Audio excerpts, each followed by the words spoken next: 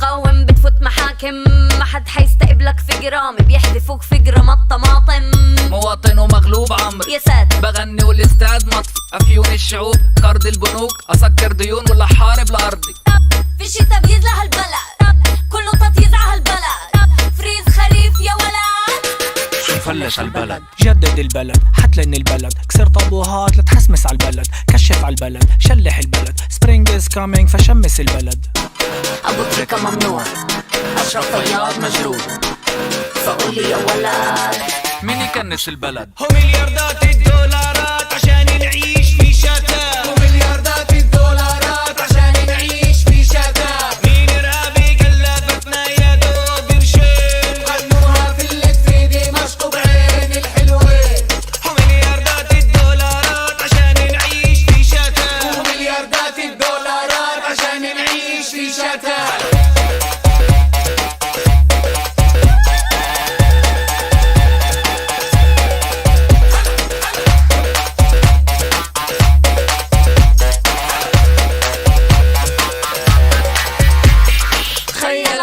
بلا فردوس بلا دول بلا بلا بلا بلا ممتلكات بلا بلا بلا بلا بلا بلا بلا بلا بلا. مسالم مثل الصوفي والبوذي، لا تواخذون انا مش مزوخي، قصفوا 100 بظرف شهر، فك يوغا ما عاد يكفيني صمودي. تخيل الي جيوشي نفودي، تخيل صورتي على نقودي، عباية كلها خيوطي مش عباية جوتشي جوتشي. طردنا نوال من البلد، عرضنا وندر وومن بالبلد، شايف النفاق يا ولد.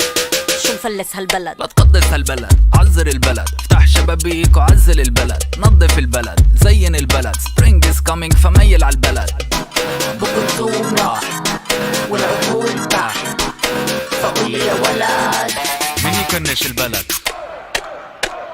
هو ملياردات الدولارات عشان نعيش في شتات، هو ملياردات الدولارات عشان نعيش في شتات. مين إرهابي كلفتنا يا دوب قرشين، غنوها في اللتفي دمشق بعين الحلوين. ملياردات الدولارات عشان نعيش في شتات، هو ملياردات الدولارات عشان نعيش في شتات.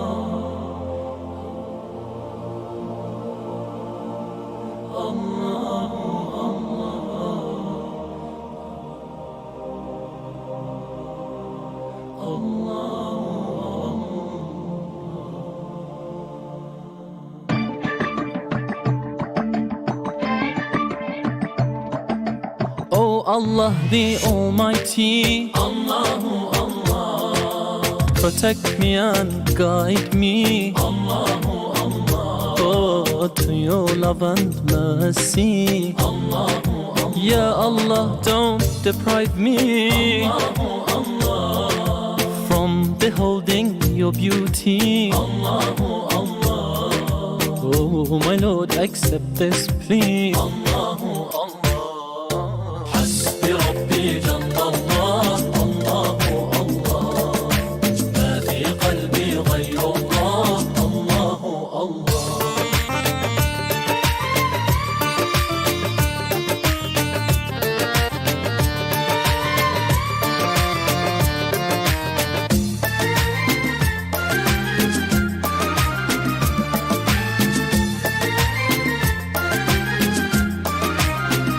वो तन्हा कौन है अल्लाह अल्लाह, बादशाह वो कौन है अल्लाह अल्लाह, मेहरबा वो कौन है अल्लाह अल्लाह, क्या ऊंची शान है अल्लाह अल्लाह, उसकी सब निशान है अल्लाह अल्लाह, सब दिलों की जान है अल्लाह अल्लाह। ربي جل الله الله الله، ما في قلبي غير الله الله الله.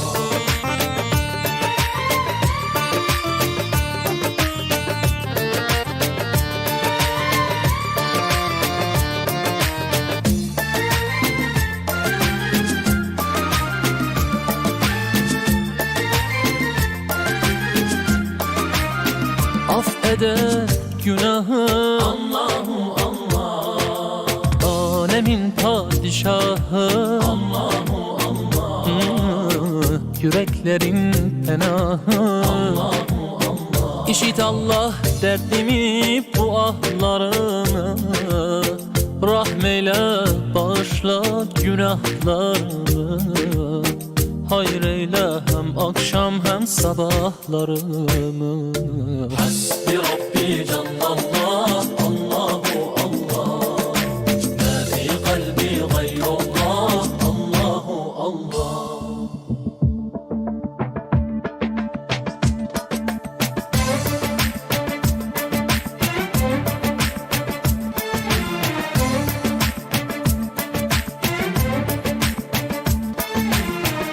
يا رب العالمين الله الله. صل على طه الأمين الله الله. في كل وقت وحين الله الله. املأ قلبي باليقين الله الله. ثبتني على هذا الدين الله الله. واغفر لي والمسلمين الله الله. بربي جل الله، الله الله. ما في قلبي غير الله، الله الله. على الهادي صلى الله، الله الله. لا إله إلا الله، الله الله.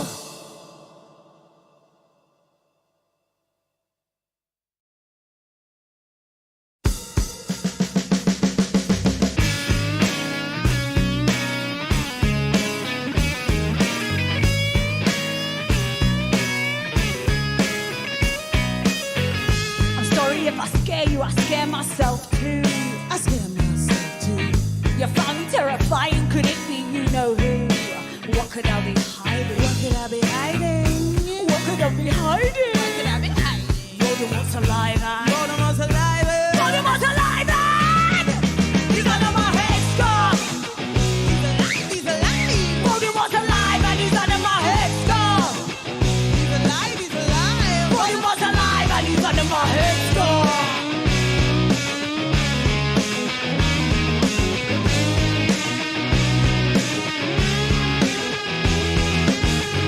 Does not the headgear scare you too? Hats, helmet, nah, just you. Does not the headgear scare you too? Hats, helmets. What could I be hiding? What could I be hiding? What could I be hiding? What could I be hiding? Voldemort's alive, man. Voldemort's alive. Voldemort's alive, man. He's under my headscarf. He's alive, he's alive. Voldemort's alive and he's under my headscarf. He's alive, he's alive. Voldemort's alive and he's under my headscarf. Are you Hufflepuff? Are you Gryffindor? No, I'm Slytherin. I'm fucking Voldemort. Voldemort, Voldemort, ooh, Voldemort, Voldemort, Voldemort, ooh, Voldemort, Voldemort, Voldemort, ooh, Voldemort, Voldemort, ooh, Voldemort, Voldemort. Assalamu alaikum. Hello, salams. Welcome. I'm the debate queen. Y'all can just call me queen. We're going to get into some Sufism tonight. We're just going to finish up the videos that I had set up last week that discussed some different Sufi poets that have influenced Sufism or Sufi thought. And it should be pretty interesting. And then afterwards, I figure I'd just take your calls if you have any questions about Islam or anything of that sort. More than happy to take your calls as always. Of course, free Palestine and all of that jazz. But yeah, I'm excited to get into it tonight. So let's go ahead and get to it. Yeah. Okay. More, let's talk religion. Because like I said, he does the best videos, I believe, Sufism and just like a lot of religious videos themselves. But yeah, we'll get through it. We'll see if I find any other videos in between now and the time that these videos end. If there's anything else that I find either on Sufism or just, Islam in general. Then maybe I will, add those videos on. If not, then I'll just go ahead and just start the call-in portion of the video section and just do that. That's also just a thing too. But let's go ahead and get into this first video. Remember, I know I didn't have a lot to say last week. I probably won't have a lot to say this week either. Hello, welcome in. I can't really see. Give me a second to move this up or to pull up my chat on the side here. Oh, Team Bush, welcome in. But yeah, we can do that later. But yeah, let's go ahead and get into the Orthodox Sufi order. But like I said, I probably won't have a lot to say about it, Sufism this week as well. Mostly because I'm just learning with y'all. I don't know too much about Sufism myself as a Quranist. But I'm always interested in learning about the different sects and different aspects of Islam. So yeah, let's go ahead and get into these videos about Sufi poets. In case you didn't know this already, religions are complex, and the deeper you dive, the more you realize what you have yet to learn. Even in a tradition like Sufism, which in itself is a part of the larger religion of Islam, we quickly realize that it consists of a huge inner diversity and complexity. Not all Sufis practice in the same way, and they don't believe in the same things. In fact, Sufism is very famously divided up into different mystical orders, in Arabic known as turuq in plural, or tariqa, path in singular. Now, not all Sufis adhere to a specific Sufi order, and the order structure was not the standard during the first few centuries of its development, but from the 12th century or so, the way of structuring the Sufism into these different mystical orders became the norm and immensely popular, and remains so until today.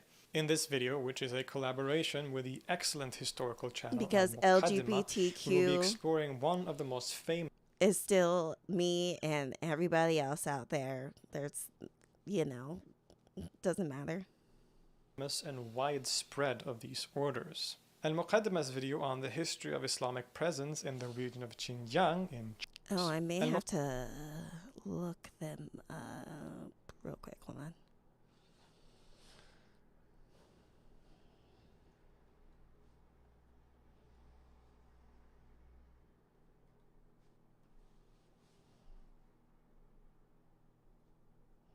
I assume this is their... Oh, because, yeah, I'm not on YouTube. Hello. Give me a minute.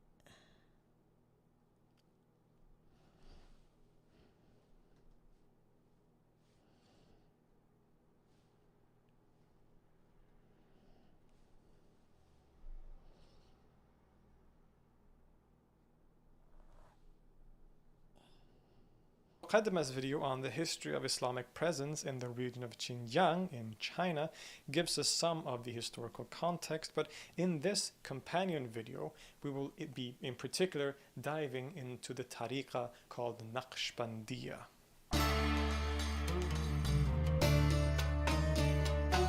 Does it matter? Hold up. Does it matter as a Muslim? We can't be putting this kind of stuff. That's a lie. As a queer person and a Muslim, no, we cannot, because the LGBTQ community is still Muslim, like LGBT community is Christian and Jewish and any other religion that you would like to think of. There are LGBTQ people in every religion.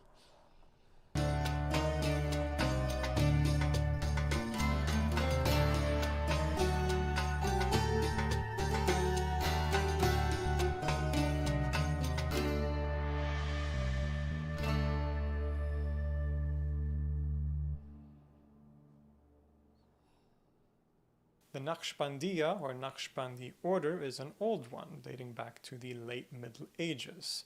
It is widespread across the world today and has often been considered one of the more orthodox Sufi orders, as We will see why soon. But if you've watched any of my previous videos, you should know by now that any discussions about things like orthodoxy is often pretty useless. The origins of this tariqah is usually considered to be the Central Asian Sufi saint and master Baha'u'ddin Muhammad al-Naqshband, who is also the namesake of the order itself. Being from modern-day Uzbekistan and living in the 14th century, the order that was founded around his teaching would become immensely popular in the following centuries, especially in the eastern parts of the Muslim world, places like Central Asia and the Indian subcontinent. While Baha'u'ddin Naqshband is the main figure and founder of the order, it is said that it wasn't consolidated into a distinct tariqah until under the influence of a later follower called Ubaydullah Ahrar, who was a second-generation disciple of Naqshband himself, and he was very important in the establishment of the Naqshbandiyya as a proper order, a tariqah. The Naqshbandiyya is quite unique in terms of its chain of authority, of spiritual authority. You see, all Sufi orders and really all Sufi masters trace their spiritual authority in a chain called a silsila that always eventually go back to the Prophet Muhammad himself. So if you take basically any Sufi sheikh today, like for example the current leader of the Naqshbandi Khalidi Haqqani branch, by the name Sheikh Muhammad Adil Arabani, he received his ijaza, which is his authority to teach and Walaikum spiritual instruction, salam. by Welcome his in, master friends. Nazim al-Haqqani, who received his spiritual transmission or spiritual authority from his master, Sheikh Abdullah al-Daghestani, and so on in a chain of masters that eventually reached the Prophet Muhammad himself. Now, all Sufi orders and all Sufi masters have a chain like this, simply the only difference being that they have different variations on this chain with different masters in different places and so on, but every Sufi order has a silsila, a chain of spiritual authority and transmission. The uniqueness of the Naqshbandiyya is firstly that they have two main stems or chains, one of which goes through Ali, the Prophet's son-in-law and cousin, and this is probably one of the most widespread or common ways for these chains to work. And in this way, Ali is very important for most of the Sufi orders as being one of the main persons that traces this chain back to the Prophet Muhammad. But the Naqshbandiyya have another chain. Personally, I don't really care about seeing faces or not seeing faces. I just show them personally. I mean, that goes through the first caliph, Abu Bakr, before reaching the Prophet Muhammad, and this chain is often referred to as the golden chain, and it's the one that most Naqshbandi masters emphasize the most. But in any case, the Naqshbandiyya, in all of its inner diversity, and just like all other Sufi orders, has certain characteristic practices and teachings that distinguish it from other orders. Now, it would be a mistake to think that these different Sufi orders or Sufism in general has a distinct theology of its own in a distinct way. For the most part, Sufis in history and in these different Sufi orders have followed one of the established schools of Kalam or theology, like the Asharis or the Maturidis, for example, even if they were often also hostile to speculative theology in general. Instead, what distinguishes these different Sufi orders from each other and from non-Sufis is primarily their practices. Now, as I said, the word for these orders in Arabic is tariqa, which literally means a path. So they could be seen as different paths, different methods and techniques to reach intimacy with God, also sometimes called union with God. And perhaps the most characteristic and distinguishing feature of the Naqshbandi path is their practice of silent dhikr. Now, dhikr is probably the main practice in all of Sufism. It literally translates to remembrance and is a practice in which God is invoked through recalling his different names or through phrases like La ilaha illallah, there's no God but God. This is in fact a practice that basically all Sufi orders and Sufis generally take part in some way, but it can take on many different forms. It is usually chanted rhythmically in a group, and on occasion even different instruments like frame drums can be used. But the Naqshbandiyya is unique in the sense that their practice of the dhikr is entirely silent. That is, it is not chanted out loud, but only in the heart or mind of the practitioner. The justification for this is usually that it will prevent the person from being, quote, preoccupied with the movement of the tongue instead of being engrossed in directing the heart towards union with God. On top of this, the Naqshbandiya has also generally rejected the use of music as any kind of spiritual practice. There are, of course, many other different aspects that are unique to the Naqshbandiya that we could discuss, but we don't really have time to go through all of it in this video. There is, for example, the so-called 11 Naqshbandi principles, supposedly authored by the founders of the order, and I'll leave them on the screen so that you can pause and read it through if you want. But as of right now, I will only Okay, this is interesting. be exploring Essential minute. I'm trying to move this. I Or in guess one- this is. I can't see what it says under. of these principles, Yeah, which but is it won't let me move the. Oh, also, it says I think, a very attentiveness. character- Oh, okay. Attentiveness, recollection, awareness of time, awareness of numbers, awareness of the heart. Sister, trust me, you gotta confuse LGBTQ is far from the Muslim path. Only if they repent to Allah, may Allah forgive them, inshallah. Well, as a queer person, I think it is very on the Muslim path because Allah made me this way, and I'm very thankful for that. characteristic aspect of the Naqshbandi order, and this is the idea of solitude in the crowd. This idea can briefly be summarized as an attitude where the mystic is to be internally detached from the world and only preoccupied with God, while outwardly he or she still participate actively in society. In other words, the Naqshbandi Sufis have generally rejected the more kind of extreme forms of renunciation that we find in many other orders like the Shishtiya or the Khalwatiya, for example. There is no living alone in a cave in the mountains in the Naqshbandi order, generally at least. This has also led to the fact that the Naqshbandis have often taken a very active role in social and political questions. In Central Asia and in India, for example, they were often very close with the emperors or the kings and influenced the political scene to a very large degree. Now, the Naqshbandiya is not the only tariq or order that has this kind of active attitude, of course, but it can still be said to be a very characteristic aspect of their path, I would say at least. And because of all of the above, the Naqshbandiya is often considered a sober Sufi order, as it doesn't contain many of the other sort of ecstatic practices and teachings that we find elsewhere. This It does active work. attitude of the order It does. is also probably one of the reasons that it has been so successful Go in its pray. wider spread. As I said Mashallah. previously, they were especially popular in Central Asia and perhaps most prominently on the Indian subcontinent. During Mughal times, for example, the Naqshbandiya rose to great prominence and You as often well. influenced the politics and the court of the Mughals to a large degree. In the Indian context, as well as elsewhere, the Naqshbandiya has often come to be seen as representing Islamic I won't trust you, orthodoxy but I and will as trust being myself. the Orthodox Salam. Sufi order. Of course, statements like this are incredibly problematic, as terms like orthodoxy are always fluid and subjective, but what it does point to is that the Naqshbandis have often had a more strict and conservative way of applying or relating to the Sharia, the Islamic law, as well as its general Sufi practices. In Mughal India, for example, it often stood in great contrast to the other major orders like the Shishtiya and Qadariya on a number of grounds. The Naqshbandis, as we have seen, rejected any form of sama or music as a spiritual practice, something that was widespread in both the Shishtiya and Qadariya. They also performed the silent dhikr as opposed to the more vocal form, which was more prevalent. And the Naqshbandi masters often openly criticized the other orders for not adhering properly to Islamic law as a result.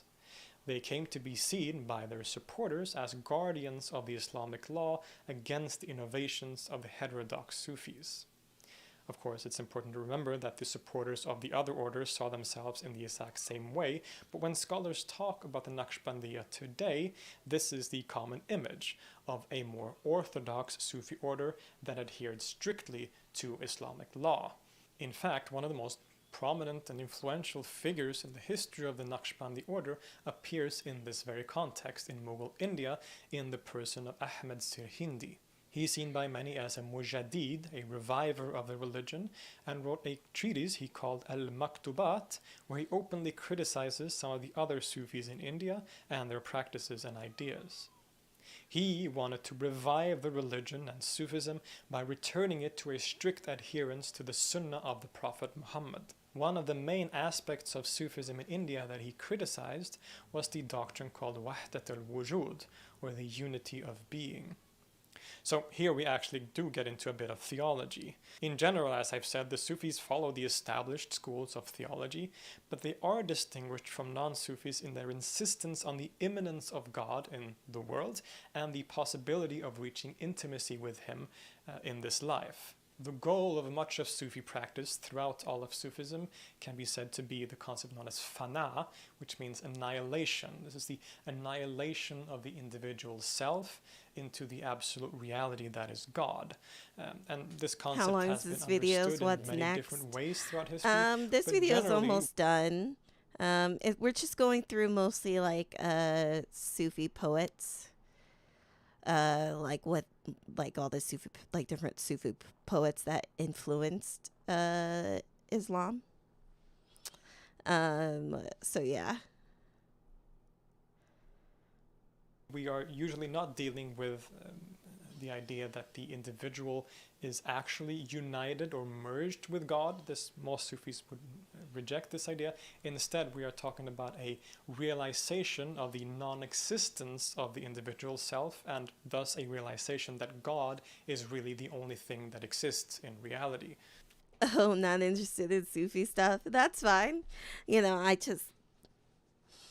thought Sufism seemed interesting, so I thought we'd go through it this week. And then next week, I don't know what we'll go through.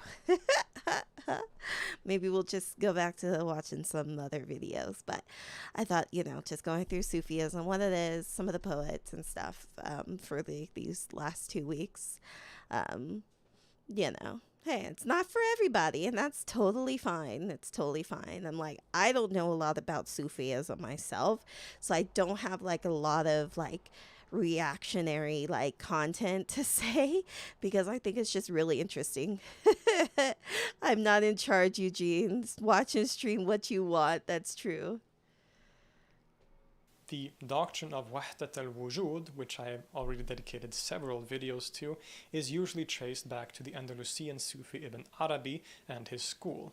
In criminally short terms, it is the idea that God is the only reality, being identified with being or existence itself, in Arabic wujud, which is thus ultimately one, hence the unity of being. Ahmed Sirhindi was very critical of this idea, as he equated it with pantheism and associated it with Hindu ideas. So instead he proposed a modification of this doctrine, which he called Wahdat al-Shuhud, which means the unity of the witnessing. The distinction here is that the experience of uniting with God is only a subjective experience and does not mean that it is objective truth or objective reality as such, thus trying to maintain the absolute separation between God and creation. But now, as many scholars like William Chittick have pointed out, the whole idea of Wahdat al-Shuhud is really based on a misunderstanding of Ibn Arabi's doctrine, and when we dive deeper, we realize that they are essentially saying the same thing. This is one perspective on it, at least, and I will probably be dedicating a whole other video to this question in particular. So for now, let's return to the main subject of the video. Ahmed Sirhindi's ideas were so influential and popular that a whole branch, one of the largest branches of the order, was formed around him, called the Naqshbandi Mujaddidi.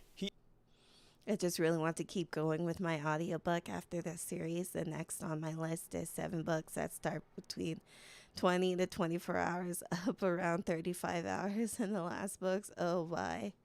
You are the audiobook queen, let me tell you. He and his followers also had a significant influence in the Mughal court. Whereas royals like Akbar, Shah Jahan, Jahangir, and Dara Shukru had been primarily influenced by the Chishti and Qadri orders, the Emperor Aurangzeb and many of his successors were Naqshbandis, and their rule is often considered to have inaugurated a more strict and unforgiving period in Mughal rule, which reflects the Naqshbandis' more kind of strict and conservative approach to Sufism and Islam generally. But the order also spread outside of India and Central Asia. You can listen to so much while doing other stuff. True. Except I would probably fall asleep. I'm not going to lie to you. It eventually made its way to China, for example, which is a subject that Al-Muqaddimah deals with in his video. It also spread to Anatolia and the Ottoman Empire and the sort of Egypt and Damascus, Syria, Iraq, and all. It eventually became an incredibly widespread order, which remains until today. It is one of the most widespread Sufi orders in the world at this point. There are major branches of the Naqshbandiya in places like the United States and Europe, as well as in Asia and the Middle East. The Naqshbandi Haqqani order is especially popular in the West and has a strong presence online.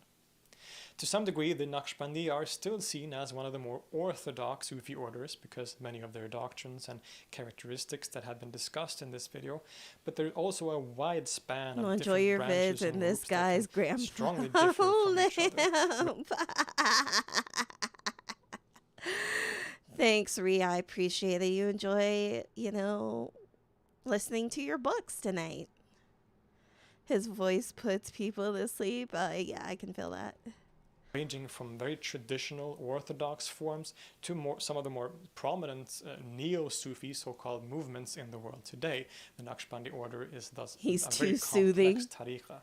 It originated in Central Asia in what is today We'll see if I fall Uzbekistan. asleep during tonight. If I'm like, okay.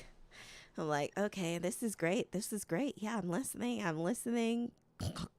Like, we'll test your theory out tonight, Ree. But has since spread across most parts of the world. It is characterized by some of its teachings and practices like the silent dhikr, which makes it stand out and add to the nuance and complexity and diversity of Sufism in particular, of Islam and religion in general. Don't forget to watch Al-Muqaddimah's video I'm gonna on the turn history off of the Islamic mic presence in Xinjiang, and draw China. It connects to some of the eyes on your discussions in this video. lips. You should also definitely subscribe. I should just be like, yes, you can see my eyes when I'm sleeping. To his channel. It is one of the best sources for Islamic political history that you can find online and has some absolutely beautiful visuals to go along with it. I highly recommend it. I think I've seen As some of always, I their would like to videos extend my before. warmest gratitude towards my patrons. Salam, sister. All right. One video down. Oh shit, I may have fucked that up. Hold on. There's the better link, the second link. I didn't mean to add that at the end. Oops. Okay.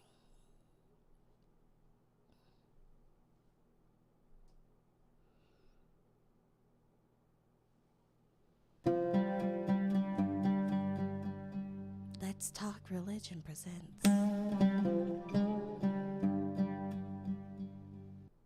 Oh, we can get that 4K? Hell yeah. Hell yeah.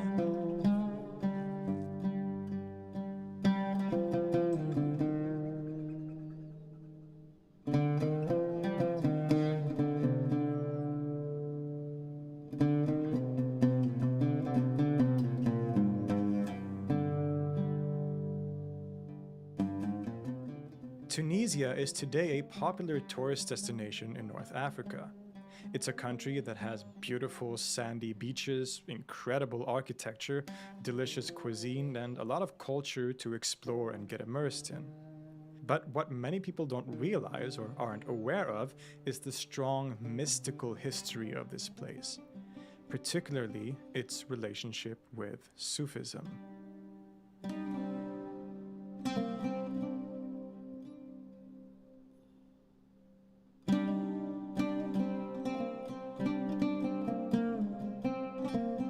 It's very beautiful. The country has a long history as an important cultural center. Of course, in ancient times, it was the location of Carthage, one of the most significant cities of the ancient world, that also had a very famous beef with the Romans. But later in history, under the Islamic empires, it continued to play a major role. The city of Kairouan is sometimes considered the fourth holiest city in Sunni Islam due to its prominence as a cultural and religious center in the early centuries, housing one of the oldest mosques in the world.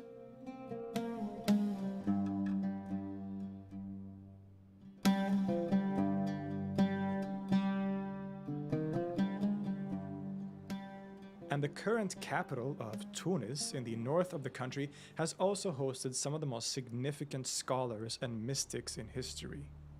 When you walk the modern streets of Tunis today, it can be hard to imagine the deep mystical roots that hide beneath your feet and all around you. But once you know where to look, they're actually pretty easy to find. In the so-called Medina, the old city district, lies the great Zaytuna Mosque, another one of the oldest in the entire world. Originally built around the year 731, but with most of the current structure dating from the mid-9th century, Zaytuna has always been at the center of social and religious life in Tunis. Here, all the great scholars that visited the city would have come to pray and sometimes also to teach. People like Ibn Arabi, Abu al-Hasan al-Shadili, Ibn Khaldun, and everyone that we will talk about today visited and worshipped in this beautiful structure, the minaret of which towers over the busy streets. In a way, Tunis is a city of saints. And only a few minutes' walk from Zaytuna Mosque, we find the Zawiya of Sidi Mahrez. Now, Zawiya is a word commonly used in the Maghreb in Western North Africa to refer to a house or institution associated with a Sufi order.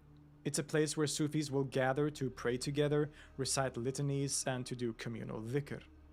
A zawiya is often built in association with the gravesite or mausoleum of a saint, which is important to that order. And sometimes the word zawiya simply refers to a mausoleum in that sense, without necessarily connections to a Sufi order. And this is the case here.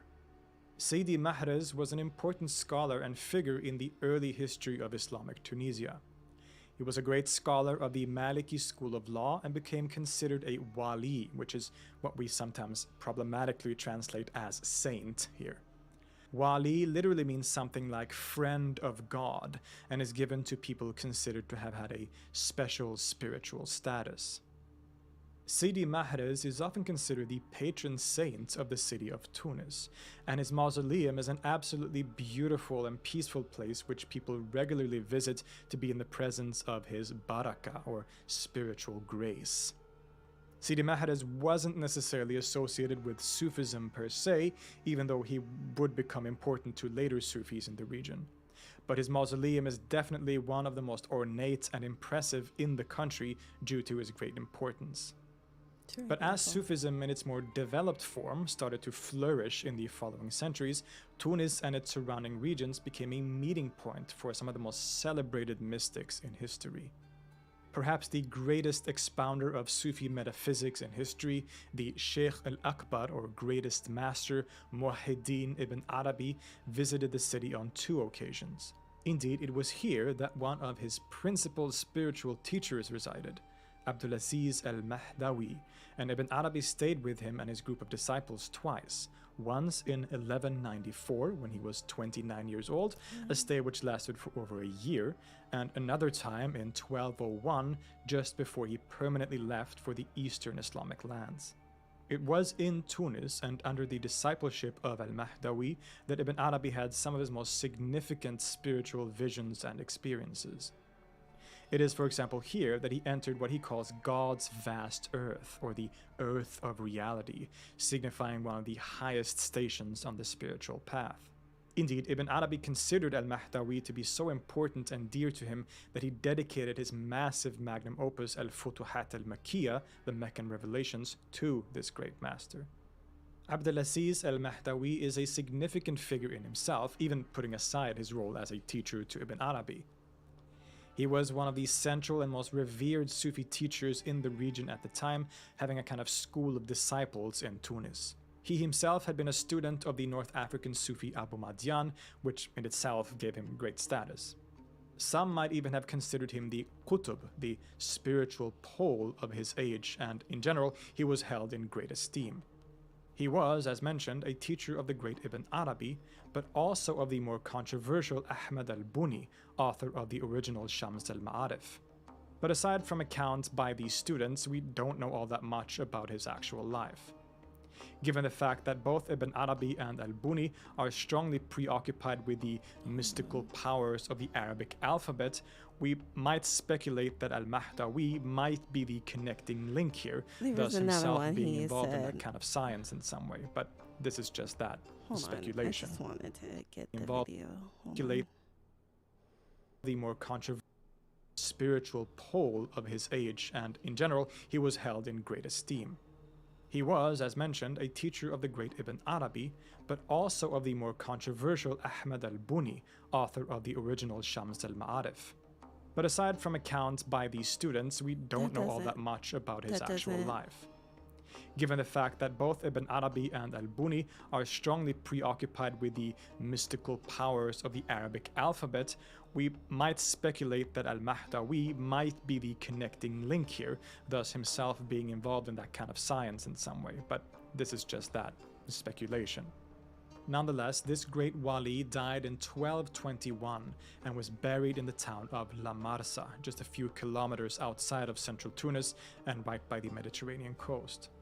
His humble mausoleum still stands here today with a beautiful view of the Mediterranean Sea.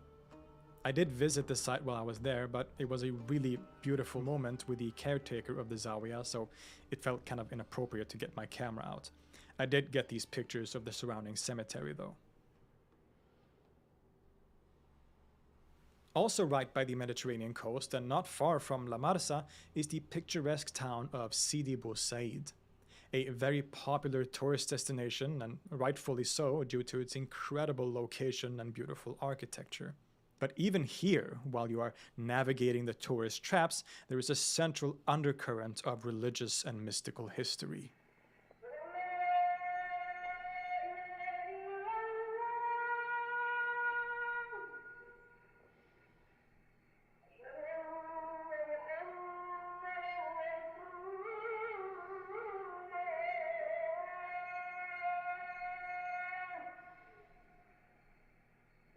I am currently in the beautiful little town of Sidi Bou Said in northern Tunisia, just a few kilometers outside of the capital Tunis. This is a very popular tourist destination. It's very famous for its blue and white architecture, as you can see here behind me. Many tourists come here every year. But what a lot of people don't know is that this city or town has a very strong connection to Sufism or Islamic mysticism. The town is named after a Sufi saint from the 13th century called Abu Sa'id al-Baji, who would come up to this mountain on which this town is located called Jabal al-Manar, which means the mountain of fire, basically, to meditate and pray for long periods of time, and then go down to the capital Tunis to the Zaytuna Mosque to teach, because he was also, of course, a spiritual teacher. It is said that he also built a kind of fortress here so that he could keep out for any enemies or armies that were approaching Tunis, and thus could warn the population in time. During his lifetime, he was a very respected Sufi master, a spiritual master, associated with people like Abdulaziz al-Mahdawi in Tunis, who was a teacher also of Ibn Arabi.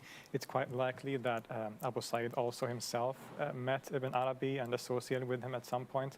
So he was a very significant figure at his time. Now, after he died in the mid-13th century, a mausoleum, a zawiya as it's called here, was built, which you can see right behind me. The zawiya is still a place of kind of pilgrimage for many Muslims around the world, who, and especially in Tunisia, who come here to seek the barakah or spiritual grace of the old master. It's pretty cool. All of it's very beautiful. I've been told that Sufis of the Shadili order still gather weekly at the Zawiya for Hadra, which literally means gathering in Arabic, a gathering where rituals like dhikr or remembrance is performed, involving communal recitations of God's names or phrases like La ilaha illallah for long periods of time. As a kind of meditation, you could say. The Zawiya is literally in the middle of the town among tourist-filled streets. You can easily miss it, but the town is literally built on its mystical Sufi history and around the Zawiya of Sidi Abu Sa'id al-Baji. As you walk the main street of Sidi Bou Said, you will probably encounter a cute cafe reached by a flight of stairs. This is Qahwa al-Aliyah, literally the high cafe. It sits right at the base of the Zawiya, and in fact used to be the old entrance for male worshippers. Inside the cafe, you'll find a very traditional looking room where they serve some delicious mint tea. And even this place has a connection to Sufism. Mint tea. Not only was it previously one of the main entrances to the Zawiya above, but according to the travel publication Sacred Footsteps, it has also long served as a gathering place for Sufi practitioners, particularly in the evenings after a long Hadra session. Walking down the stairs from the Zawiya after doing dhikr for several hours, the male Sufis would proceed to the cafe, continue to recite the prayers, and eventually have some very strong Arabic coffee. Well deserved, if you ask me. It's quite amazing to imagine when you sit here drinking your tea or coffee that within these walls so many prayers have been sung and stories have been told. And in general, to walk the streets of Sidi Bou Said among the crowds of fellow tourists, it can be hard to see past the modern coat of paint. But the great mystic that the town is named after, Abu Sa'id al-Baji, remains a constant presence here. He too was a student of the famous Abu Madian in the west and became one of the great mystics of his age, especially in this region. He chose this mountain as a place where he would go every day to meditate and come close to God, to find intimacy with the reality that lies at the core of existence. And especially when you turn away from the relatively modern structures, beautiful as they may be, and instead look out over the ocean and mountains that surround you, at those natural features that have remained unchanged and would have looked basically exactly the same way to Abu Sa'id as he sat here 800 years ago, you kind of understand why.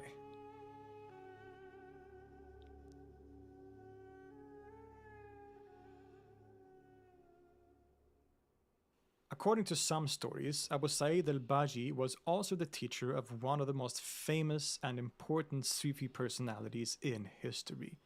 But for that story, we'll have to return to Tunis proper, because it is here, close to the city center of Tunis, sitting on top of a hill by the Jalaz cemetery, that we find Zawiya Belhassan.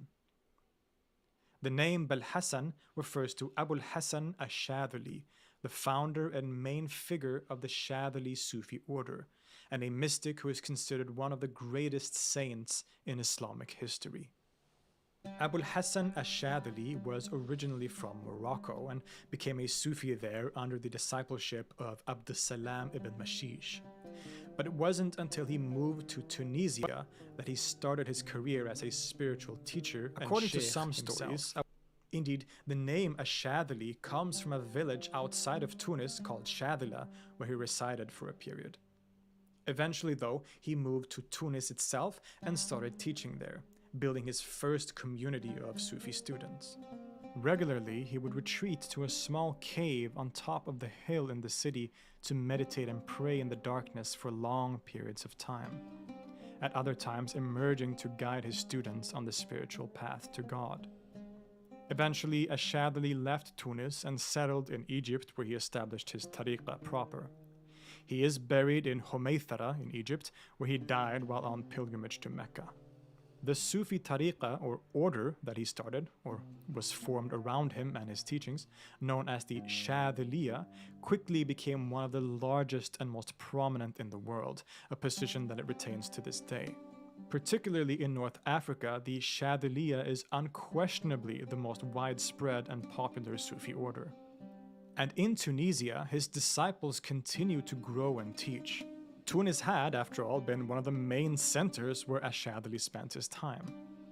Shortly thereafter, a Zawiya was built for the Shadhili order in Tunis.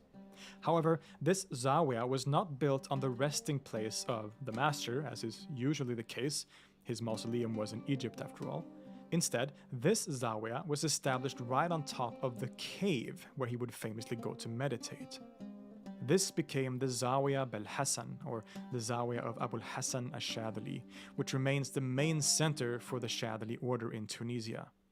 It's still active today, as Shadhili Murids will gather here every Saturday morning for Hadra, where they recite the litanies of the order and perform intense dhikr together.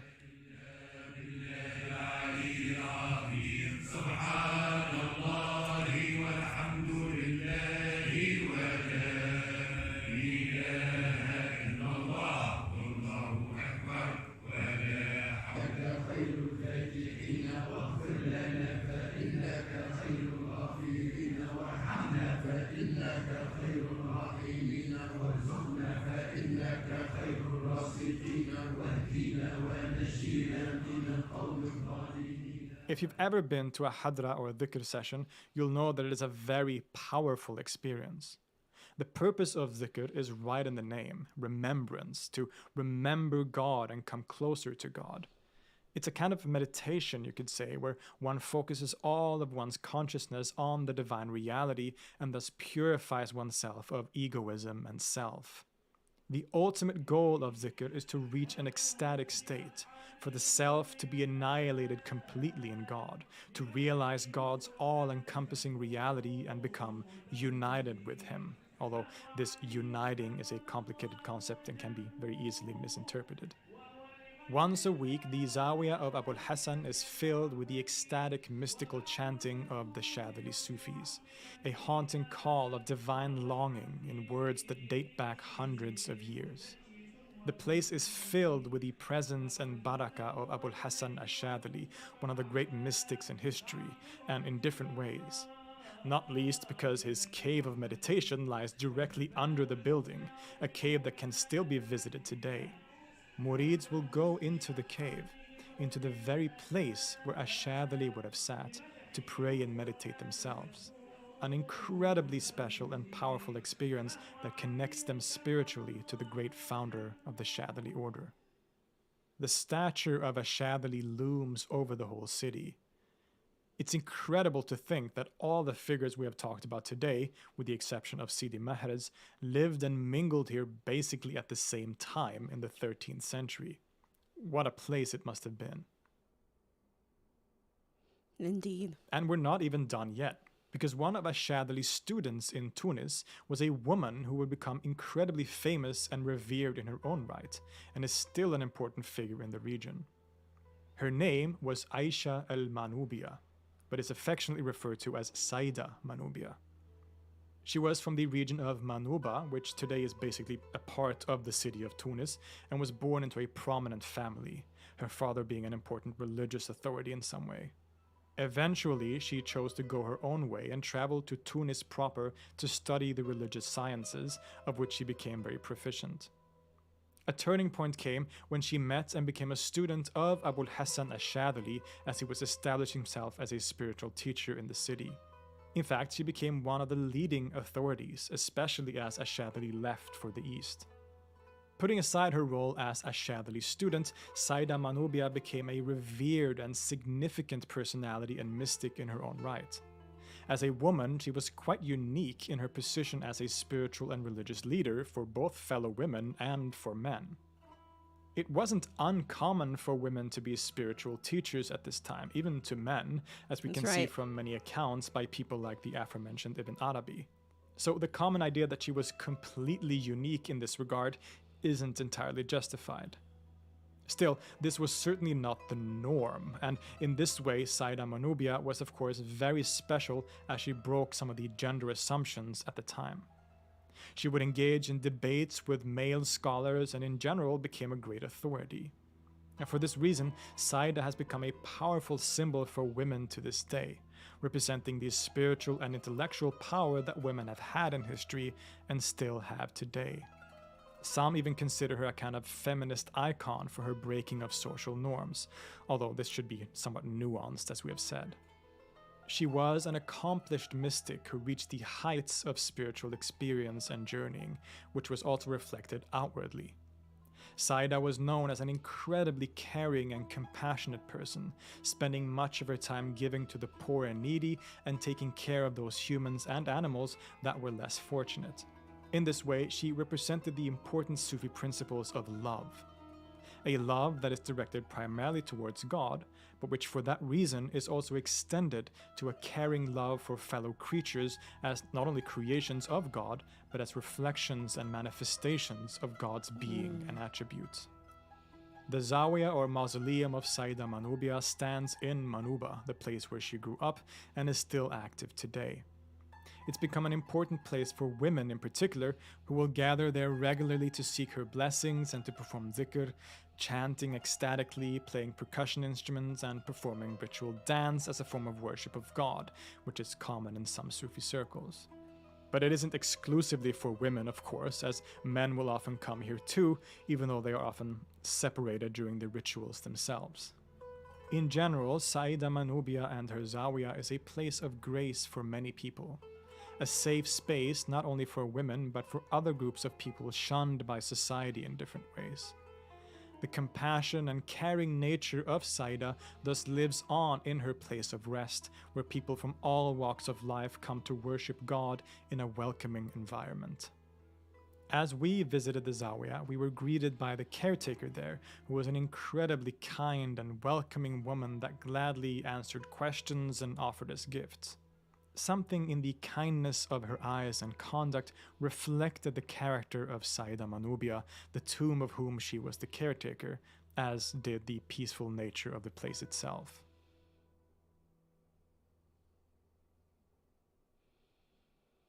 It can be a wonderful experience to walk the streets of Tunis, the markets of the Medina, to smell the spices and the incense. It's an exciting modern city that has a lot to offer in different ways. But hiding beneath the layers of modernity lies a history of mysticism and Sufism. Great saints and mystics whose lives and teachings have shaped not only Tunisia itself, but the whole world. And actually not just a history of Sufism, but a living and thriving tradition still practiced today that stretches back into the distant past. An undercurrent of divine love, ecstatic longing, and spirituality that has woven the threads on which even a modern city like Tunis rests.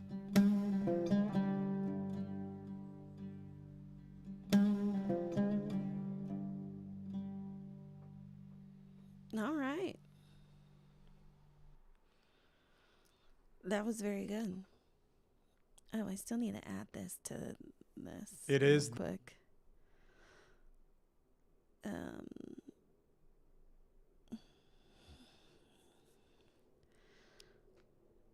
It's in my Islam one, but I'll save it for tonight on next week. But yeah, that was a good video. I need to share. You can copy.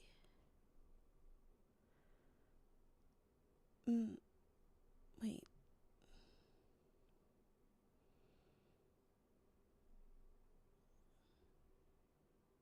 Wait, we watched this one, right?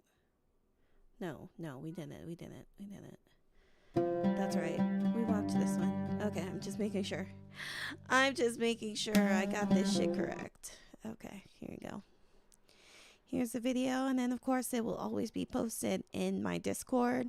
And if you have joined my Discord or have been in my Discord for a long period of time, I did last week add a verification thing. So just verify that you agree to the rules in my for my Discord, and you'll still see everything the way that it was.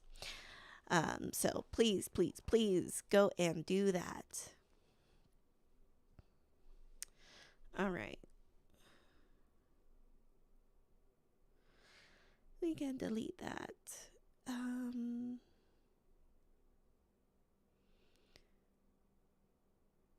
I was trying and possibly failing. Hold on. I just want to see if this will give me an updated. There we go. Did I really watch that? Maybe we have. I don't know.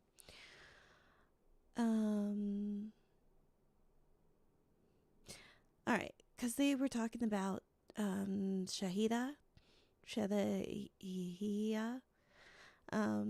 So we'll talk about another North African Sufi order. And then I'm thinking this one, but let me just take a quick look at something real quick. The unity of being.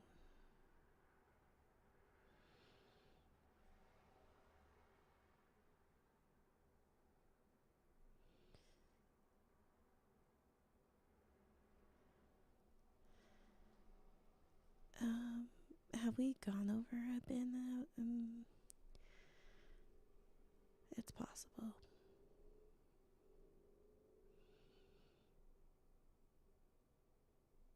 Yeah. Yeah, so some of these videos I will save for like next week. We might get through this the unity of being video tonight. But yeah, we'll see. In our explorations of different Sufi orders, we have primarily so far stayed in the East, the Naqshbandi and Ni'matullahi orders both being from the Central Asian region. Now, today we're going to turn our gaze to North Africa to explore one of the most influential Sufi orders in history, the Shadhili order. The Shadhiliya, as it's also known, is the most widespread order in North Africa, both today and for most of history, and it has also attracted a lot of people from Europe and North America in the last century. It's a Sufi order that is often known as one that adheres very strictly to Islamic law and that seems to attract people in particular of very high intellectual status, or scholars basically. Why is this? Are these claims even true? And what is the history and development of the Shadhili order, as well as the role that it plays in the world today?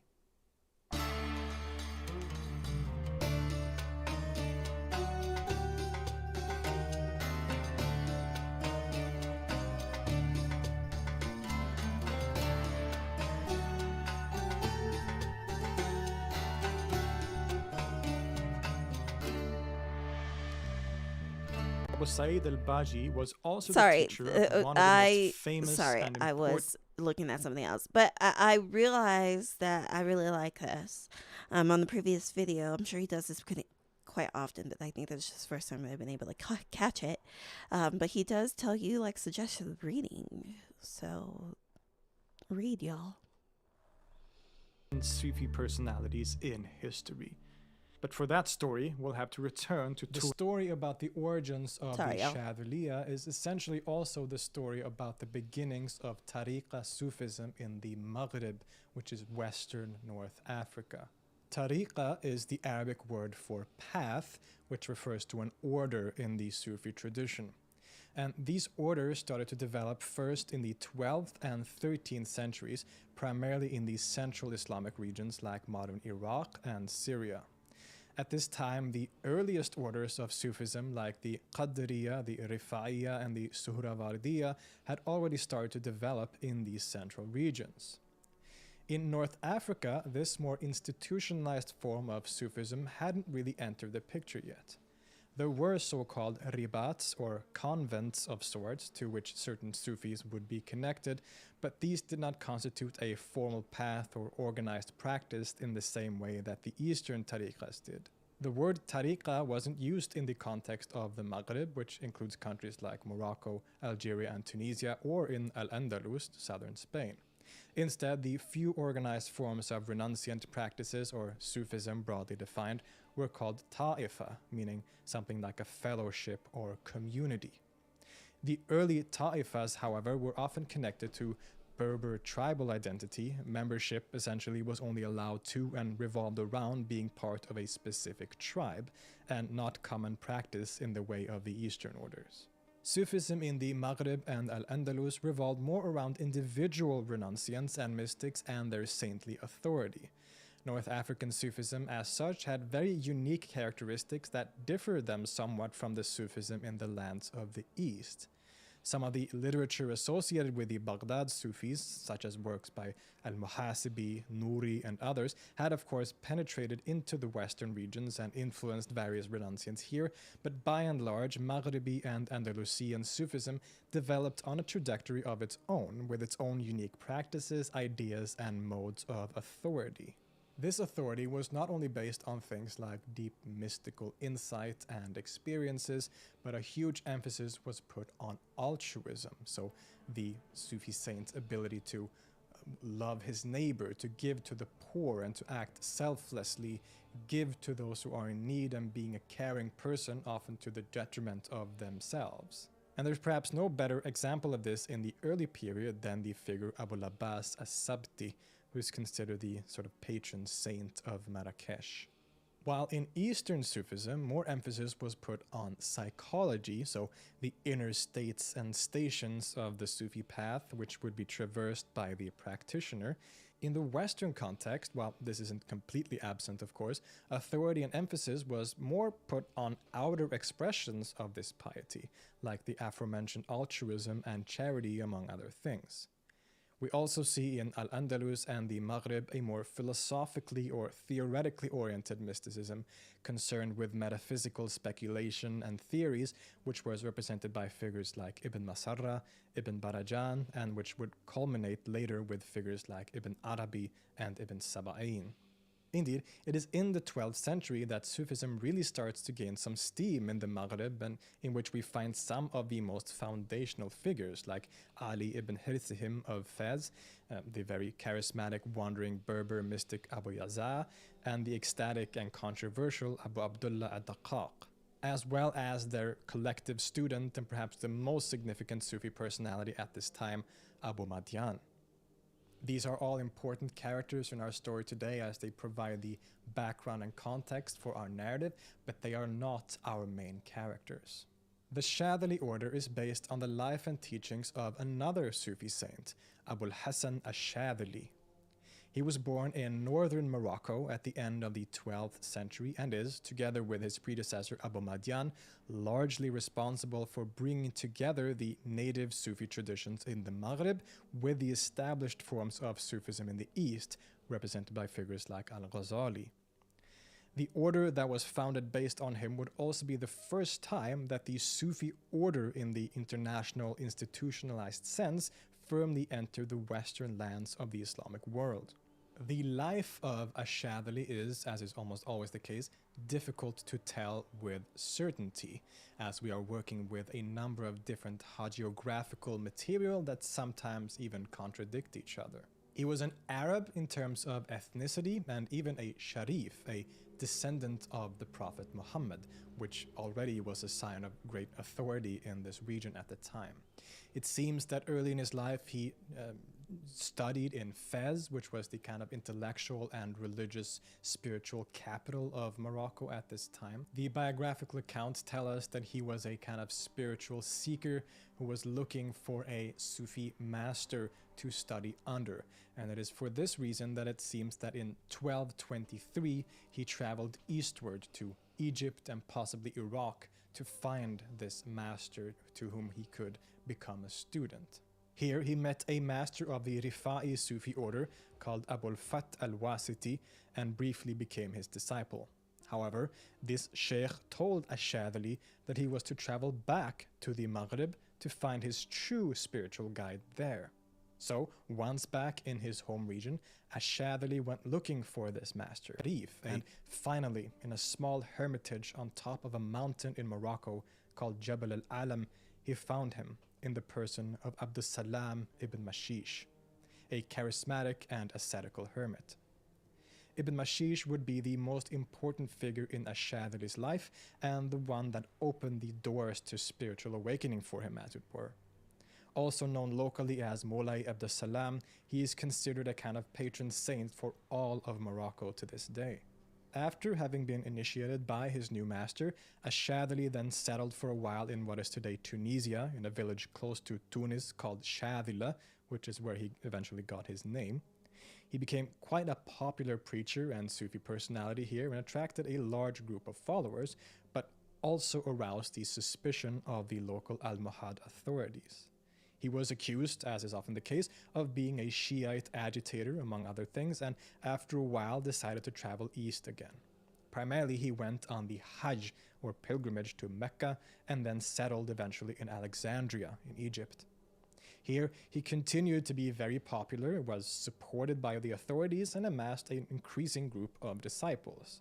He would perform the pilgrimage once every year for the rest of his life, but it was on one of these pilgrimages in 1258 That's a lot. that he passed away in the Egyptian village of Humaythara, where he was buried and his shrine still stands today.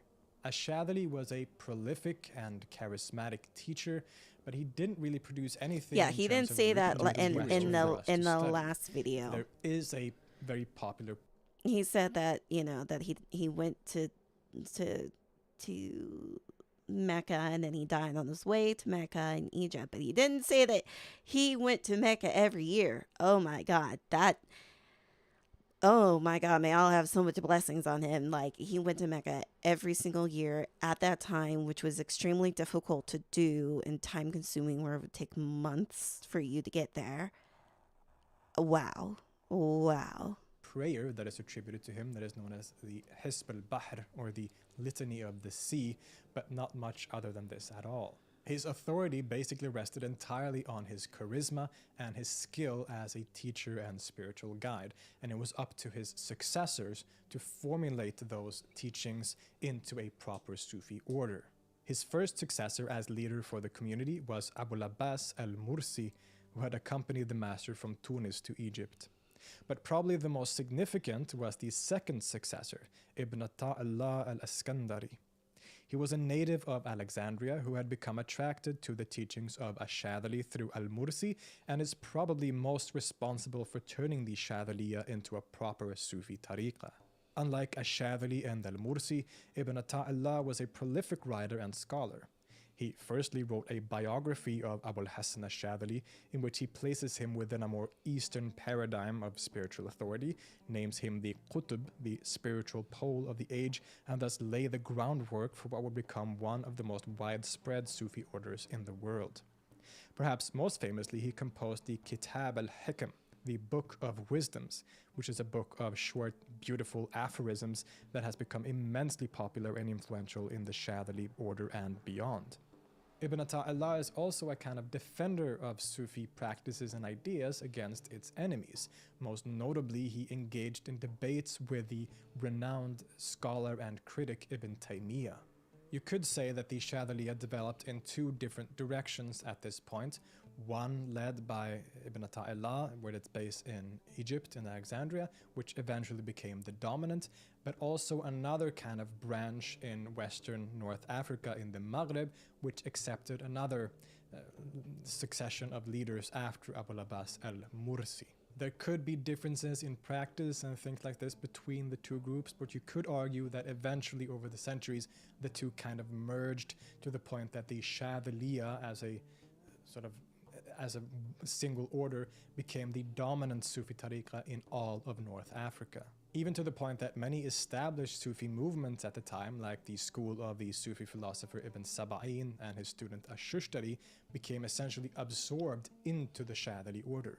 Important for the development of the order into dominance in the region are also later developments and further branches of the order, particularly the teachings and movement of Muhammad al-Jazuli, a Shadhili master whose branch is often called the Shadhiliya Jazuliya or simply Jazuliya, and which created a form of Sufism that was heavily involved in the politics of the region and the development of Sharifism, the idea that political and religious authority was primarily the privileged right of the descendants of the Prophet Muhammad, which has heavily shaped Morocco to this day. Al-Jazuli wrote the very popular prayer book called Dala'il al-Khayrat, which is specifically dedicated to prayers and supplications for the Prophet Muhammad.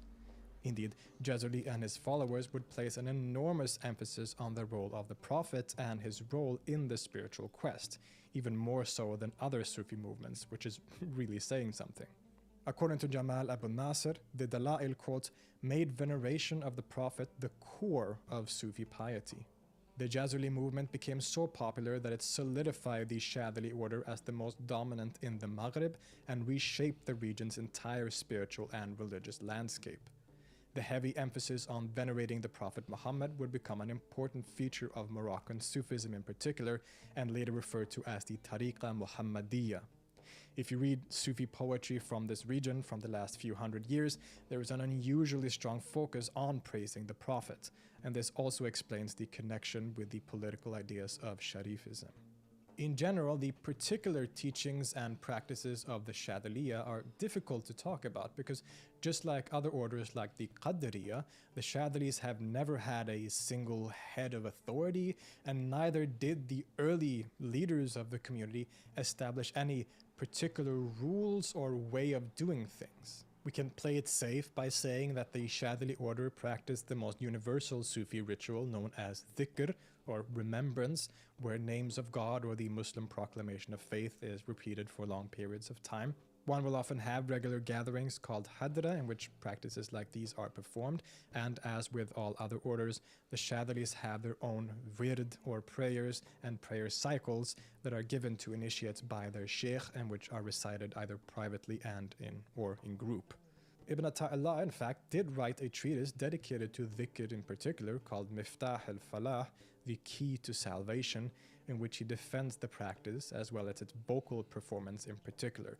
So that is the vocal chanting of dhikr that is perhaps the most common in Sufism, where people would sit in groups and they will chant vocally, sometimes pretty loudly, the names of God or the proclamation of faith. Some other Muslims and even Sufi Muslims were against this idea of doing it vocally, but most weren't, and Ibn Ata'illah writes this treatise where he, among other things, defends this vocal practice of dhikr. So we know that the Shadhilis, even in the early periods, did perform dhikr and that they did so vocally. But other than these basic practices, there's really not much that characterizes the Shadhiliya in particular. And because it has spread so widely across North Africa as well as the rest of the world, we see a lot of variety and diversity between regions and branches of the order. So it's difficult to say something in particular that characterizes the order in general. Just as in many other Sufi traditions, the Shadhilis view as important the visiting or ziyara to the shrine of a Shadhili where he is buried, which is in Humaythara, Egypt, as I mentioned, and they will often gather there annually, usually on his birthday or Mawlid, going to this one village in Egypt, and they will do dhikr or vocal chanting together, sometimes sing with percussion instruments, they will pray together, and other rituals related to the Shadhili practices. The Shadhili order is often described as a sober Sufi order.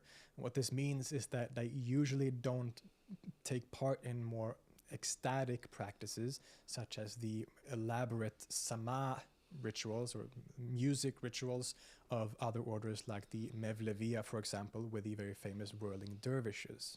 Related to this, it is also claimed that the Shadhiliya is a Sufi order that adheres very strictly to Islamic law.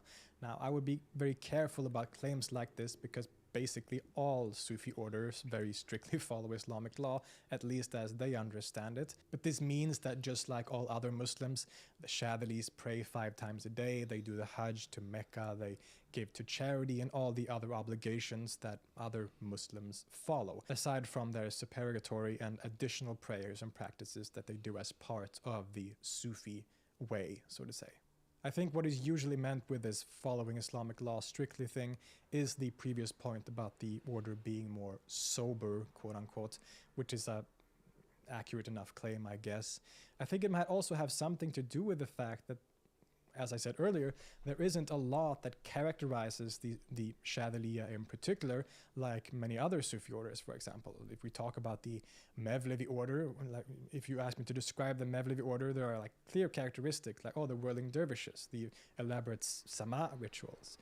If you ask me to describe the Chishtiya order, it's the Qawwali music and the Sama practice there. Okay, if you ask me to talk about the Rifaiya order, they have the very elaborate sort of rituals involving swords and when we talk about the Shadhili order, it's like they're Muslims. Like there isn't anything that stands out in the same way about the Shadhiliya in comparison to many other orders. They're just Muslims. I think that's why some may feel that the Shadhili order is more in line with Islamic law. They seem more like regular Muslims. Now, this is very problematic, of course, but if I had to guess, I think it has something to do with that too.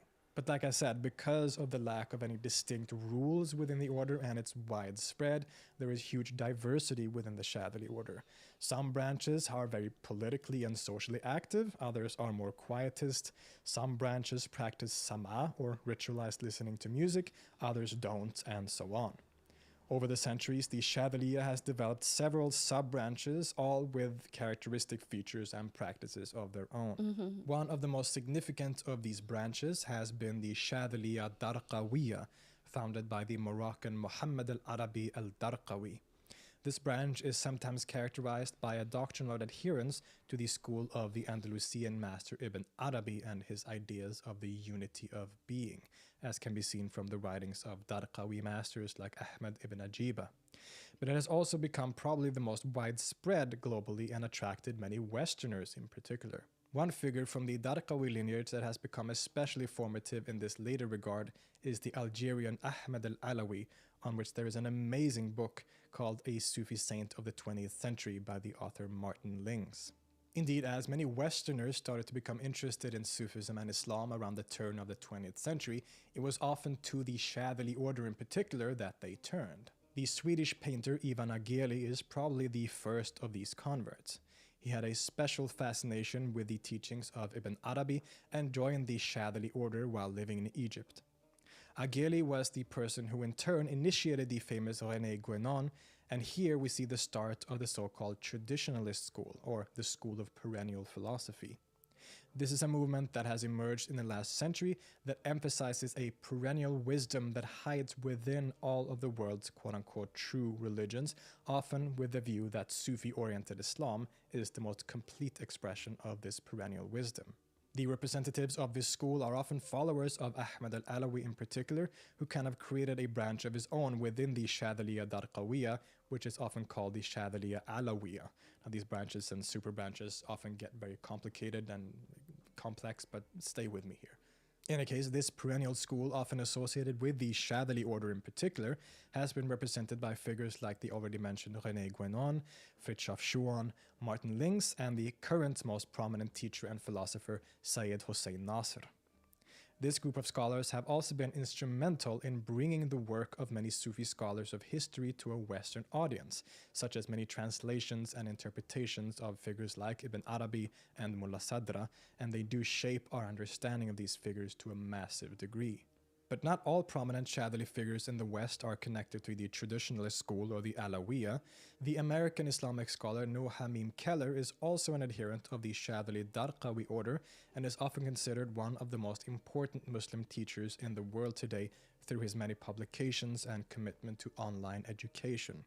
We should also mention the recently passed American Sufi Sheikh Nuruddin Durki, may he rest in peace, who further spread the order to the US and very interestingly also has connections to other contemporary figures like Ram Dass, and was actually largely responsible in his youth for the publication of his very popular work called Be Here Now. It is because of the popularity of the Shadhiliya among scholars and Western converts of high intellectual status that the Shadhili order has become famous as an order that in particular seems to attract people of very high education or intellectual prominence or whatever you want to call it. It's hard to say why this is or if this is even accurate to begin with, but it might have something to do with the so-called sober approach of the order, as well as the flexibility that it has because it has become so widespread and that it doesn't have any particularly fixed rules and so on. That's one guess as to why it has attracted so many from the West. More so, perhaps, I would argue that it has something to do with the historical circumstances in which this order was accessible to the figures of the early 20th century. So as you can tell, the Shadhiliya is a Sufi order that has not only managed to survive almost 900 years, but has also spread to places all across the world. The community started by Abul Hassan al-Shadhili in the 13th century has become a decisive factor in the history of North African Sufism. Through his incorporation of local Maghribi/Andalusian Sufi traditions with the Tariqa-based Sufism of the East and the later firm establishment of his authority into an institutionalized Tariqa by successors like Ibn Ata'illah, the Shadhili order brought a slightly new kind of Islamic mysticism to the western lands of the Islamic world. Ash-Shadhili stands together with Abu Madian as perhaps the most important figures in the Western Sufi tradition, and the order that was founded based on him came to dominate this region for the rest of history. Later developments in the order further shaped the political and religious landscape of the Maghreb, and lately has also come to shape the religious landscape of Europe and North America. So the Shadhili order is not only one of the oldest surviving Sufi orders in history, it is also absolutely one of the most important. I'll see you next time. I would like to express my deepest gratitude to all of my patrons who keep this channel going through their support. And as always, a special shout out to... So I guess a little bit more on the North African Sufism.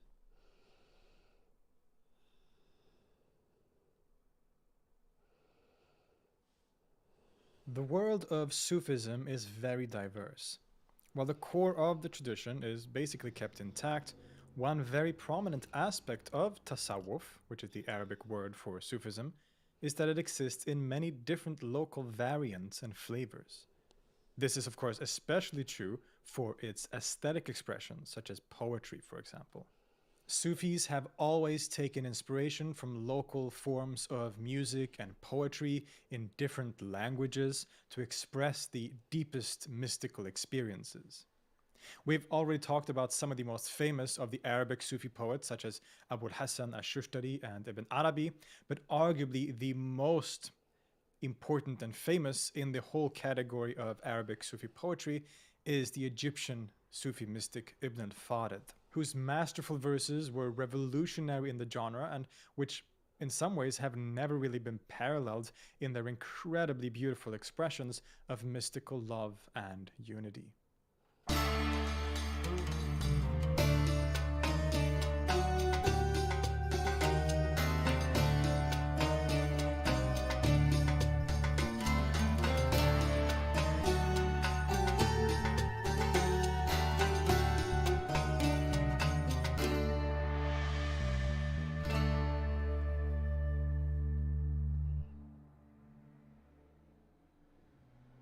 While the great and controversial Ibn Arabi, who is a revered poet himself, can probably be said to be the most influential and famous Sufi metaphysician and theorist in Islamic history, his contemporary Ibn al-Farid is more renowned in the realm of poetry in particular. His ways of expressing the experiences of Islamic mysticism and the Sufi way in Arabic became paradigmatic in later periods, and his poems are still popular today, especially in his native Egypt, where they are often sung both during formal Sufi gatherings and in more public/popular events. Omar ibn Ali ibn al-Farid was born in the year 1181 in Cairo, Egypt. The name Ibn al-Farid means literally son of the women's advocate, referring to his father's legal profession. But in later periods, he would also be referred to as Sultan al-Ashiqin, the Sultan of Lovers, due to his high status as a Sufi mystic. His family was rather well off, and young Omar received a proper education, including in religious sciences. He studied and followed the Shafi'i school of Islamic law and seems to have become an expert on hadith, the stories and traditions of the Prophet Muhammad. For basically all of his life, he would remain associated with the cultural elite of Cairo, as he gradually became a very respected and renowned poet who would participate in gatherings where poetry would be recited and shared. He also seems to have earned his living teaching poetry and hadith. Clearly, and confirmed by reports, he also at a young age became involved with Sufism, the mystical tradition of Islam, and basically all of his poetry fall within the Sufi tradition. Now, the details of his life are a bit hard to get at with certainty. The earliest biographical accounts we have of him are actually from people who were his students, basically, so people who knew him, and from these accounts, which are actually very rudimentary, very just sort of a summary of his life, basically. Nonetheless, it becomes clear that during his own lifetime and very shortly afterwards, he was primarily famous as a poet, right? He was famous as a very renowned and very respected poet in Egypt, and not necessarily for being some kind of Sufi master or Sufi saint, which would be his reputation later on. These early biographies do confirm that he was involved with mysticism or Sufism in his life, but that does not seem to have been the main source for his fame, or at least these biographies do not go into any sort of detail about his life as a Sufi. It's really only with another biographical, or really a hagiographical account by his grandson Ali that we get any details about this stuff. This account, while somewhat authoritative due to having access to family members who knew the poet, should be read cautiously with a grain of salt, since it clearly has the aim of highlighting the saintly nature of his grandfather. Because after his death, Ibn al-Farid would become increasingly known as not just a great poet, but as an accomplished mystic and even a saint who had reached the heights of mystical insight.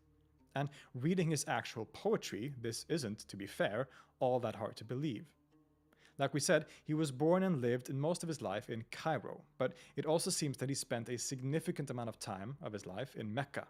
Stories tell of how, as a young man, he would accompany his father to his work as a woman's advocate, but that he would often instead retreat to the hills outside the city to wander and contemplate. In other words, he already had a clear spiritual drive as a youngster. In one such legendary story, it is said that Ibn al-Farid encountered a Sufi saint while wandering the hills outside Cairo. This saint told him that he should go to Mecca to find enlightenment. When Ibn al-Farid commented that Mecca is indeed very far away, the saint suddenly says it's right there, and as Ibn al-Farid turns around, he sees Mecca right in front of him. A fantastical tale to be sure, but it does corroborate the idea that Ibn al-Farid went to Mecca at some point, perhaps for as long as 15 years. Here he seems to have studied and learned quite a bit, including poetry, hadith, and probably also Sufism. Because he then returned to Cairo 15 years later as an accomplished scholar and poet. And as we said earlier, he would spend the rest of his career teaching poetry and hadith in the prestigious Al-Azhar Mosque, the greatest seat of learning in Cairo and really, at least today, in the entire Sunni Muslim world. In other words, unlike many of his Sufi peers, who were often more associated with the poor, Ibn al-Farid was very much a part of the cultural elite of the city. At the same time, though, he seems to have stayed away from political power as such. There are no poems in his diwan dedicated to political leaders, something that was very common for an accomplished poet at this time. It thus seems that he followed the relatively common Sufi principle of disassociating directly with royalty and the political elite to focus on renunciation and the spiritual path. And that path would indeed be very important to Ibn al-Farid and his life. While his fame during his lifetime surely stemmed primarily from his poetry, he seems to have been deeply involved with mysticism, and shortly after his death, people started talking about him as an accomplished and enlightened mystic who had verified the truth of reality.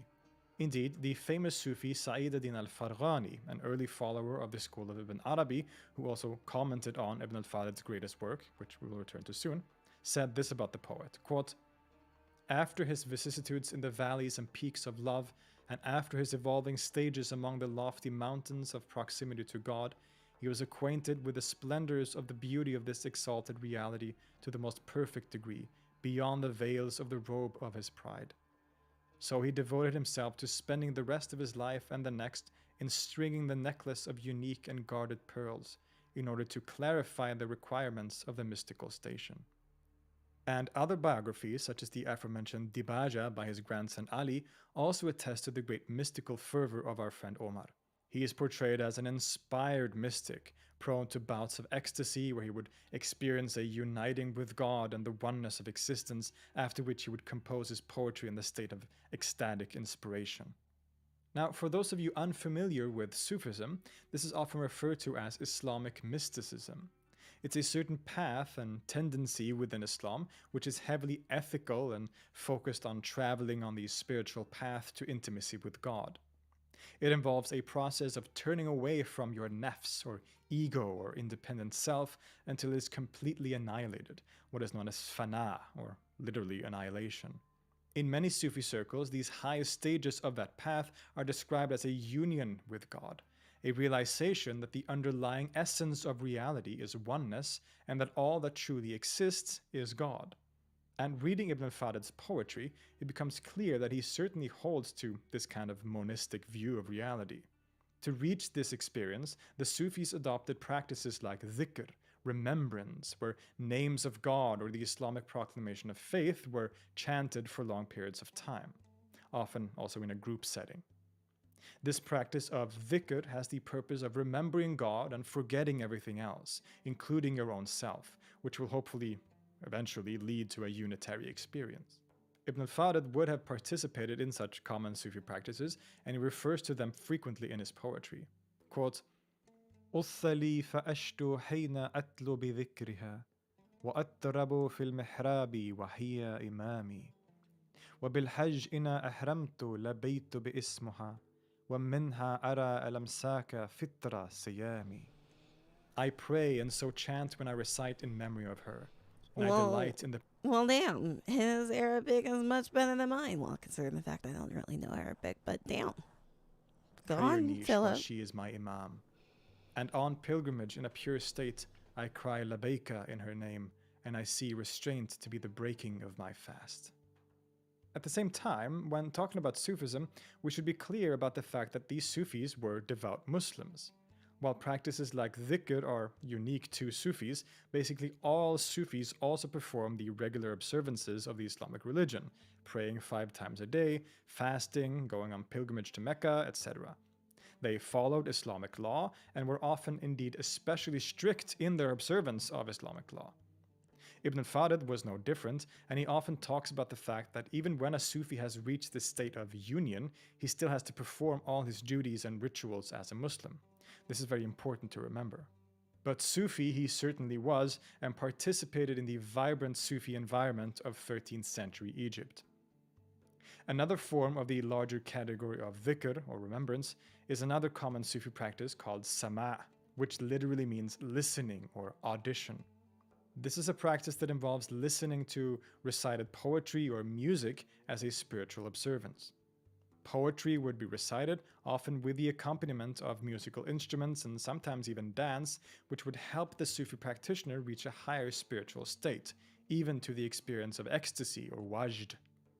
The power of music to move the human soul was not lost on these Muslims, and sama' was, and still is, a very powerful spiritual technique. While not accepted by all Sufis, sama' has been a popular practice across history. It's been made famous by its more elaborate examples, such as the whirling dervishes of the Mevlevi order. Ibn al-Farid seems to have been especially fond of sama'. There are many stories of how he would participate in such musical assemblies and fall into ecstatic states as a result. In one, Ibn al-Farid spontaneously enters a state of wajd as he simply hears the singing of some people walking by him in the marketplace. Quote, a group of guards passed by Ibn al-Farid while they were beating clappers and singing. Upon hearing these verses, Ibn al-Farid shouted out and danced in the marketplace. This attracted a large crowd of people, many of whom fell to the ground in ecstasy as the guards continued to sing. Similarly, another account by the theologian Abdul Ghaffar al-Qusi states that a musical sama' session wasn't complete unless Ibn al-Farid attended. Quote, it is related that if an audition were held in Cairo or Fustat and the Sheikh Shara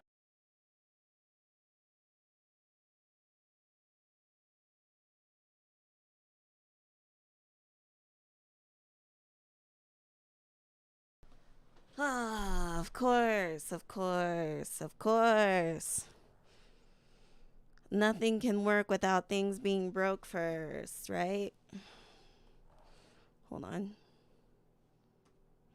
Ad-Din Ibn al-Farid did not attend, that it would not be delightful.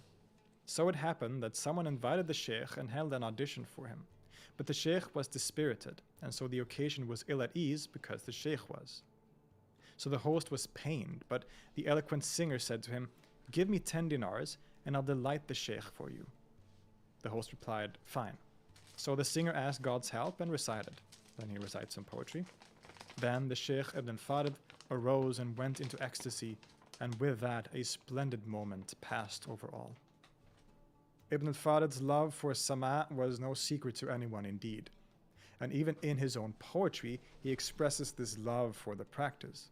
In what is, in my opinion, one of the most beautiful sections from his masterwork called the Ta'iyya al-Kubra, which we will return to later, He explores the theme of sama and music through a metaphor of a baby being soothed by the singing of lullabies.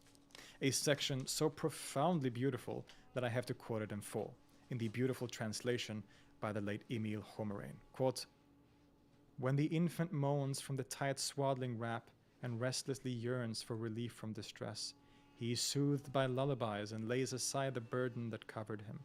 He listens silently to one who soothes him. The sweet speech makes him forget his bitter state and remember a secret whisper of ancient ages. His state makes clear the conditions of sama and confirms the dance to be free from error. For when he burns with desire from lullabies, anxious to fly to his first abodes, he is calmed by his rocking cradle as the hands of the nurse gently sway it. I have found in gripping rapture when she is recalled in the chanter's tones and the singer's tunes, what a suffering man feels when he gives up his soul when messengers of death come to take him. One finding pain in being driven asunder is like one pained in rapture yearning for friends. The soul pitied the body where it first appeared, and my spirit rose to its high beginnings. My spirit soared past the gate opening to beyond my union, where there is no veil of communion." The singing of the musicians is represented by the nurse who sings lullabies to the child. She rocks him in her arms, representing the dance of the Sufi that often accompanies such music, all of which reminds the soul of its origins in unity with God and helps him or her return to that state of oneness. It's incredible stuff. And his poetry itself seems to have come from such ecstatic states. Indeed, biographies tell of how he would enter a kind of trance, become completely enraptured by divine inspiration for hours or even days sometimes, and when he returned to his senses, he would spontaneously compose his poems. Quote, "The sheikh, in most of his moments of inspiration, was always perplexed, eyes fixed, hearing no one who spoke, not even seeing them. Sometimes he would be standing, sometimes sitting, sometimes he would lie down on his side, and sometimes he would throw himself down on his back, wrapped in a shroud like a dead man. 10 consecutive days, more or less, would pass while he was in this state, neither eating, drinking, speaking, or moving. Then he would regain consciousness and come to, and his first words would be a dictation of what God had enlightened him with of the ode Nazm Suluk." So what are these poems that he's so famous for?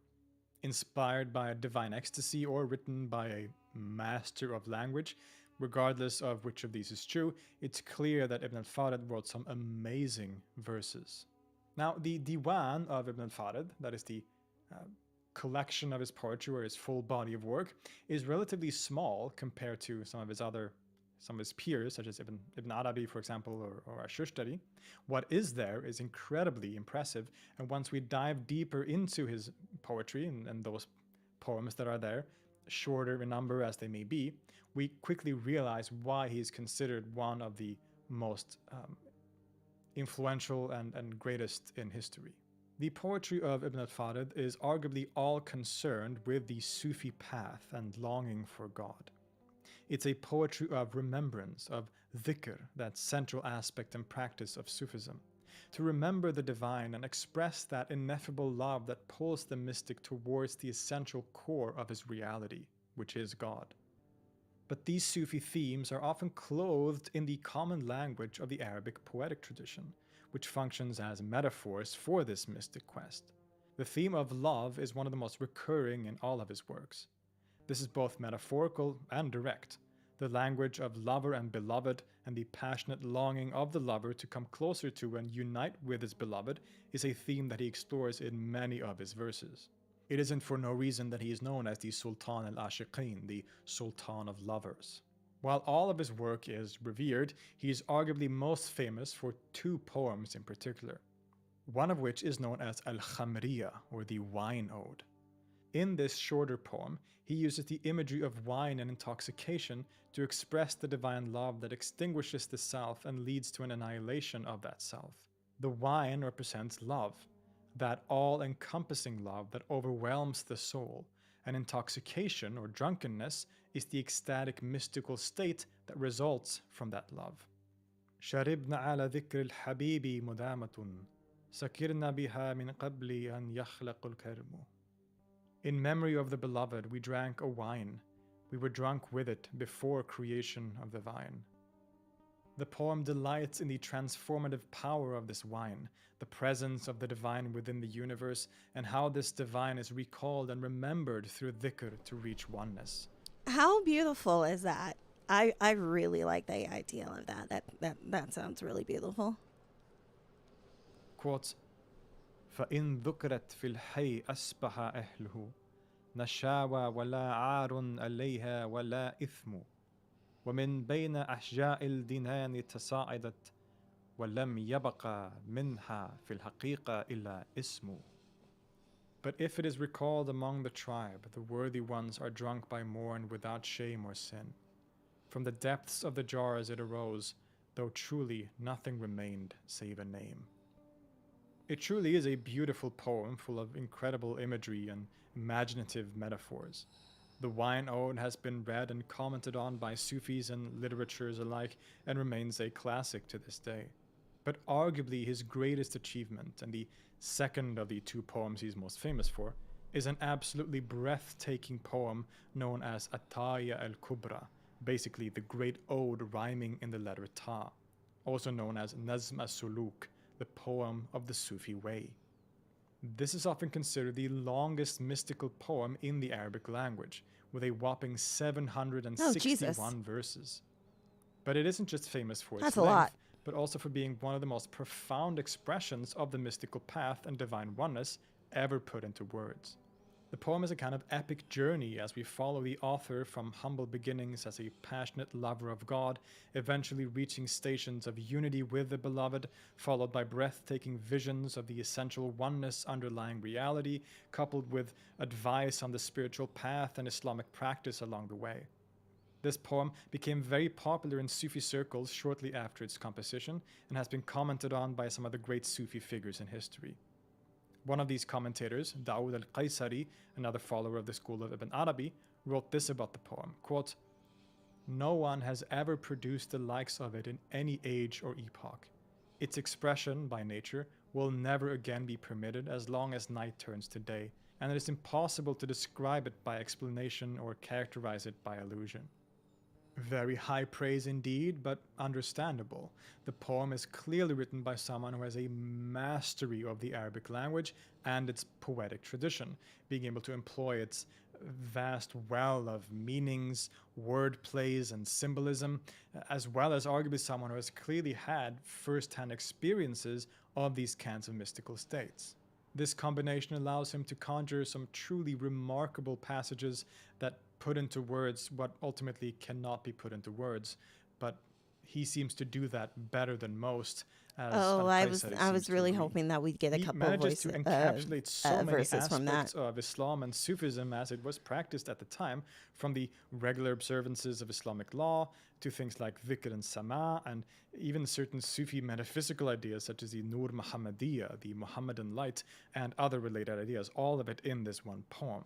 The scholar Michael Sell says, quote, "The poem of the Sufi way is a microcosm of Islamic tradition at the time of Ibn al-Farid." The poem begins like many other love poems with a scene once again evoking the wine and the longing for the beloved that the poet experiences. Quote, "سقط حمي الحب راحة مقلي Here we go. وكاسي محايا من عن الحسن جلتي فأوهمت سحبي أن شرب شرابهم به سر سري في انتشاء نظرتي وبالحدق أستغنيت أن قضى حي ومن شمائله لا من شمول نشوتي." The palm of my eye handed me love's heady wine to drink. In my glass was a face of one revealing loveliness. Drunk by my glance, I caused my companions to suppose that drinking their wine had brought my heart joy. But by the dark pupils of the eyes I did without my drinking bowl. From the eye's fine qualities, not cool wine, came my intoxication. The first section of the poem expresses how the poet seeks union with his beloved, which is God. Interestingly, God as the beloved is referred to most often in the poem with the pronoun her, as the metaphor of lover and beloved runs through the whole narrative. I mean, God However, can be the male or mood female suddenly shifts in around the 85 Arabic verses language, in, so that as makes the sense. beloved suddenly responds by totally rejecting the poet. He has boasted about his great love and the great devotions he has performed, piously withstanding pains and even delighting in them to reach a state of intimacy. But none of this is true. He is full of pride and really only loves himself, not her. Quote, "You are love's ally, all right, but for its sake, not mine. As my proof, you have saved an attribute of yours. For you never loved me so long as you were not lost in me, and you will never be lost without my form in you revealed." It's after this diss that the true transformation takes place. The poet is ashamed and realizes his mistake. Now he has been brought low in complete submission. He realizes that the only way to truly reach his love's desire is to annihilate his own will completely, to where nothing remains in the heart at all but the beloved. And it is only then that he finally reaches union. Quote, لها الصلوات بالمقام أقيمها وأشهد فيها أنها لي صلتي كلانا مسل واحد ساجد إلى حقيقته بالجمع في كل سجدتي. To her I prayed my prayers at Abraham's station, and I witnessed in them her prayers to me. Both of us one worshipper, bowing to his reality in union in every prostration. Very beautiful. The poem expresses this experience of unity and oneness throughout, in different ways and in different stages. Here, the poet has become completely annihilated, become entirely intoxicated and effaced in the reality of God, where there is no trace of multiplicity or self at all. This is the state of fana, or annihilation, as we talked about earlier. But after fana comes another stage, which is known as baqa, subsistence in God, remaining in God. At this point, the mystic returns from intoxication to a second kind of sobriety. He comes back to his self and to the world of multiplicity, but now he sees it in a completely different way. He no longer views his self as an independent entity, but only as the self-disclosure of God. His self is no longer limited and finite, but the self with a capital S, that reality which encompasses everything in oneness. In this station, which is called that of al-ahadiyya al-jama'iyya, the all-comprehensive unity, the heart of the mystic, his true self, also becomes identified with the all-comprehensive principle that is the source of all things in the universe. What Ibn Arabi would later refer to as insan al-kamil, the complete human being, but which Ibn al-Farid himself refers to as the nur, the light, or the nur Muhammadiyya perhaps, the light of Muhammad, representing a kind of logos principle. In the end, it was within himself that the beloved, or God, was to be found all along, and he now experiences that presence of God at all levels of reality. Quote, "I sought her for myself, she was there all along. How strange that I had concealed her from me. Calling to myself from me to guide me by my voice to that part of me lost in my search. Me begging me to raise the screen by lifting up the veil, for I was my only means to me. I was gazing into the mirror of my beauty to see the perfection of my being in my contemplation of my face. And mouthing my name, I listened and leaned toward me, looking to one who could make me hear mention of me in my voice." In other words, from the state of being completely effaced in God, again with these verses, nothing and experiencing so nothing beautiful. but that absolute oneness, the mystic returns to the world and instead experiences the presence of God everywhere. There is only God, and both within himself and in the world outside, he sees nothing but God. As the Quran says, quote, "Whichever way you turn, there is the face of God." Yes. Ibn al-Farid says, quote, Alhamdulillah. "Passion annihilated the attributes here between us that had never abided there, so they passed away. And I found what I had cast away emerging to me, returning from me in abundance."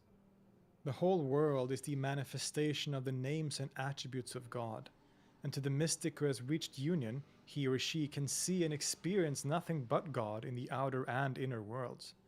The beauty of the universe is nothing but the beauty of God, a divine display and disclosure. Every sense experience becomes a kind of dhikr, or recollection, where God is witnessed and tasted. Quote, "The north wind guides her memory to my spirit whenever it comes from her by night, rising up at dawn. And my ear is pleased when her memory is roused at noon by dusky doves on branches warbling and gently cooing. My eye is blessed when a lightning flash relays to it from her thought of her in the evening, and I taste and touch her memory in vessels of wine when at night they come round to me. Thus my heart reveals to me her memory within, but what the sense messengers delivered from without. It is some truly remarkable expressions of unitive experience and a beautiful way of putting into words some of the core teachings of Sufism. Love is a theme that runs through the whole poem, as you can see. It is love that drives the lover towards his beloved. It is love that leads him to forsake and forget his own self, to become annihilated in the self of reality. And it is that love which permeates the heart of the enlightened mystic as he experiences that love as the nature of all things. All the world is made of love, and that love which is realized is extended to all of the world. Since one sees nothing but God, one loves everything. An infinite love of nature and the creatures of the world, which is identical to a love of the essential oneness underlying it all. In some ways, it is this love, with all that it entails, that lies at the core of reality. In the famous Hadith Qudsi, God says, or Muhammad says that God says, "I was a hidden treasure and I loved to be known, so I created the world that I might be known." God thus creates the world out of that love to be known. And literally the word fahbabtu is used, so it is from the root hub, which means love. God loves to be known, so he creates the world to be known and to be loved. Love is thus the essential force behind all of creation. And that love is reciprocal. Just as God loves his creation and the manifestation of that hidden treasure, so God's creation loves him. Yes. The purpose of creation in the Hadith was that God should be known. And to love is to know intimately. So in a way, when we love God and know him, the whole purpose of creation is fulfilled. The tension or reciprocal love between the Absolute and his own manifestation to himself. This becomes relevant in the text as the poet has reached that state of unity and oneness, thus seeing reality for what it is. In an absolutely breathtaking section from the poem, the poet in this state becomes identified with every lover seeking his beloved, each instance of which is a representation of that essential loving movement of the universe. In my opinion, this has to be one of the most profound and beautiful expressions of oneness, mysticism, or simply devotion ever composed by a human being. As Ibn al-Farid says, quote, "Every atom of me witnessing her loveliness with every glance of every shining eye. All my subtle words adoring her with every tongue profuse with praise. Smelling her sweet scent with every fiber of every nose breathing in the rising air. Every bit of me hearing her word with the ear of all hoping to hear. Every part of me kissing her veil with every mouth in each touching kiss. Had she unrolled my body, she would have seen every essence with every heart holding every love." Huge props to the late scholar Emil Homerain for this beautiful translation into English as well. There's of course a lot more to go through when it comes to the Ta'iyya al-Kubra. It is a very long poem after all, but these are some of the core themes and movements of this poem. And as I hope you can see and agree with, it is an incredible piece of work. One that would ensure Ibn al-Farid's reputation as probably the most renowned and famous Sufi poet to ever write in the Arabic language. Ibn al-Farid passed away in the year 1235 at a meager 54 years old. He was buried at the Qarafa cemetery at the foot of Mount Muqattam, where he used to go on his retreats as a youngster. His shrine still stands there today and has throughout history been a popular pilgrimage site and a place where Sufi gatherings took place. As we said earlier, shortly after his death, his works were deeply studied by some significant groups of Sufis. In particular, the Sufi master and philosopher Sadruddin al-Qunawi, the stepson and primary disciple/successor to Muhyiddin ibn Arabi, had a great love for Ibn al-Farid's poetry. While they never met in person, al-Qunawi and his own students, who resided in Konya in Turkey, traveled to Egypt and stayed there for a number of years, during which they primarily studied the poems of Ibn al-Farid and the Ta'iyya al-Kubra in particular. Sadruddin al-Qunawi would hold lectures and sessions where he gave his interpretation and commentary on the Ta'iyya.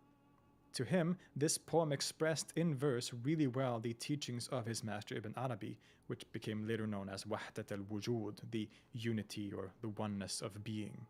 It is as a result of these lectures that the first commentaries on the poem started to emerge, written by the immediate students of Qunawi himself. The very first of these commentaries, written by Sa'id ad-Din al-Farghani, has become a famous work in its own right, and it has been said that the introduction to that commentary, the Muqaddimah, is itself one of the best and clearest expressions of the school of Wahdat al-Wujud ever written. Other commentaries followed, most of them by the students of Qunawi or by later direct followers of that school, which is often referred to as the Akbari school, after Ibn Arabi's title as the Sheikh al-Akbar. Afif ad-Din al-Tilimsani, Dawood al-Qaisari, and much later on, Abdul Ghani al-Nablusi all wrote famous commentaries that became influential. For this reason, Ibn al-Farid has been strongly connected with the school of Ibn Arabi in particular, since it was members from this school that were the primary commentators on his works. Even I have relied to some degree on Akbari interpretations in my comments on the Ta'i al-Kubra in this episode. But there's no evidence that Ibn al-Farid ever met Ibn Arabi or that he adheres to his particular metaphysical ideas. In other words, Qunawi and his students probably projected the teachings of the great master onto Ibn al-Farid. But after all, when we read the poetry itself, you can clearly understand why.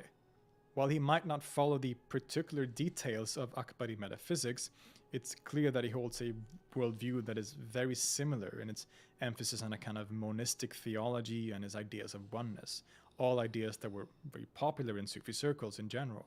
In any case, the Akbarians found in Ibn al-Farid's poetry expressions very similar to the ideas of Wahdat al-Wujud, and we can certainly argue that they were both trying to explain the same thing in slightly different ways.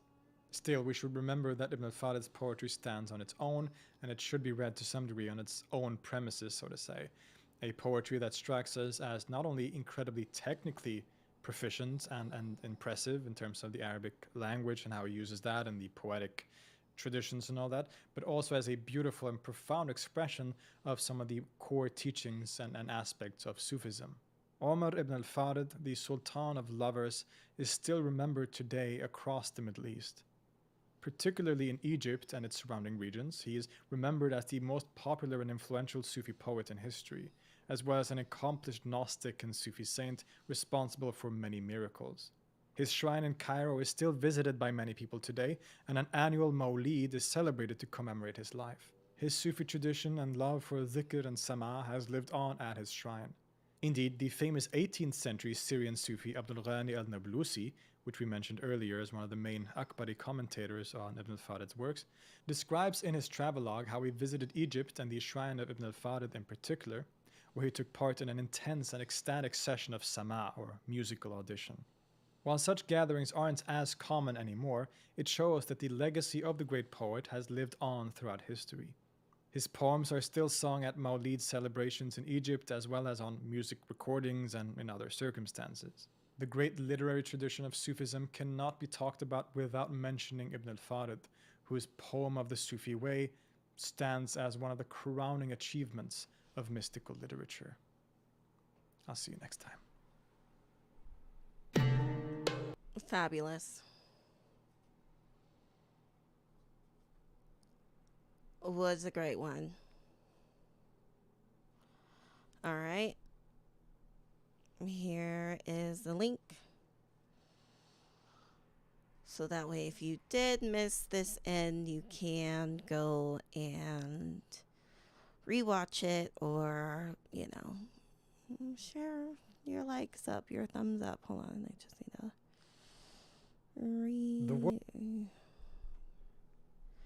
there we go. Okay. Remove from private playlist. Okay.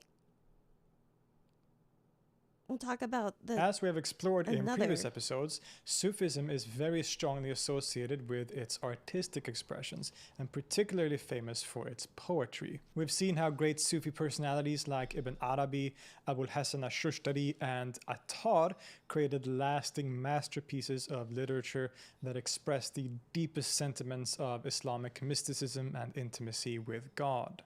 And another aspect of this vast tradition of Sufi poetry is its multilingual nature. Indeed, especially from the late Middle Ages forward, Sufi poetry started to be written in various different languages, so vernacular languages that were different from the more accepted religious language of Arabic, for example. Thus, we not only see the beautiful Arabic poetry of people like the aforementioned Ibn Arabi or Ibn al-Farid, but also at this time we have masterpieces in Persian from people like Rumi and Jami. And we must not forget that Anatolia and the Turkish-speaking regions were also a place of great flourishing when it comes to Sufism at this time.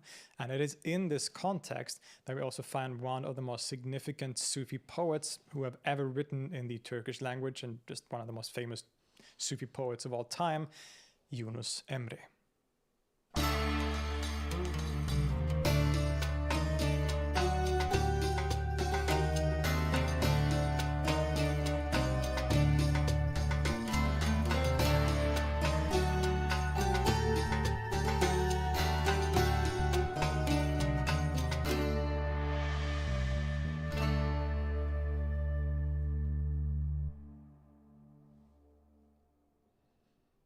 Yunus Emre is a kind of national hero in Turkey. It's said that most people there can recite some lines from his poetry by heart, and he often comes to represent the heights of Turkish poetry and literature. He also represents that classical era of Sufism when many of the greatest mystics in history lived at basically around the same time. Yunus was a contemporary of figures like Rumi and thus took part in this incredibly vibrant environment. In the last few years, Yunus has also seen another surge in his popularity, both in Turkey and elsewhere, due to a successful television series named after him and based loosely on his life. For those of us interested in Sufism and Sufi poetry, he is not a figure that we can pass over, and thus it is high time we do an episode about him on this channel. Yunus lived in Anatolia, in what is today Turkey, in the 13th and 14th centuries. We know very little about his life, but the common narrative is that he was born in the early 1240s and died sometime in 1320 or 1321. He thus lived in that very eventful period when the Mongols invaded and ruled large portions of the Islamic world, which had, of course, far-reaching consequences. Anatolia was ruled by these Mongol leaders during Yunus's life, and the new situation of new Muslim converts from the east who had very little knowledge of the religion's principles probably played a role in his career as a traveling missionary and kind of minstrel. Because he never became the center of a Sufi order or necessarily seen as a great saint in that way like other figures such as Rumi, we don't have any major hagiographies of his life. So all we have to rely on for his biography are essentially details that he leaves in his own poetry. Undoubtedly, Yunus was a Sufi, a person who was involved in the Islamic tradition of tasawwuf, involving practices aimed at purifying the soul and reaching intimacy with God. The sources we have also suggest to many scholars that he was connected with a so-called tekke, a Sufi lodge of initiated mystics under the leadership of a sheikh or master. Yunus's master appears to have been a teacher by the name of Tapduk Emre, as Yunus refers to this Tapduk in his poetry as his own guide on the spiritual path. Quote, "To the countries where we've gone, to those pure hearts filled with affection, we have spread Tapduk's inner truth to the people, praise be to God." End quote. As to what specific tariqa or Sufi order Yunus belonged to, that is uncertain. Some have connected Tapduk and thus Yunus to the Bektashi order, which was and has been one of the most prominent in that region. Indeed, the founder of that order, Haji Bektash Veli, was an older contemporary of Yunus, and some legendary stories even tell of how the two met. Although Yunus never actually mentions Haji Bektash in his poetry, which is strange if the two actually had a direct relationship like that, so this suggests to many scholars that there wasn't a direct relationship or connection between Yunus and Haji Bektash, at least at this time, but this is a very uncertain matter. Someone he does mention, however, is Thus is Mevlana, history. or in other words, the famous Sufi poet and master Jalaluddin Rumi, who was also an older contemporary of Yunus living in the same region. Yunus seems to have great reverence for this master, and it seems that the Rumi served as a great influence on the Turkish poet. It's also possible that the two poets met at some point, but there's no direct historical evidence for this. Nonetheless, Yunus soon became a renowned poet himself, and it is said that he traveled all around Anatolia as a kind of missionary. He would use his poetry to spread the message of Islam and educate people on the religions and the basic teachings of Islam through his beautiful poetry in the vernacular Turkish language. He composed a lot of poetry, which was later collected in a diwan, which is essentially a collection of a person's poetry. This diwan was only written down or collected a few decades, almost a century actually, after his death, so it's uncertain just how many of the poems attributed to Yunus can actually be traced to the man himself. The reason for this late date of the diwan is probably that the poems of Yunus were composed and transmitted orally. He would travel around the country and recite these poems vocally, probably with the accompaniment of musical instruments. We thus almost get the picture of Yunus as a traveling minstrel, singing devotional songs as a way to spread the message of Islam, and in particular that of the Sufism of his mentor Tapduk Emre. Indeed, Yunus refers to himself as an ashik in his poetry. An ashik in Anatolian culture is a kind of traveling poet-musician that often plays on the instrument known as the saz or balama while singing poems, often of a devotional Sufi kind. These ashiks are still prominent in this region today. The word comes from the Arabic ashiq, meaning a lover, and in Sufi terms it is used to mean a lover of God, often synonymous with mystic. So it is possible that Yunus is simply referring to himself as a lover in these terms, without the connections that it had later in Anatolia. But based on some of the aspects of his life that we have explored, it is also possible that he represents an early example of that tradition of traveling singing poets. And regardless, Yunus' poetry has come to play a prominent role in the repertoire of many ashiks to this very day. So whether or not he can be considered an ashik in modern terms is uncertain, but he certainly plays an important role in that general culture of ashik music and poetry from that time and until today. Sufis in general have always played an important role in spreading Islam to different regions of the world, and the time in which Yunus lived was arguably one in which this was very much needed. The invasion of the Mongols and the conversion of many of these Mongols to Islam saw the need for someone like Yunus, because now you had a bunch of new people who had arrived from the east, who had just recently converted to Islam, but had very little connection to that religion and its teachings, and didn't have access to the high seats of learning in places like Baghdad sometimes, or in Arabia and so on. And so someone like Yunus, who could travel around and spread the message of Islam, educate people on this religion and its teachings through his poetry and the Sufi aspects of this religion, was something that was probably in high demand.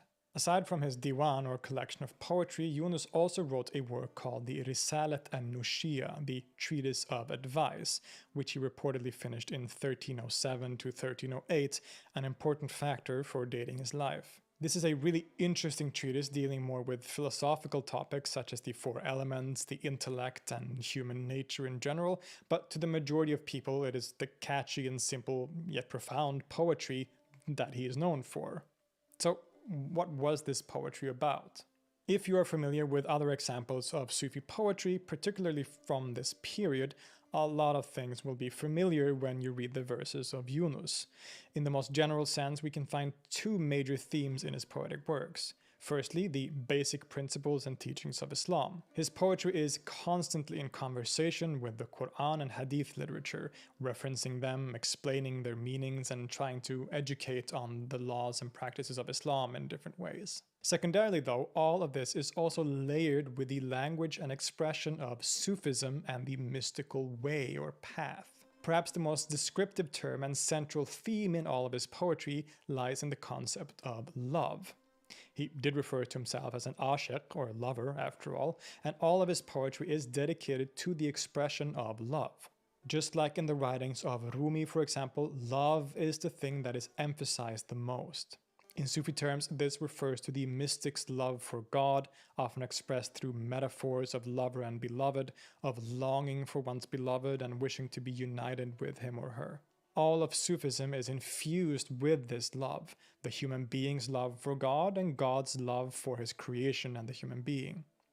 This love for God can also then extend to love of one's fellow man and creature as an expression of God's being or creative mercy. Quote, Love for you took me from myself. It is you I need, you. I burn for you both night and day. It is you I need, you. If they should kill me and fling my ashes to the sky, my dust would cry there. It is you I need, you. Yunus Emre is my name. My fire increases day by day. In the two worlds my goal is this. It is you I need, you. Indeed, in Sufi poetry, love is often explained as a kind of metaphysical principle. It is love that holds the universe together, a love that is most profoundly found in the love and devotion of an intoxicated mystic for God, and a love which functions essentially as the foundation of the entire universe. Quote, "What can I tell the lovers that is sweeter than the news of love? I will explain it one by one to those who listen with love. Before, when there was no earth or sky, there was the foundation of love. Love is very ancient, eternal. Love brought about everything there is. At the primal feast, at the beginning of time, whoever saw the beloved's face, his soul was in love. Ask him for news of love. No matter what I try to liken love to, it doesn't work. In this world and the next, what can take love's place? It is entrusted to you. Guard well the news of love. Do not sit just anywhere and speak about love. This is the rule among the money changers. They do not show the jewels to those who don't know their worth." Now, this poetry obviously doesn't work as well in English translation as it does in the original Turkish. But you Probably. can still sort of get an idea of the melody and rhyming and creativity that's going on here. He uses a lot of recurring phrases like refrains and a lot of repetitions in a very poetic way. It's really beautiful when you hear it. Too bad Philip doesn't know Turkish, because that would be great. Hey, is there any Turkish people in chat right now who would like to speak Turkish for us and read some poems? That'd be great. Even though if you don't understand Turkish necessarily, which I don't, for example, you can still read or hear the original poems in that language. You can hear the melody and the rhyming and the repetition. It's really beautiful stuff. So this is how we should read Yunus's poetry, as a lyrical expression of the Sufi concept of love, essentially. Just like for many other Sufis, God is seen here as being deeply immanent. As the Quran states, quote, "We are closer to them than their jugular vein," end quote. "Whichever way you turn, there is the face of God." Mashallah. The Sufis took verses like these as clear indications of God's immanence. In Yunus's poetry, God is present everywhere. Quote, "Wherever I look, it is He who appears before my eyes. I do not have comprehension or discernment suitable to comprehend Him. No matter how long I live, freedom from Him is impossible for me. The prey caught in the trap is in the hand of the hunter. To the wise, breath is pleasant. Do not ask about its characteristics. How can I explain His characteristics? He has no parallel. He is without match. He promised everyone that tomorrow they would see Him. My tomorrow is today. The Almighty appeared here. Yunus's total gazing is immersed in the face of the Beloved. No place is left where He is not I like present. how he uses his Every name in place these appears poems. filled with Him. The true lover travels on the mystical path to eventually achieve union with God, the most supreme experience of intoxication. Quote, "For the person who has achieved union, what is this pain and separation? For the person who sees the Beloved up close, what is this remoteness he looked at? It is necessary for the man who has achieved union that he give up his existence. This person who has achieved union, who is going along the road, let's see what his provisions are. If you were a man of union, if you understood the veil over the eye, if you have seen the Beloved clearly, renounce this existence. What is it, after all? Nothing." This totally ineffable experience of union with the divine, which is seen as one of the most highest stages on the mystical path, has led to some of the most profound and creative expressions of Sufi poetry in history, as we've seen in many other previous episodes that we've talked about this stuff. The Sufis will play around with pronouns, using them in different ways, and just using the language that they are employing in very creative ways to express this, ultimately inexpressible experience. It is, for example, this that is expressed when Yunus says, quote, "It is not Yunus saying this, it is itself that speaks." All of this has made Yunus Emre one of the most celebrated poets, certainly in Turkey and Anatolia, but really in the whole world. As we said in the beginning, his poetry can be recited by most people in Turkey even to this day. The fact that he wrote in the vernacular language rather than in the more established languages of religious. Hey, I dare someone to go ask Hassan if he can recite any Yunus Emre's poems by heart in Turkish. Expressions such as Arabic, or at that point Persian, is probably one reason that he had such a major impact. Indeed, it is thought that the poetry of Yunus Emre is a decisive factor in the very development of the Turkish language as we know it today. Pretty impressive for a wandering poet of the 14th century. His words can be heard in many popular folk songs and at religious gatherings among various groups in Anatolia, like in the Bektashi Sufi order, like for the Alevis, for example. His poetry is recited and read by many different groups, religious groups, and groups of people. He's one of the most popular and well-known figures in Anatolian history. His memory is kept alive both through these contexts, but also in popular media, such as in the TV show dedicated to his life that aired a few years ago. It's a pretty decent show, actually, all things considered, that includes many of the famous stories and legends about Yunus, but stories that we can't really confirm based on our historical sources. Nonetheless, any understanding of Sufism or Sufi poetry in particular is not complete without at least some familiarity with the lover Yunus, whose words reach us even today with its playfulness and profound messages. I'll see you next time. Another good one from Philip. All right, here is the video chat. And now it is in a Discord too. So also I should probably drop my Discord link real quick. So that way if you're not following me in my Discord, then you should hop on and you just have to verify yourself, which is pretty easy. And then you're in the Discord. Oh shit. Sorry. Okay. We liked it. We can take it off this playlist. Let's talk about another Sufi poet.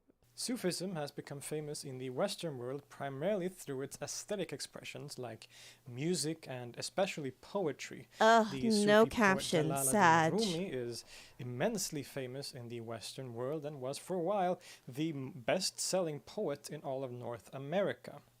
Other Persian poets have also been referenced numerous times like Sa'di and Attar and Hafiz, but their Arabic equivalents, the Sufi poets writing in Arabic, have not received the same love, even though they are arguably just as significant and important as their Persian equivalents. These Arabic poets include people like Ibn al-Farid, Ibn Arabi, and one of my personal favorites, the Andalusian, ecstatic, and controversial al-Shushtari.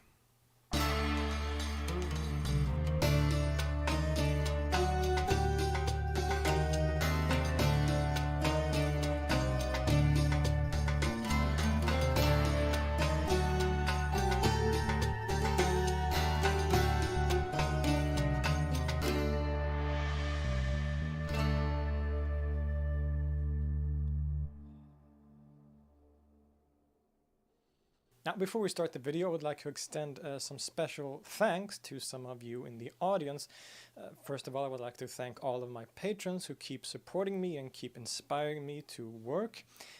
I would like to extend a special shout out to my patron Nathan P, who is the only patron who is currently in the 3rd tier. And this is, of course, helping me immensely with my videos. Thank you so much, Nathan.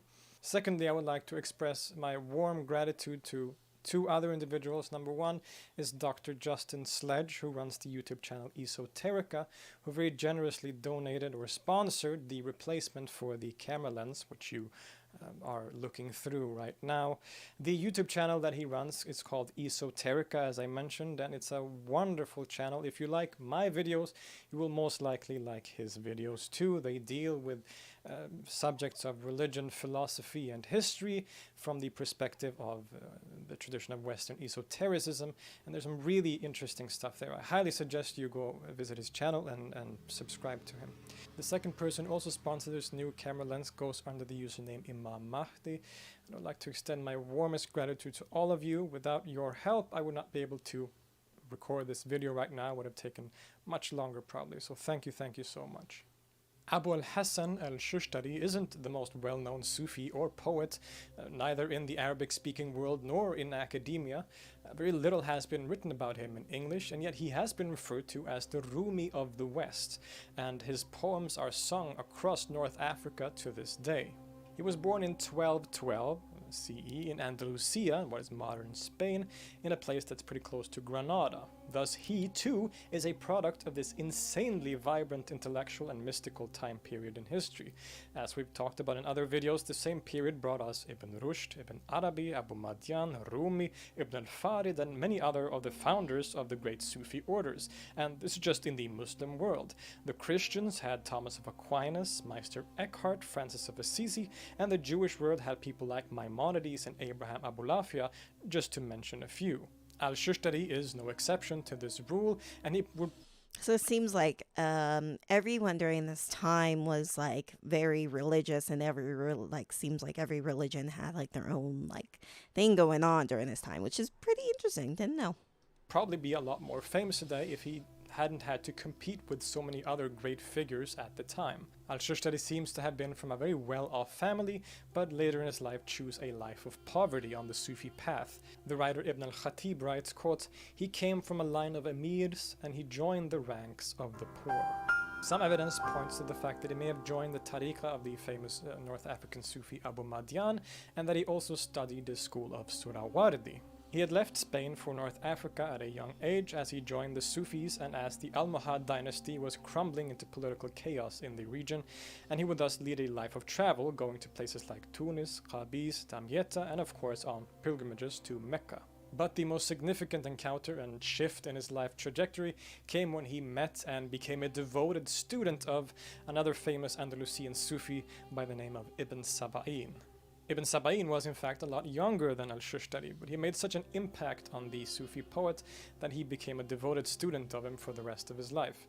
It is reported that when Ibn Saba'in and Al-Shushtari met, Ibn Saba'in is thought to have said to him, "If it is paradise that you desire, then go with Sheikh Abu Madian, but if it is the master of paradise you desire, then let's begin." Which, again, is probably one of the most fantastic things anyone has ever said to somebody in world history. Al-Shushtari's connection to Ibn Saba'in, both in terms of his relationship but also doctrinally, would be one of the reasons that Al-Shushtari has a reputation of being a somewhat controversial figure. In, for example, Ibn Taymiyyah's very famous refutation of the Sufis that he considered to be heretics or unbelievers, and where he very famously attacks the school of Ibn Arabi, he also talks about Ibn Saba'in and his students, like Al-Shushtari, as the worst of the worst, as being even worse than Ibn Arabi. Ibn Khaldun, in his famous Muqaddimah, makes a similar division where the school of Ibn Arabi, while being suspect and dangerous, is at least not as extreme as the school of Ibn Saba'in. So this shows you the kind of status that he had to some scholars. This is mostly due to a characteristic philosophy that they ascribe to, which is sometimes known as wadat al-mutlaqa, or absolute unity. In many ways, it is very similar to Ibn Arabi's wadat al-wujud, the unity of being, and has some of the same basic ideas. Reality is ultimately one, and there is nothing in existence but God.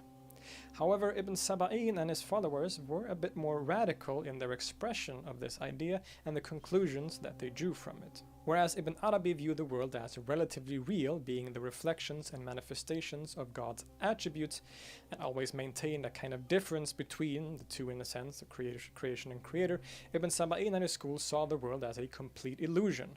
There is only God, Allahu faqat, as Ibn Saba'in would exclaim. Quote, "I was first led to say, I have never seen a thing without seeing God behind it. Then to say, which is closer to the truth, I have never seen a thing without seeing God with it. Then finally to say, I have never seen a thing without seeing God before it. Now I can only say, he. Al-Shushtari would stay devoted to Ibn Saba'in for the rest of his life, and even for a while was the leader of the Sabaniya, that is Ibn Saba'in's school, in Egypt. Al-Shushtari also had his own school, which is known as the Shushtariya. We're not exactly sure if this was the same as the Sabiniya or if it was a separate school or what was going on here, but clearly he was a kind of religious or Sufi leader for both of these Sufi tariqas.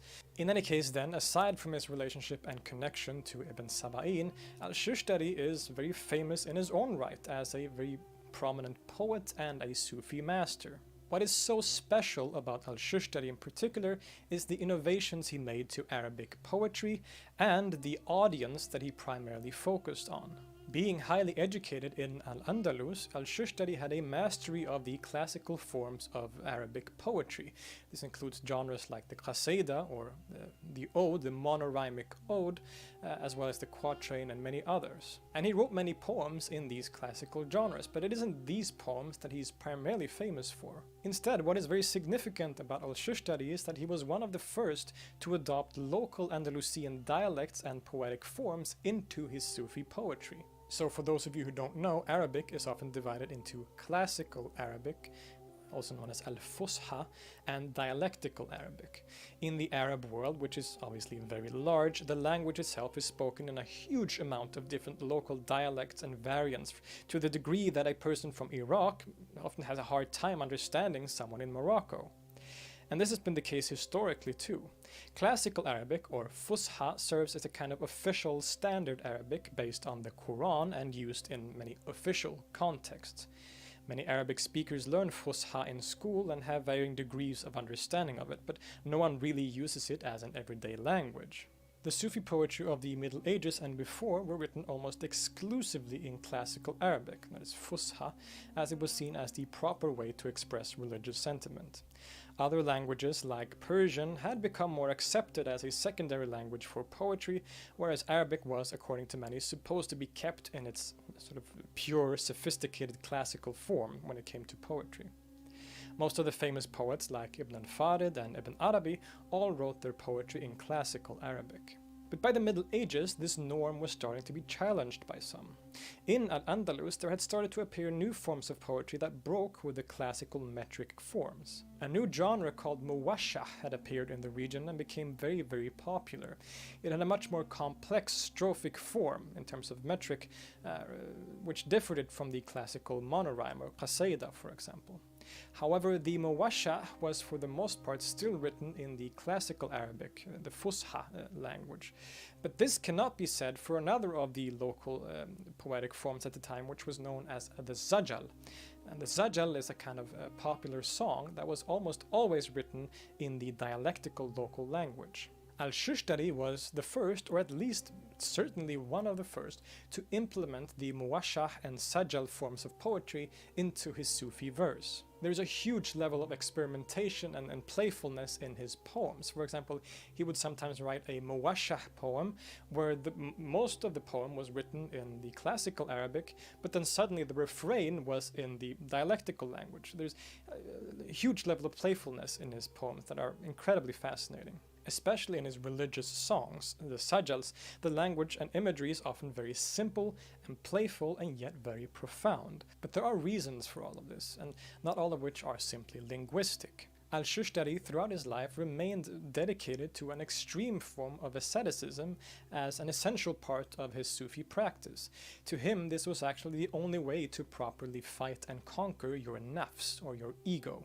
Quote, "I clothe my body in cords and needles, bits of discarded wool, I beg a bit of bread." The concept called tajrid, which means to strip away, is a recurring theme in his writings. This means to strip away all superficial attachments and identities to the world in order to reach intimacy with God. Quote, "There is no one in richness like you, and in poverty there are none like us. We see you manifest in everything, nothing is ours." Shushtari's extreme asceticism was rather unusual for the Sufis at the time, as many of them would still hold to the ideal of living in society and starting a family and these things, while at the same time being cut off or detached from worldly affairs. Shushtari, however, would remain traveling around as a poor man, a faqir, for the rest of his life. He often, in fact, had a very hostile attitude to any kind of people in power, including kings or sultans or the ulama or jurists who would bow to these leaders. In fact, in one of his poems he writes, quote, "Whoever bows before a vizier or sultan, he is the arrogant one. Yes, he is confused. His garments suit him, for he is imprinted with covetousness." As an extension of this, he was also significantly dedicated to the poor and the lower classes of society, and obviously also voluntarily belonged to this class. To Shushtari, the poor people were in a superior state to those who weren't, even if that poverty was voluntary or not. Quote, "The poor man, or faqir, is outstanding whether he renounced the world by choice or by necessity." This huge dedication to the lower classes of society is very important for understanding his Sufi poetry, why he wrote it in the vernacular language, and in general his practice as a Sufi. It is said that Shushtari would frequently, either on instruction by his master Ibn Saba'in or not, wander around the local souks or marketplaces, what the scholar Lourdes Maria Alvarez calls the medieval equivalent of the red light district. He would go to these marketplaces dressed in rags and sing his mystical songs, perhaps accompanied by companions and musical instruments. By many, this would be seen as scandalous, as these environments were associated with things like taverns, prostitutes, and the, quote, illiterate masses of men.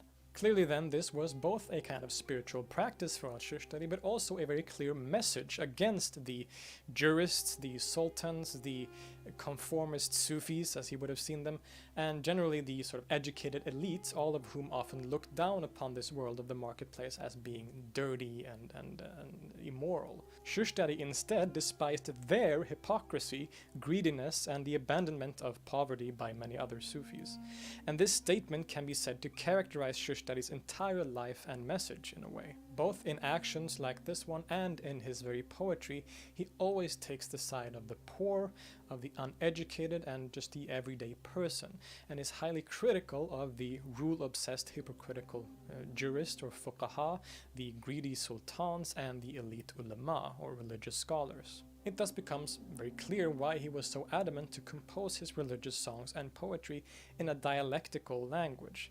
His audience was the people of the marketplace. His audience was the poor. His audience were those who didn't have the education of classical Arabic poetry or the abstract metaphysical language and metaphors that are often used therein. Instead, he composed light-hearted songs with a strong focus on emotions, but that still carried the very mystical language or mystical religious message that he thought was the true expression of the Islamic faith. Quote, Shushtari's mysticism was, of course, a celebration of the divine, but it was no less a multiform dissent, a protest against the hypocrisy and spiritual emptiness of the Islam practiced and promoted by the fuqaha and the ulama in the service of temporal rulers, and against those who appointed themselves judges of the piety of others. Poetry and song, thus, were far more than a means of personal mystical expression. They were a tool for recruiting Sufi adepts to a movement whose call for ecstatic religious renewal deeply threatened the power of the jurists and the imams. Indeed, the jurists at the time, and many since then, have been very critical and skeptical of al-Shushtari, as they believe that he was undermining their power and becoming very popular in himself, which is of course very true. And as we've seen, this is exactly what al-Shushtari wanted.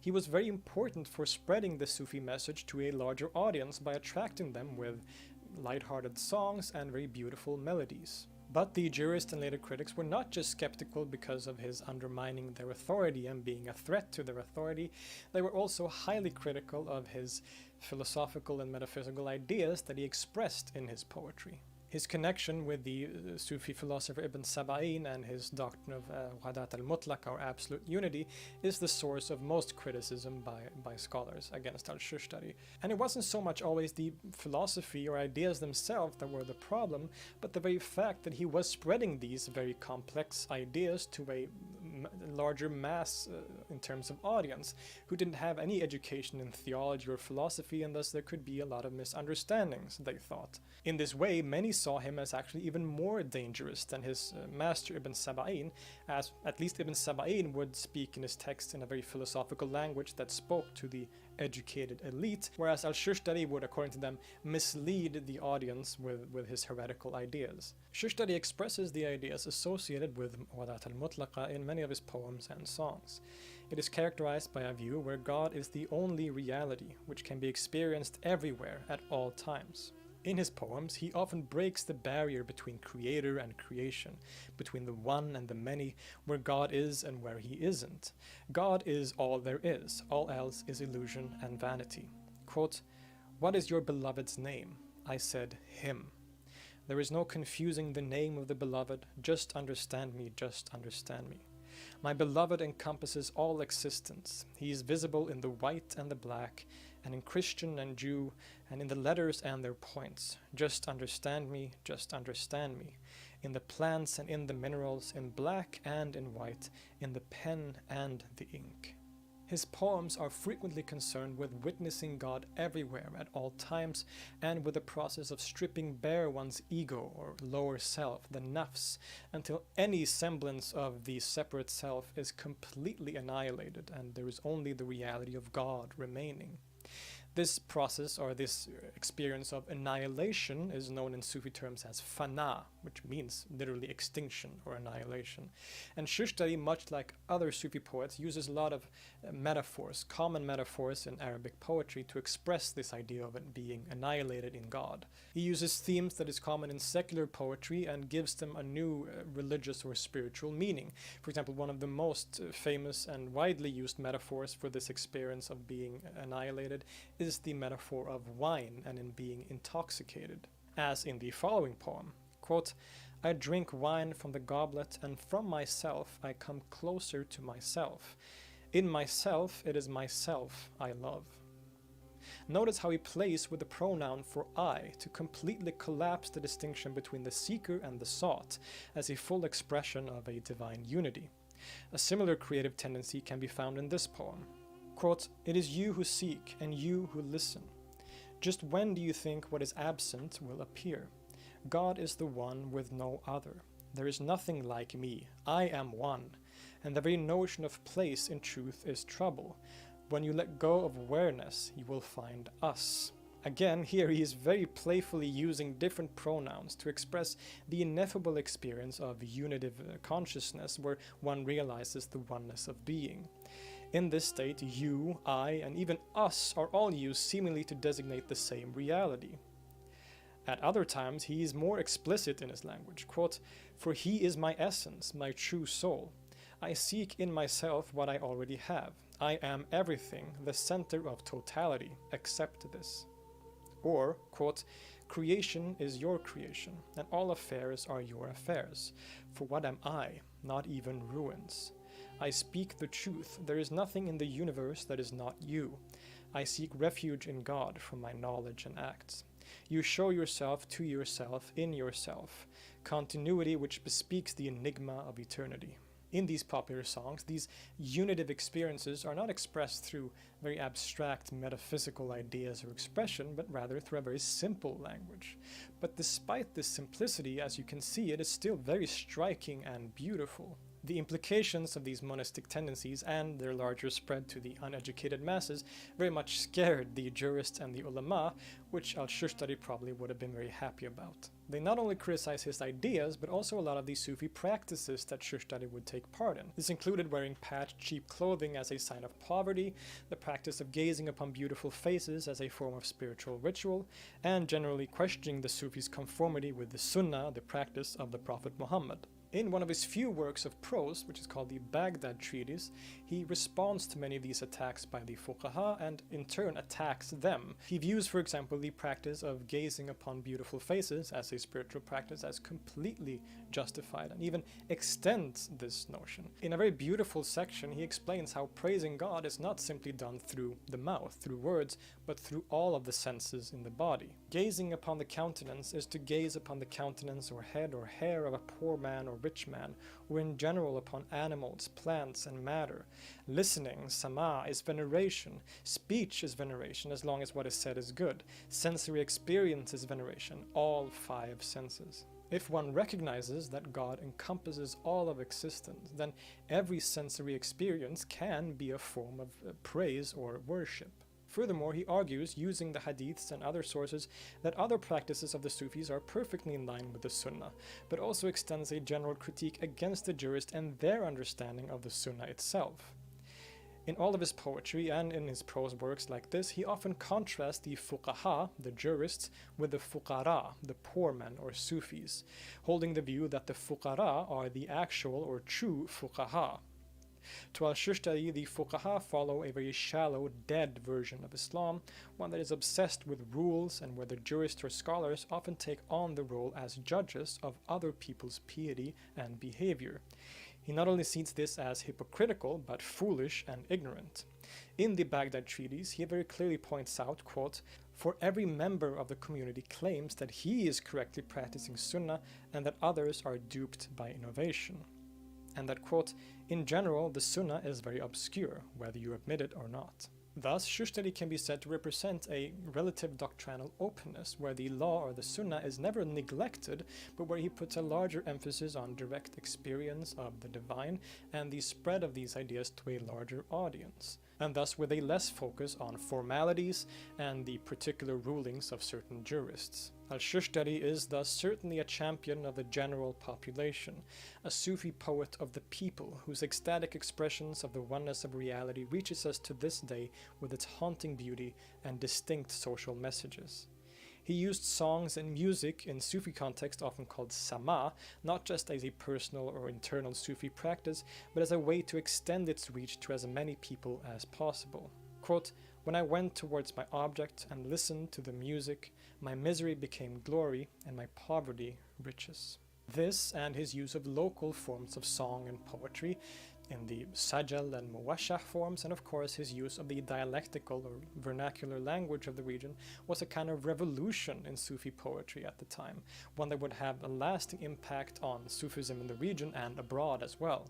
The popularity of these forms of song and poetry in Sufi Sama sessions in North Africa to this day can to a very significant degree be attributed to Al-Shushtari's influence. Al-Shushtari died rather young, at around the same time as his master, around the year 1269. He certainly isn't a figure that is too well known in the larger world, but has become somewhat of a local hero in his home region in North Africa, in countries like Morocco, Algeria, and Tunisia. His songs and poems are still sung today at Sufi gatherings.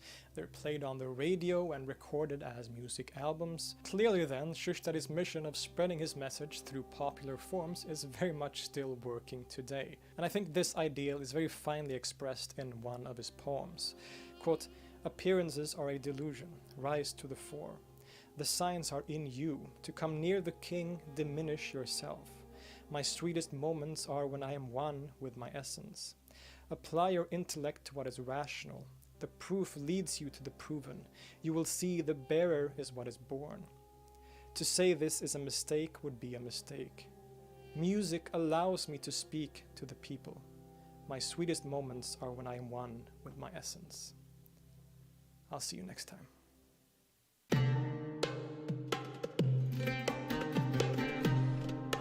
Also a good one.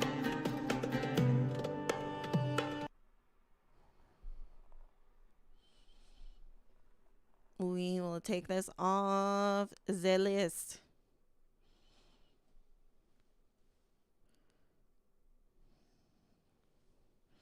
There y'all go. Okay. Let us watch this one. Sufism, or tasawwuf, has become famous around the world for its various artistic expressions: art, music, and perhaps most of all, poetry. The Persian Sufi Jalal-ad-Din Rumi is immensely popular in many parts of Europe and North America today, and was for a while the best-selling poet in the US. Other Persian poets have also been referenced numerous times in pop culture, such as Hafiz, Saadi, and Attar, just to mention a few. However, for some reason, Arabic Sufi poetry has not received the same amount of love, even though it is equally as important and significant for the history of Sufism and Sufi poetry. The Persian poets deserve all the love that they get, of course, but it's still worthwhile to explore the incredibly beautiful and vast tradition of Arabic Sufi poetry, which include many significant figures like Ibn Arabi, Ibn al-Farid, and one of my personal favorites, Abul Hassan al-Shushtari.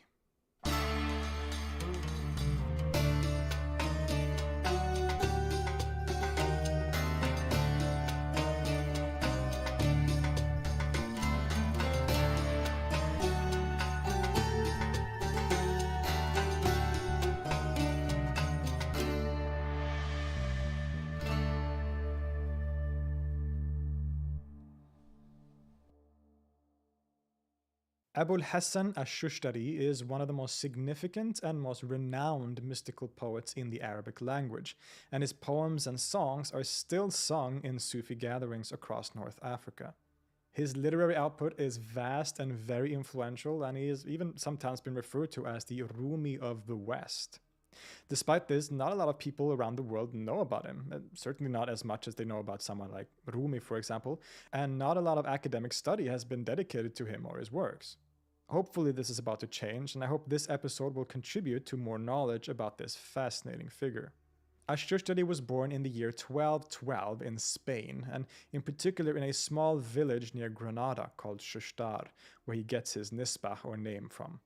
We are thus dealing with another 13th century figure, that period which brought some of the most significant philosophers and mystics in history. Maybe he would have been better known had he not had to compete with so many other great figures of his day. Reports say that he came from a rather well-off aristocratic family, perhaps connected to the ruling elite. But at some point in his adult life, as he was working as a traveling merchant, he instead turned to the Sufi way, an ascetic life on the mystical path. This is a common trope among many similar figures, but it's quite possibly true. The chronicler Ibn al-Khatib writes about Shushtari that, quote, "He came from a line of emirs and joined the ranks of the poor." Indeed, Shushtari became a kind of wandering Sufi, and he traveled around Al-Andalus and the Maghrib, which is Western North Africa. It seems that he became particularly connected with the Tariqa or Sufi order of the famous 12th century mystic Abu Madian through his followers in Tunisia and Algeria, and that Shushtari's path in particular was one of relatively extreme asceticism and poverty. Throughout his life and in his writings, he would always put an emphasis on the concept of tajreed, of stripping bare, literally, or stripping oneself of all attachment to worldly things, identities, and to the self or ego. Indeed, later in his life, when he was a respected Sufi master, he would be referred to as the Imam al-Mutajaridin, leader of the withdrawn Sufis, literally those who strip away. He renounced most worldly things and became famous, among other things, for wearing the patched cloak of Sufi poverty, as well as serving and giving to the poor, which is a theme that we will return to later on. He was a well-learned and educated man, though, as we can clearly see in his writings. He learned all the religious sciences growing up. He knew the Quran, the Hadith, and Islamic law, of which he was a kind of expert, actually. At one point, he was even offered the position of chief judge in Libya in the city of Tripoli, but turned it down in a very dramatic fashion by shaving off his beard and eyebrows, leading to accusations of madness. This very That's strong funny. reluctance of Shushtari to have any association with worldly power and its jurists is another theme that will come back later in the discussion. But it is in 1248, when he would have been around 35 years old, that his life and legacy would be significantly altered as he encountered the very charismatic and controversial mystic philosopher Ibn Saba'in. This initial meeting took place in Bourgi in modern Algeria, where Ibn Saba'in is thought to have uttered the completely amazing words, quote, "If it is paradise you desire, go with Sheikh Abu Madian," which was the founder of the tariqa that Shushtari was following at the time. "If it is the master of paradise that you desire, then let's begin." Which is, I'll say it again, just a completely badass thing to say. And naturally, of course, Shushtari from that moment on became a devoted disciple of Ibn Saba'in for the rest of his life. Ibn Saba'in is an incredibly fascinating figure, and he is also controversial for his seemingly monistic, almost non-dual mystical philosophy and interpretation of Islam and the world. And that is also because of his connection to Ibn Saba'in that Shushtari was also eventually somewhat of a controversial figure, at least in certain circles. The 14th century Hanbali theologian Ibn Taymiyyah very famously wrote attacks against certain figures, primarily Sufis, whose ideas he considered to be unacceptable. Ibn Arabi was included in this attack, whose doctrine of Wahdat al-Wujud was deemed heretical. In the same breath, though, Ibn Taymiyyah also turns to Ibn Saba'in and his followers, which included Ash-Shushtari, and deems them to be even worse than Ibn Arabi. They are the worst of the worst, in other words. Ibn Khaldun in the Muqaddimah makes a similar division where the school of Ibn Arabi, while still being suspect and dangerous, are at least not as extreme as the followers of Ibn Saba'in. This is mostly due to the characteristic mystical philosophy that they adhere to, one that was often referred to as Wahdat al-Mutlaqa, absolute unity or absolute oneness. This probably reminds you of the famous Wahdat al-Wujud, the unity of being ascribed to Ibn Arabi and his followers, and the two ideas are similar in many ways. Reality is ultimately one, and there is nothing in existence but God, who is the real, al-Haq itself. However, Ibn Saba'in and his followers were a bit more radical in their expression of this idea and the conclusions that they drew from it. Whereas Ibn Arabi viewed the world as relatively real, the world is the reflection and manifestation of God's infinite attributes, and he always maintains a certain difference between the two, that is, God and creation in a certain sense. Ibn Saba'in and his school saw the world as a complete illusion. There is only God, nothing else. Ibn Saba'in would famously exclaim, Allahu faqat, God only or God alone. And Ash-Shushtari mirrors this in his writings by saying, Allahu faqat wa laysa illah, God alone and nothing else. In a characteristic section, Ibn Saba'in writes, quote, I was first led to say, I have never seen a thing without seeing God behind it. Then to say, which is closer to the truth, I have never seen a thing without seeing God with it. Then finally to say, I have never seen a thing without seeing God before it. Now I can only say he. This may seem radical, and it kind of is in some ways. Even someone like Ibn Arabi would rarely. So I realize a lot of this his info is like some of the same shit that we like watched in the last video, the shorter version of this. I just wonder what's all different from his previous video to this one.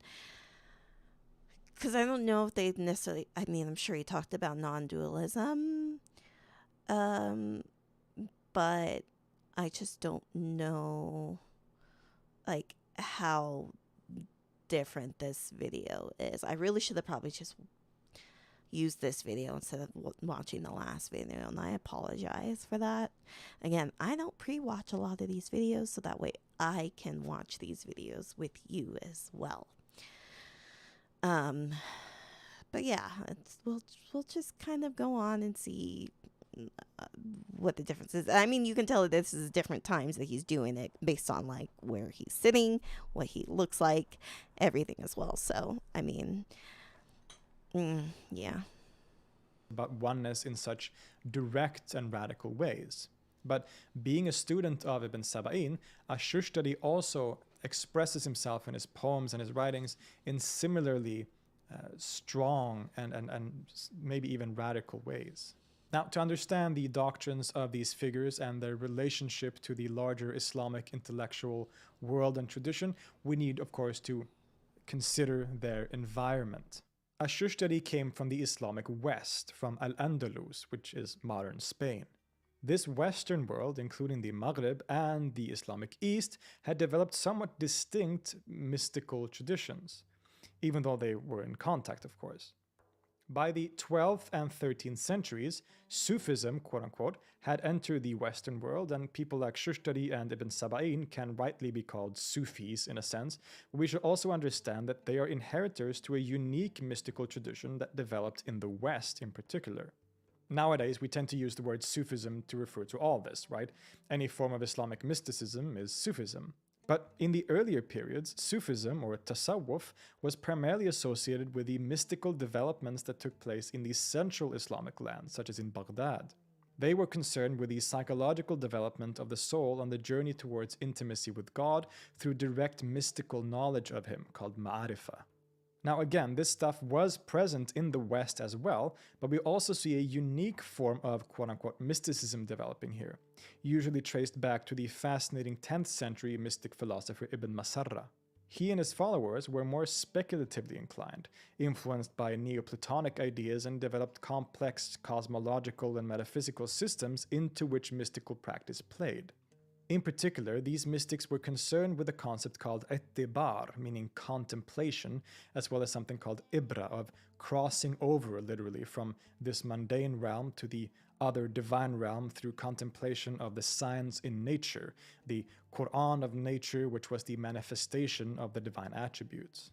By the 12th century, these ideas were further represented and developed by figures like Ibn Barajan and Ibn al-Arif, who in turn would have a major influence on the great mystics of the 13th century. In a way, you could say that the great Western Sufi mystics of the 13th century, such as Ibn Arabi, Ibn Saba'in, Afif ad-Din Tilimsani, and Ash-Shushtari, kind of represent the culmination of that culture. They take both the ideas and practices of Eastern Sufism and marry it with the native speculative mystical traditions, as well as other philosophical movements, to create truly fascinating and influential ideas. One central idea that is quite unique to this particular group of mystics is an emphasis on the concept of tahqiq, of realization or verification. Indeed, to further complicate our categories, when we read people like Ibn Arabi or Shushtari, we find them dividing people into groups like Sufis, Gnostics, Arifun, the people of blame, or the Malamatiya, and Muhaqqiqun, people of verification, or verifiers, or realizers maybe. All these being different categories of mystics, even though the categories often overlap, of course. And to Ash-Shushtari, the Muhaqqiqun, the people of tahqiq or verification, are the top of the ladder. It is this group that he sees himself as belonging to. Now, again, we shouldn't take these categories too seriously, as we can still call Shushtari a Sufi, and he would probably himself have recognized himself as part of the tradition of Tasawwuf, but we should rather see it as different stages, or levels, or maybe approaches to reaching God. The idea of tahqiq seems to have been developed from the earlier Western idea of ittibar, or of contemplation and ibra, crossing over, but developed into a rather new concept of the utmost experience or realization of the oneness of God, a true realization of the fact that there is only God. God is all, and all else is illusion. Ash-Shushtari is mostly famous for his poetry, which we will return to, and we find this monistic or non-dualistic vision there too, but it becomes perhaps especially clear in some of his prose writings. In his treatise called Risalat al-Qusariya, Al-Shushtari talks about three categories of people. There is theologians, those Ash'ari theologians who reach knowledge of God through rational proof and argumentation. Secondly, there is Sufis, who reach knowledge of God through direct experience and see that everything comes from God. And lastly, the highest form in some way, are the verifiers, the muhaqqiqun, who reach the highest station, seeing reality for what it truly is, which is the oneness of God. The scholar Yusuf Kasawit writes, quote, "While the Sufi sees the created realm as a dim shadow or a silhouette, the realizer experiences a complete absorption in direct and unitive knowledge of God, and the separative realm of other than God is extinguished. The realizer is not a monist in the sense of believing that God and creation form an ontological unitary whole with one underlying ultimate substance. Rather, the realizer verifies the bold assertion that creation does not exist at all. It is not a separate entity from God.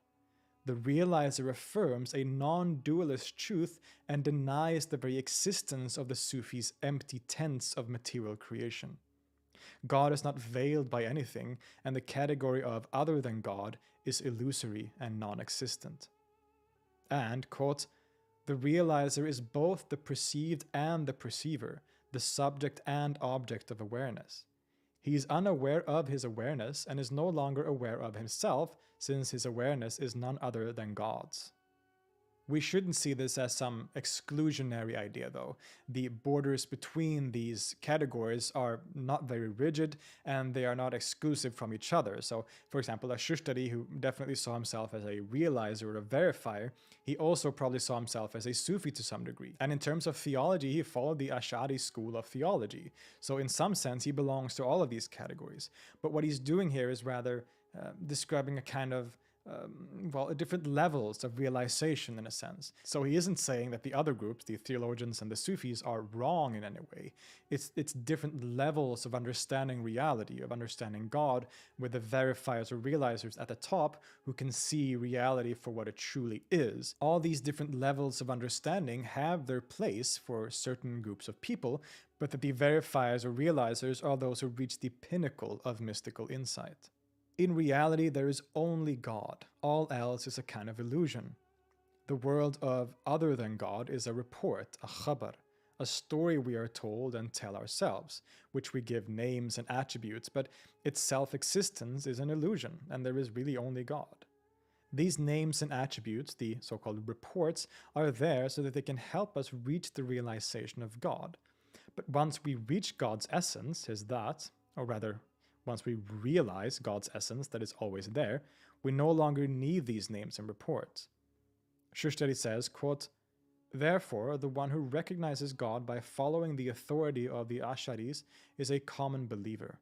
The one who recognizes him by theological proofs and seeks proofs of the Creator from things is an Ash'ari. Moreover, the one who seeks proofs for things by their Creator is a Sufi. And the one who recognizes God through God and sees none alongside God but God and considers things to be non-existent is a realizer." Again, we are dealing with a radical doctrine of oneness, which is why it is called wahdat al-mutlaqa, absolute unity. At the same time, though, he is careful to neglect any claim that he follows some sort of incarnationism. There aren't two different things or essences, God and the world, that are unified. There is only God, and to claim that anything else exists or is an agent is akin to polytheism or shirk, the greatest sin in Islam.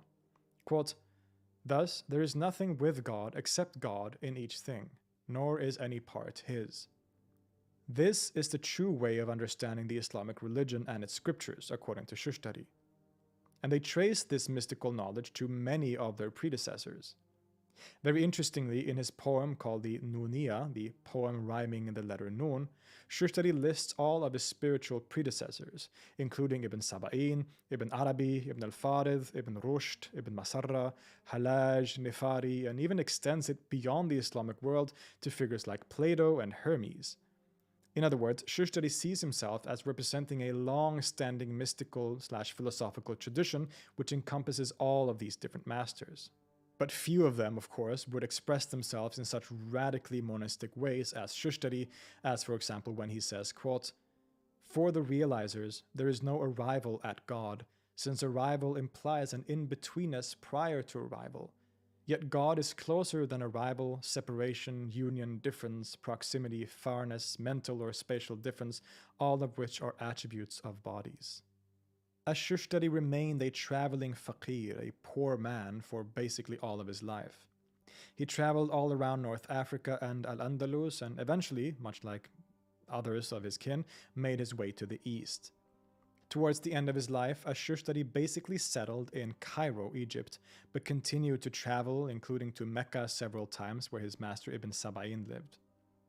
Indeed, Shushtari led the group of Ibn Saba'in's followers in Egypt, and here became a very famous and renowned poet and Sufi master. His last years are a bit of a question mark. It seems that his followers preferred him to his more difficult master Ibn Saba'in, and that they started to refer to themselves as the Shushtariya rather than the Sabiniya, almost like a Sufi order centered around him. The biographies say that his followers numbered at over 400 people, which is pretty respectable indeed. Interestingly though, it does seem relatively certain that Shushtari and his followers joined the Shadili order at some point at the end of his life. Perhaps they had met that order's founder, Abul Hasan al-Shadili, and his disciples when they visited Egypt. This seems to be confirmed in Shushtari's own poetry, where he writes, quote, "My masters, they are Shadili. In loving them, my heart finds its pleasure." I agree with the scholar Yusuf Kaswood here, though, that this does not mean that Shushtari abandoned Ibn Saba'in or his teachings, as some later chroniclers seem to believe. This is probably a way to distance the rather well-liked and popular Shushtari from his sometimes very controversial master Ibn Saba'in. It seems likely that Shushtari remained devoted to his master Ibn Saba'in and his teachings for the rest of his life, even though his followers and his sort of order was eventually sort of absorbed into the larger Shadili order, which became one of the largest Sufi orders in the world and still is to this day. Abul Hassan al-Shushtari passed away in the year 1269 in Egypt and was first buried in Damietta, but was later moved to Cairo, where his grave still stands today. He became remembered as an accomplished and beloved, albeit somewhat controversial, Sufi master who held ideas of radical monism, which made some other scholars pretty nervous. But regardless of how interesting the man himself is, and he truly is very interesting, he is, after all, primarily remembered and famous as a magnificent poet. And it is in the realm of Arabic poetry, and Arabic Sufi poetry in particular, that he left his biggest mark. Being highly educated in Al-Andalus, Shushtari had a mastery of the classical forms of Arabic poetry and wrote many poems in these classical forms. Genres like the qasida or monorhyme, perhaps the most widely used and popular of Sufi poetry in Arabic, as well as the ghazal, the quatrains, and many other forms. But it isn't necessarily these poems that he became most famous for, or which are the most significant historically. Instead, Ash-Shushtari was one of the first to adopt local Andalusian dialects and poetic forms into his Sufi verse. So for those of you who don't know, Arabic is often divided into classical Arabic, sometimes called al-Fusha, and dialectical Arabic.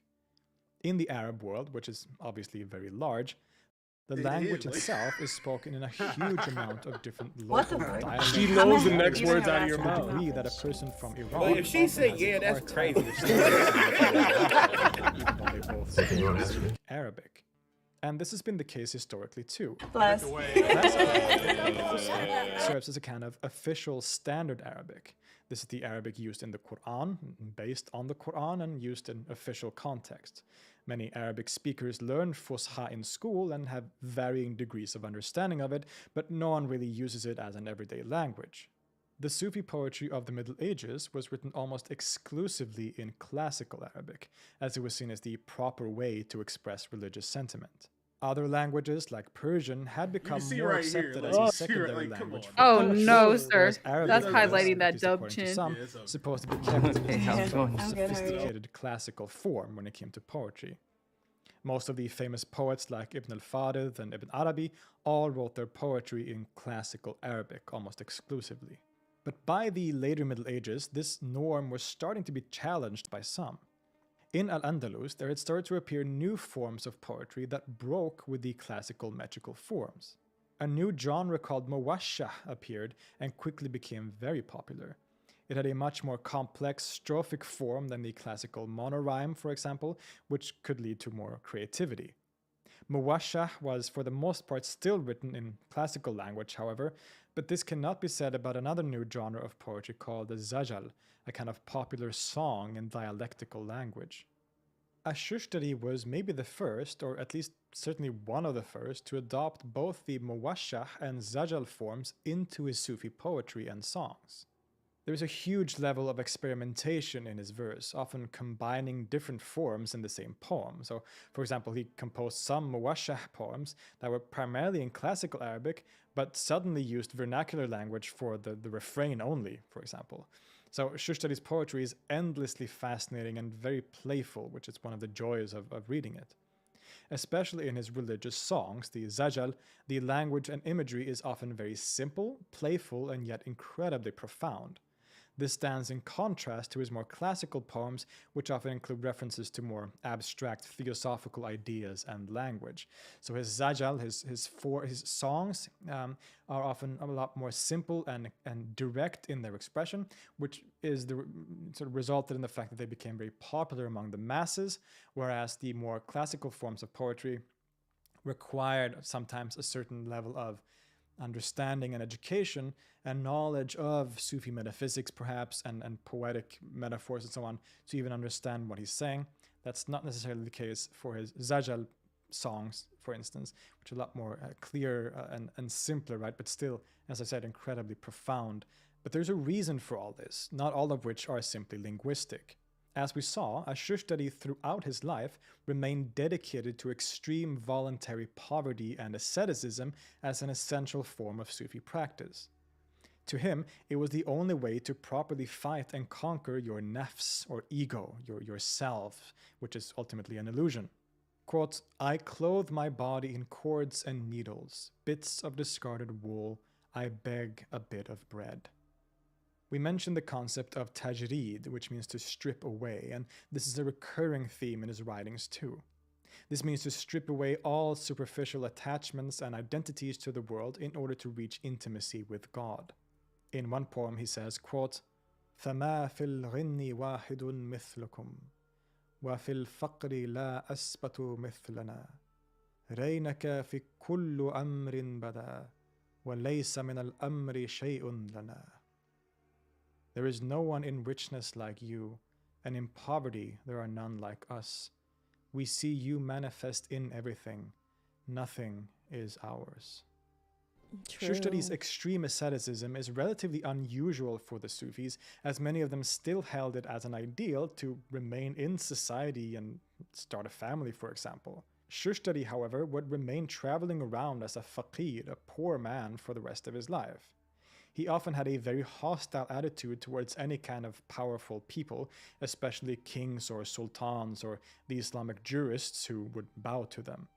In fact, in one of his poems he writes, quote, whoever bows before a vizier or sultan, he is the arrogant one. Yes, he is confused. His garment suits him, for it is imprinted with covetousness. As an extension of this, he was also significantly dedicated to and concerned with the poor and the lower classes of society, and obviously he also voluntarily belonged to that class of society. To Shushtari, poor people were in a superior state to those who weren't, whether or not that poverty is voluntary or not. Quote, the poor man is outstanding whether he renounced the world by choice or by necessity. This dedication to the lower classes of society is key to understanding the purpose of his songs and poems, why he wrote them in the vernacular language, and his whole way of practicing Sufism. It is said that Shushtari would frequently, either on instruction by his master Ibn Saba'in or not, wander around the local souks or marketplaces, what the scholar Lourdes Maria Alvarez calls the medieval equivalent of the red light district. He would go to these souks dressed in rags and sing his mystical songs, perhaps accompanied by companions and musical instruments. By many, this would be seen as scandalous, as these environments were associated with taverns, prostitutes, and the, quote, illiterate masses of men. Clearly, this was both a spiritual practice for Shushtari, but also a strong message to the jurists, the sultans, the conformist Sufis and educated elite who looked with despise on this world of the marketplace. Shushtari instead despised their hypocrisy, their greediness, and the abandonment of poverty by many Sufis. And this can be said to characterize Shushtari's entire life and his entire message in a way. Both in actions, like here, and in his poetry itself, he always takes the side of the uneducated, of the poor, the everyday person, and strongly criticizes the rule-obsessed hypocritical jurists or fuqaha, the greedy sultans and the elite ulama. It thus becomes clear why he was so adamant to compose his religious songs and poetry in a dialectical language. His audience was the people of the marketplace. His audience was the poor. His audience were those who didn't have the education of classical Arabic poetry or the abstract metaphysical language and metaphors that were often used therein. Instead, he composed light-hearted songs with a strong emphasis on emotion, but that still carried the mystical religious message that he considered to be the true expression of the Islamic faith. Quote, Shushtari's mysticism was, of course, a celebration of the divine, but it was no less a multiform descent, a protest against the hypocrisy and spiritual emptiness of the Islam practiced and promoted by the fuqaha and the ulama in the service of temporal rulers, and against those who appointed themselves judges of the piety of others. Poetry and song thus were far more than a means of personal mystical expression. They were a tool for recruiting Sufi adepts to a movement whose call for ecstatic religious renewal deeply threatened the power of the jurists and imams. Indeed, jurists at the time and since then have been very skeptical and critical of Shushtari and Sufis like him. They were, to some degree, afraid that these strange Sufi figures were attracting the masses and thus compromising their own authority, which, of course, in a lot of cases, they actually were. And as we've seen, this was kind of exactly what Shushtari wanted. His poetry and songs had become very important for spreading this kind of Sufi message to the general masses, attracting people through his light-hearted songs and beautiful melodies. But the jurists and later critics were not only skeptical of Shushtari because he was very attractive and that he, to some degree, undermined their authority, they were also very much concerned with the philosophical and metaphysical, mystical doctrines and ideas that he was expressing in that poetry. Those ideas associated, for example, with his master Ibn Saba'in. Now, we should be careful not to view this situation in the commonly misunderstood way that there is some kind of clear dichotomy between Sufis on the one hand and Orthodox Muslims on the other. This is a very common misunderstanding that needs to be nuanced. For most of history, the scholars, ulama, and Islamic jurists were also Sufis. There didn't exist this clear line between Sufis and Orthodox Muslims. This is mostly a modern construction. The two categories go together most of the time, and Shushtari's critiques of the fuqaha, or the jurist, should not be read as a condemnation of all jurists or of jurisprudence at large. Instead, Shushtari is critical of a certain kind of Muslim scholar, the rigid jurist who is only concerned with outer ritual and who critique others for not following their narrow understanding of the law. To Shushtari, they follow a shallow form of Islam, emptied of all inner meaning and spiritual content, which is what Shushtari is criticizing. This should be kept in mind as we go forward so that we don't fall into simplistic and inaccurate dichotomizing. In any case, his connection with his master Ibn Saba'in and his doctrine of absolute unity, or wahdat al-mutlaqa, is the source of most attacks on the poet. And it wasn't always so much the philosophy itself that was the problem, but the very fact that he was spreading these complex, esoteric ideas to the masses who had no education in theology or philosophy. In this way, many saw him as even more dangerous than his master Ibn Saba'in, as the latter only appealed to the elite through his abstract philosophical text, whereas Shushtari, of course, was very attracted to the masses because he talked to them through very simple songs and beautiful poetry. As Shushtari expresses the ideas associated with Wahdat al-Mutlaqa and Tahqiq in many of his poems and songs. It's characterized by a view where God is the only reality, which can be experienced everywhere at all times. In his poems, he often breaks the barrier between creator and creation, between the one and the many, where God is and where he isn't. God is all there is, and all else is illusion and vanity.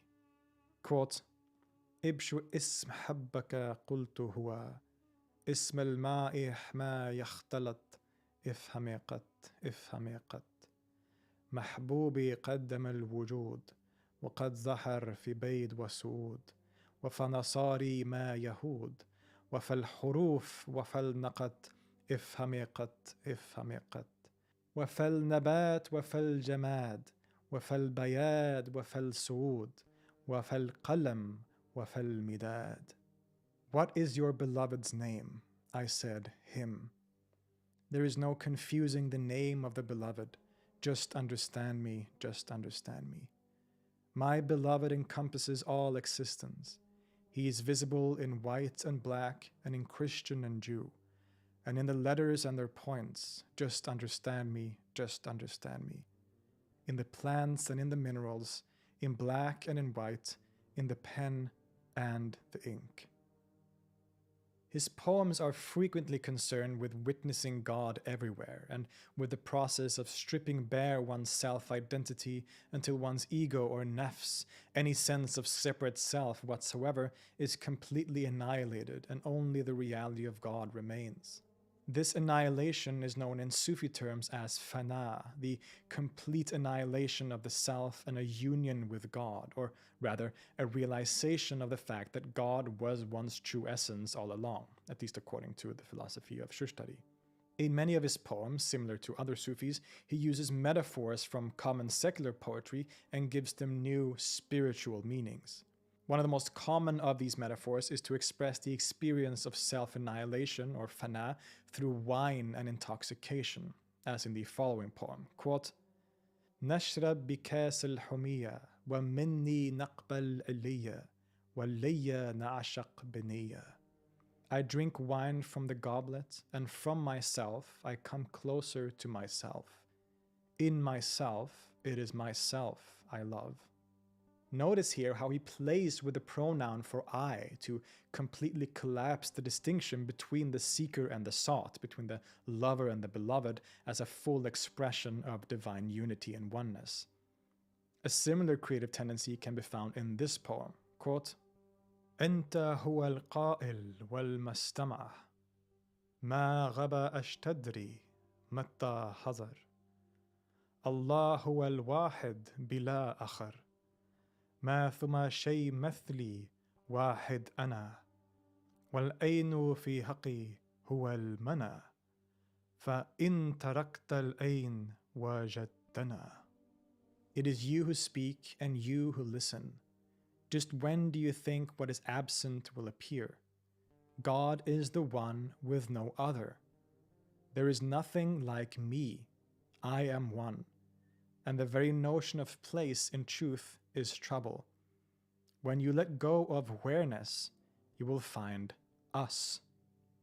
Again, he's very playfully here using different pronouns to express the ineffable experience of unitive consciousness, where one realizes the oneness of being.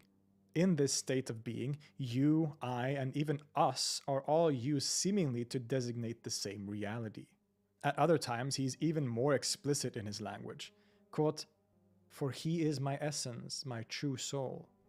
I seek in myself what I already have. I am everything, the center of totality. Accept this. Or, quote, Creation is your creation, and all affairs are your affairs. For what am I, not even ruins? I speak the truth, there is nothing in the universe that is not you. I seek refuge in God from my knowledge and acts. You show yourself to yourself in yourself, continuity which bespeaks the enigma of eternity. Or even still, quote, Indeed, I am quite a sight for whomever might see me. I am the lover and the beloved, there is nothing else. O seeker, the heart of the matter is cloaked by your eye itself. Return to your essence and proclaim there is nothing outside of you. In these popular songs and poems, these unitive experiences aren't explained using complex metaphysical concepts, but in simple language. Despite its simplicity, it is often, as you can see, very beautiful and profound. The implications of these monistic tendencies and their spread to the uneducated masses scared many of the jurists and ulama, which probably made Shushtari very happy. They not only criticized Shushtari's ideas and his poems, but also some of the practices that he would partake in as part of his Sufi practice. In particular, aspects that would be criticized are the wearing of the patched cloak, the cloak of poverty, which some Sufis would wear, as well as the practice of gazing upon beautiful faces as a spiritual practice, and just in general questioning the conformity of the Sufis to the Sunnah of the Prophet Muhammad. Many of his prose works, such as the Risalat al-Ilmiya and the Risalat al-Baghdadiya, the Baghdad treatise, are dedicated to defending these Sufi practices from its critics and show that they are completely in line with the Sunnah of the Prophet and Islamic law. In the Baghdad treatise, Ash-Shushtari responds to many of these critiques and in turn attacks the fuqaha. He views the practice of gazing upon beautiful faces as entirely justified and even extends this notion. In a very beautiful section, he explains how praising God is not simply done through speech, but through all of the senses. Quote, gazing upon the countenance is to gaze upon the countenance or head or hair of a poor man or rich man, or in general upon animals, plants, and matter. Listening, sama, is veneration. Speech is veneration, as long as what is said is good. Sensory experience is veneration, all 5 senses. If one recognizes that God Thanks encompasses for all of the follow existence, puzzle. every Appreciate sensory it. experience can become an act of veneration or prayer. Every word said, every sight one sees, every piece of music one listens to is an act of prayer and devotion for those who have the eye to see God present everywhere at all times. Furthermore, he argues, using hadiths and other sources, that other practices of the Sufis are perfectly in line with the Sunnah, but also extends a general critique against the jurists and their understanding of the Sunnah itself. To Ash-Shushtari, many of the fuqaha or jurists follow a shallow, dead version of Islam, one that is obsessed with rules and where the jurists or scholars often take on the role as judges of other people's piety or behavior. He not only sees this as hypocritical, but foolish and ignorant. In the Baghdad treatise, he very cleverly points out, quote, for every member of the community claims that he is correctly practicing Sunnah and that others are duped by innovation. Thus, Ash-Shushtari can be said to represent a relative doctrinal openness in this sense, never neglecting the Sunnah of the Prophet or Islamic law. Those are still very important to him, of course, and to this practice, but instead a stronger emphasis on personal experience, right? The inner personal experience and intimacy and relationship with God in that sense, as well as the spread of those ideas to the masses, rather than focusing and getting bogged down in formalities and the hypocritical ideas of the worldly, sort of greedy jurists and scholars. Abul Hassan Ash-Shushtari is certainly a champion of the general population, a Sufi poet of the people, whose ecstatic expressions of the oneness of reality reaches us to this day with its haunting beauty and distinct social message. He used songs and music in Sufi context often called sama', not just as a personal or internal Sufi practice, but as a way to extend its reach to as many people as possible. Quote, أنا حين جئت قاصد وسمية الغناء ورجع ذلي أزن وافتقاري غناء. When I went towards my object and listened to the music, my misery became glory and my poverty riches. This and his use of local forms of song and poetry in the muwashah and zajal forms, and of course the vernacular language that he used, was kind of a revolution at the time that strongly affected Sufism in the region and abroad. The popularity of these forms of poetry and songs in Sufi Sama sessions in North Africa to this day can to a significant degree be attributed to Shushtari's influence. Indeed, the practice of Sama, or of listening to music as a significant spiritual practice, has been very common in Sufism across history, and Shushtari represents a significant example of that. His poems were often songs, meant to be sung with musical accompaniment, and we saw that he and his followers would indeed perform these songs publicly on occasion. And this connection continued later in history, all the way until today, as his poems are very commonly sung in Sama sessions in the region, especially in the Shadhili order to which his followers became basically assimilated. Indeed, the famous 14th century Shadhili Sufi Ibn Abbad of Ronda writes that he loves Shushtari's poems and that they elicit very strong emotions in him, quote, especially if they are accompanied by music and beautiful voices, which indicates that this was a common trend even shortly after Shushtari himself lived. He isn't a figure that is too well known in the larger world, but he has become somewhat of a local hero in Western North Africa, in countries like Morocco, Algeria, and Tunisia. His songs are still sung today at Sufi gatherings. They are played on the radio and recorded as music albums. Certainly then, Shushtari's mission of spreading his message through popular forms is still very much working today. And I think this ideal is finally expressed in one of his poems. Quote, appearances are a delusion, rise to the fore. The signs are in you. To come near the king, diminish yourself. My sweetest moments are when I am one with my essence. Apply your intellect to what is rational. The proof leads you to the proven. You will see the bearer is what is born. To say this is a mistake would be a mistake. Music allows me to speak to the people. My sweetest moments are when I am one with my essence. I'll see you next time.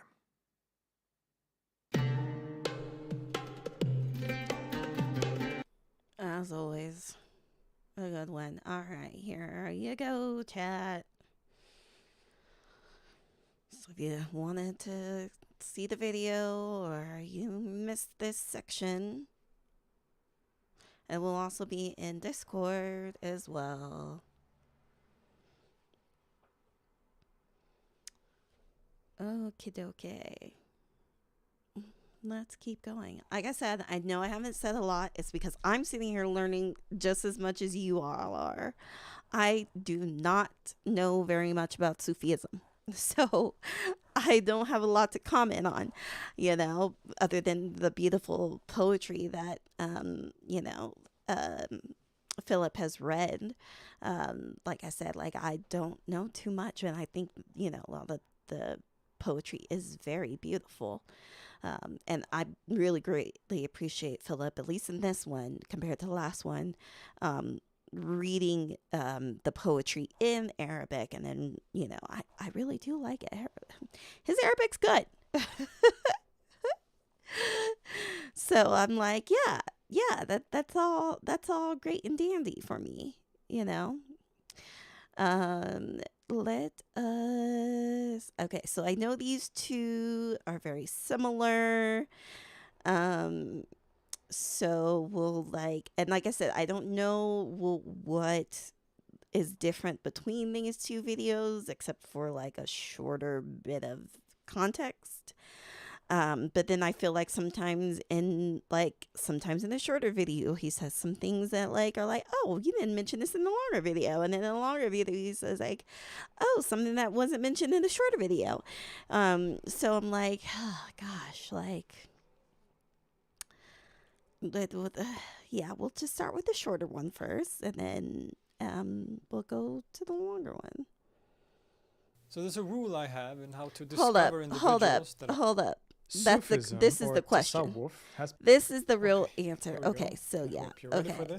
I'm like, I'm looking at like his hair, like where he's like located, to kind of be like, well,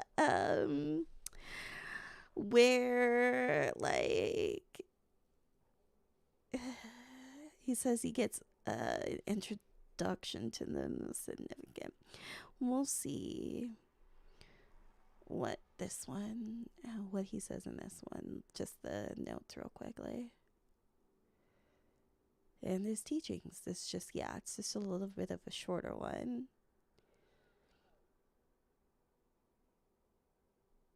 This video will be released in parts as soon as well. Okay, so then why don't we just watch this one? And then we'll just see how chat feels, or where.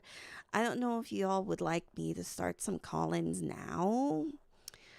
If anybody wanted to call in, I could take your calls right now.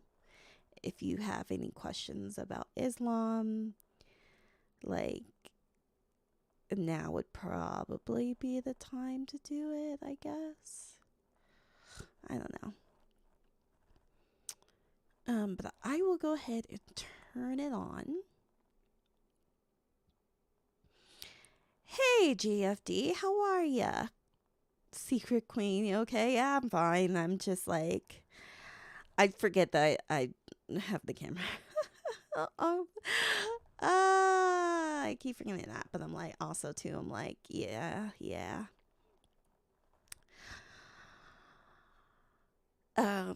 But yeah, I guess I'll turn on the request. So if you do have any questions about Islam, you can start your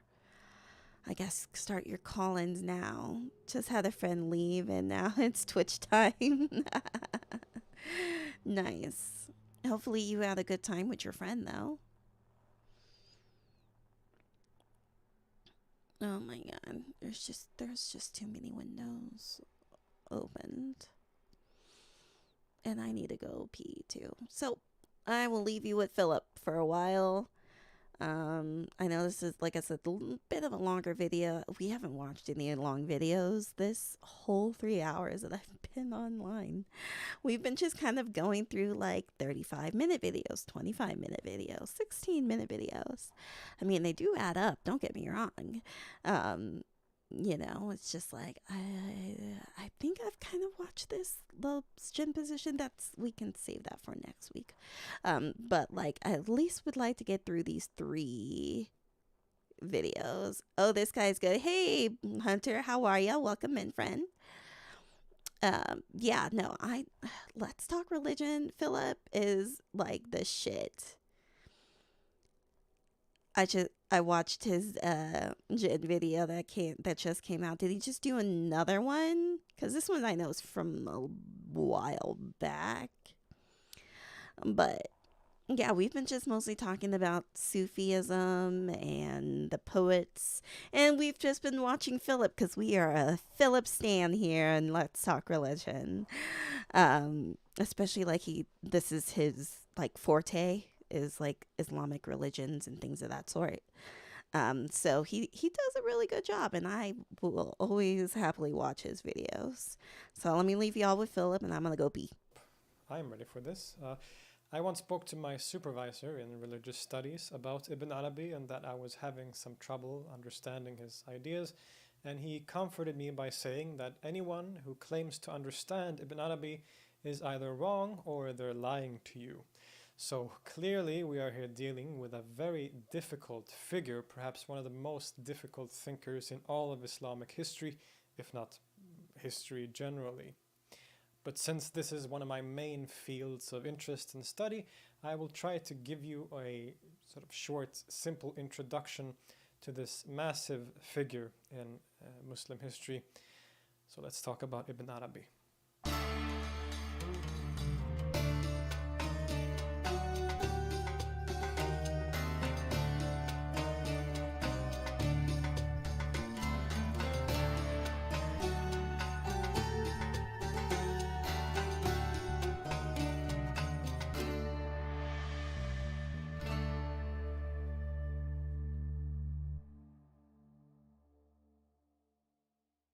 Abu Abdullah Muhammad ibn Ali ibn Muhammad ibn Arabi al-Hatimi at-Tai, or more commonly known simply as Ibn Arabi, was a Sufi mystic, poet, and philosopher in the broad sense of that term that has had a massive impact on the Islamic intellectual tradition. To some, he is a very divisive and controversial figure. To those who admire him and follow him, is known as Sheikh al-Akbar, or the greatest master, and sort of viewed as one of the greatest saints in all of Islamic history. And to others, he's a dangerous heretic. As will become clear, both of these positions stem from his very unique, fascinating, and complicated metaphysical and cosmological ideas, the basis of which is often called Wadat al-Wujud, which means the unity of being. And this is a doctrine that we will return to soon. But these ideas have cemented him as one of the most important and interesting thinkers and figures in all of history. Ibn Arabi was born in the year 1165 in the city Murcia in what is today Spain. What we call Spain and Portugal today was known back then as Al-Andalus, and was in the 12th century a vibrant time of intellectual and mystical activity. Ibn Arabi was born into a rather wealthy aristocratic family, his father actually working for the local sultan in the city, and also, among other things, being close friends with the very famous philosopher Ibn Rushd, or Averroes, who Ibn Arabi would later have a very famous encounter with. For the most part, however, Ibn Arabi grew up in the city Sevilla, since his family moved there when he was very young. He would be educated, as was fitting for someone of his status, and he would take part in the vibrant cultural life of the city at the time. Al-Andalus was at the time ruled by the Almohad dynasty, which can be seen as a rather puritanical and strict interpretation in terms of its social and religious policies. But in spite of this, the region was ripe with intellectual activity of all sorts. During Ibn Arabi's youth and in the time before, Al-Andalus and North Africa had been blessed with many famous thinkers and philosophers like Ibn Rushd that I mentioned, Ibn Tufayl, Ibn Bajjah, the Jewish philosopher Maimonides, and Sufis like Abu Madian and Ibn Barajan, who were both predecessors of Ibn Arabi who would greatly influence him. In fact, in his youth, Ibn Arabi would most likely have been exposed and influenced by many of these currents, even if he didn't receive any extensive education in philosophy or falsafa, the falsafa tradition, for example. Nonetheless, he lived a life for the first part of his life that could be described as rather worldly, which would have been rather common for someone of his status at the time. But sometime in his teenage years, he would have an experience that changed his life forever. It is said that Ibn Arabi was at a dinner party at which wine was being served, and just as Ibn Arabi was raising his glass to drink from it, he heard a voice that said to him, "Muhammad," which was his first name, "it was not for this that you were created." And this led Ibn Arabi to have a crisis in which he fled from the party and went to the graveyard in Seville, where he meditated, some say for several days or even weeks. It was during this time of meditation that he had his first major spiritual vision and received what he calls fat, or illumination or opening, in which all the sciences and secrets he would later convey in his teachings were revealed to him all at the same time. Around the same time, he also claims that he had a vision of the prophets Moses, Jesus, and Muhammad, who all encouraged him to follow the religious or spiritual path. Indeed, Jesus was especially important to Ibn Arabi in this regard, and he refers to Jesus as his first teacher and the one who inspired him to his later asceticism. These visions and experiences would lead Ibn Arabi to give away all of his belongings and dedicate himself to an ascetic life on the Sufi path. Now, even though he considered himself to be kind of above most Sufi masters, since he had already received all the secrets and all the knowledge in this one first grand vision, he would still dedicate himself and study under various masters and sheikhs in Al-Andalus. Claude Adas, in his excellent biography of the sheikh called Quest for the Red Sulphur, writes, quote, "In a sense, Ibn Arabi arrived at the goal of spiritual realization straight away. Following the example of the Majdub, the ecstatics, he burned all the stages and in one single leap completed the journey of the quest. But that he was, quote, obliged to make the journey again, step by step, to perform the wayfaring or suluk patiently and enter truly on the way."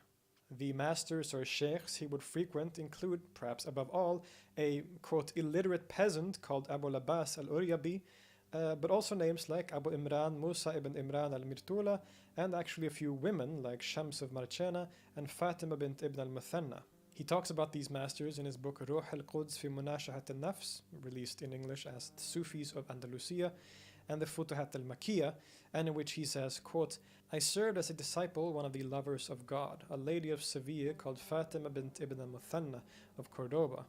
I served her for several years, she being over 95 years of age. She used to play on the tambourine and show great pleasure in it. She used to say to me, 'I am your spiritual mother and the light of your earthly mother.'"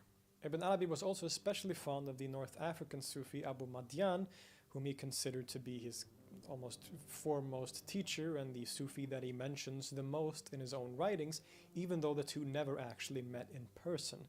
He even claimed to be taught by Khidr, the legendary figure of the Quran that is said to have been also a teacher of Moses. Scholars tend to divide Ibn Arabi's life into two periods, the first part of which he spent in Al-Andalus and the Maghrib in North Africa, and the second part in which he spent in the East. Indeed, for the first part of his life, he never left his home region, and he would travel across modern Spain, Morocco, Algeria, and so on, visiting different masters, traveling between cities, visiting masters and tombs of great saints. He would frequently spend time in these cemeteries, meditating or going on spiritual retreats called khalwa. He continued to live an ascetic life, and he took part in the literary circles of the region, studying both religious and profane literature, and would actually become quite an accomplished poet himself, as we will see later. He also took part in debates regarding theology or doctrinal theology, kalam, and also philosophy or falsafa. He would also be in contact with Christian thinkers and Jewish thinkers and probably the Kabbalah movement. But Ibn Arabi throughout most of his life is surprisingly uninterested in refuting or accepting any of the ideas of the theologians, of the philosophers. He disagreed with much what the philosophers and theologians taught, but he also said that much of it contains truth as well. He simply wasn't that interested in knowledge conveyed through intellect as such, but rather knowledge through a mystical unveiling or intuition known as kashf, and we'll talk about this much later. But this is important to remember, that Ibn Arabi as a philosopher is primarily interested in knowledge through experience, through tasting, and through intuition, rather than like a philosopher through rational or intellectual debate. But this doesn't deny the fact that Ibn Arabi in his writings and in the language he uses is still highly influenced and inspired by the philosophers. A good example of Ibn Arabi's very sometimes strange relationship to the philosophers is his very famous meeting with Ibn Rushd, known in the West as Averroes. Ibn Arabi tells this story himself, that Ibn Rushd had heard about Ibn Arabi and his great spiritual powers or status, even though Ibn Arabi at this time was likely very young, in his teens or very early adulthood, and of course the fact that Ibn Rushd were friends with Ibn Arabi's father. But the story goes that Ibn Arabi arrives at Ibn Rushd's place after his invitation, and they greet each other very warmly and respectfully, after which Ibn Rushd asks Ibn Arabi, quote, "What kind of solution have you found through illumination and divine inspiration? Is it just the same as what we receive from speculative thought?" To which Ibn Arabi replied, "Yes and no. Between the yes and the no, spirits take flight from their matter, and necks break away from their bodies." You can do what you will with that quote.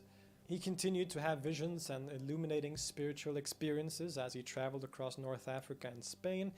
In the year 1194, at the age of 29, and in the city of Tunis, in modern Tunisia, Ibn Arabi entered what he calls God's wide earth, Ard Allah al-Wasi'ah, sometimes also the realm of symbols, Manzil al-Rumuz, or the earth of reality, Ard al-Haqiqa. This can be seen as one of the highest stages of the spiritual path, as Ibn Arabi himself puts it, quote, "It is only realized by those who inhabit God's vast earth, which contains both the contingent and the eternal. This is the earth of God. Whoever dwells there has realized true servitude with regard to God, and God joins that person to himself." And that this earth, this God's wide earth, is, quote, "a supraformal, intelligible earth, not a sensory earth." One of the foremost scholars of Ibn Arabi today, William Chittick, explains the concept as such, quote, "At the highest stage of self-knowledge, the Gnostics recognized their own nature as the infinite and never-ending self-disclosures of God. In their constant visions of the forms of self-disclosures, they live along with Ibn Arabi in God's wide earth." A lot of strange and very complicated words and concepts here, but this will be at least a little clearer once we talk about Ibn Arabi's actual teachings and ideas, but we'll get there soon. I'll leave this for now. He was also given another great vision in 1190 in the city of Cordoba, where he witnessed all the prophets and messengers of God assemble to name him the so-called seal of Mohammedan sainthood. Now we should stop here for a second and talk about the word wali, which is what I and many others have here translated A friend as of saint. God.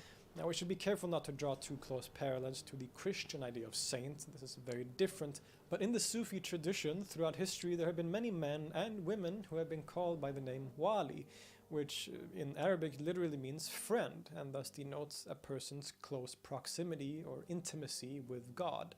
So when Ibn Arabi talks about the Khatam al-Awliya, the seal of the saints, this is the concept that he's talking about. This could also then be translated as the seal of the Muhammadan friends.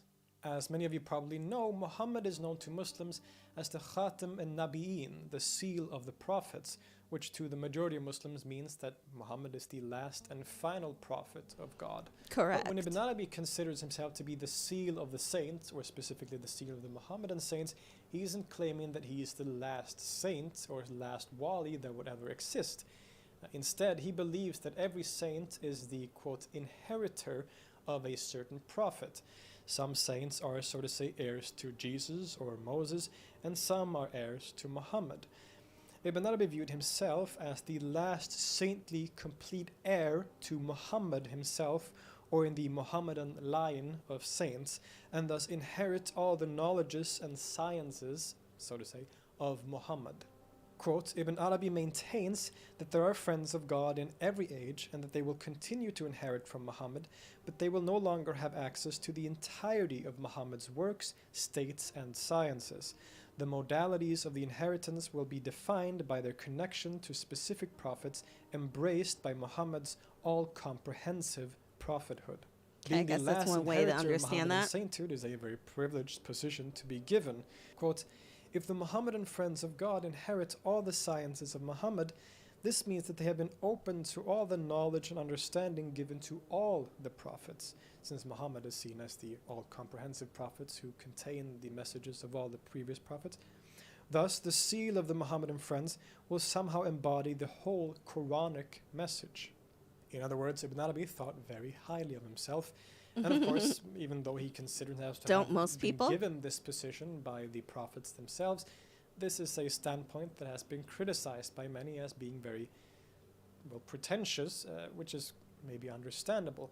But this is still a very important concept to understand in order to, well, to understand Ibn Arabi and his work. Yeah, Hunter, I don't think you've ever said that you had a Muslim dead name. I know that you, were Muslim and married to a Muslim, but, yeah, I didn't know that you had a Muslim dead name, too.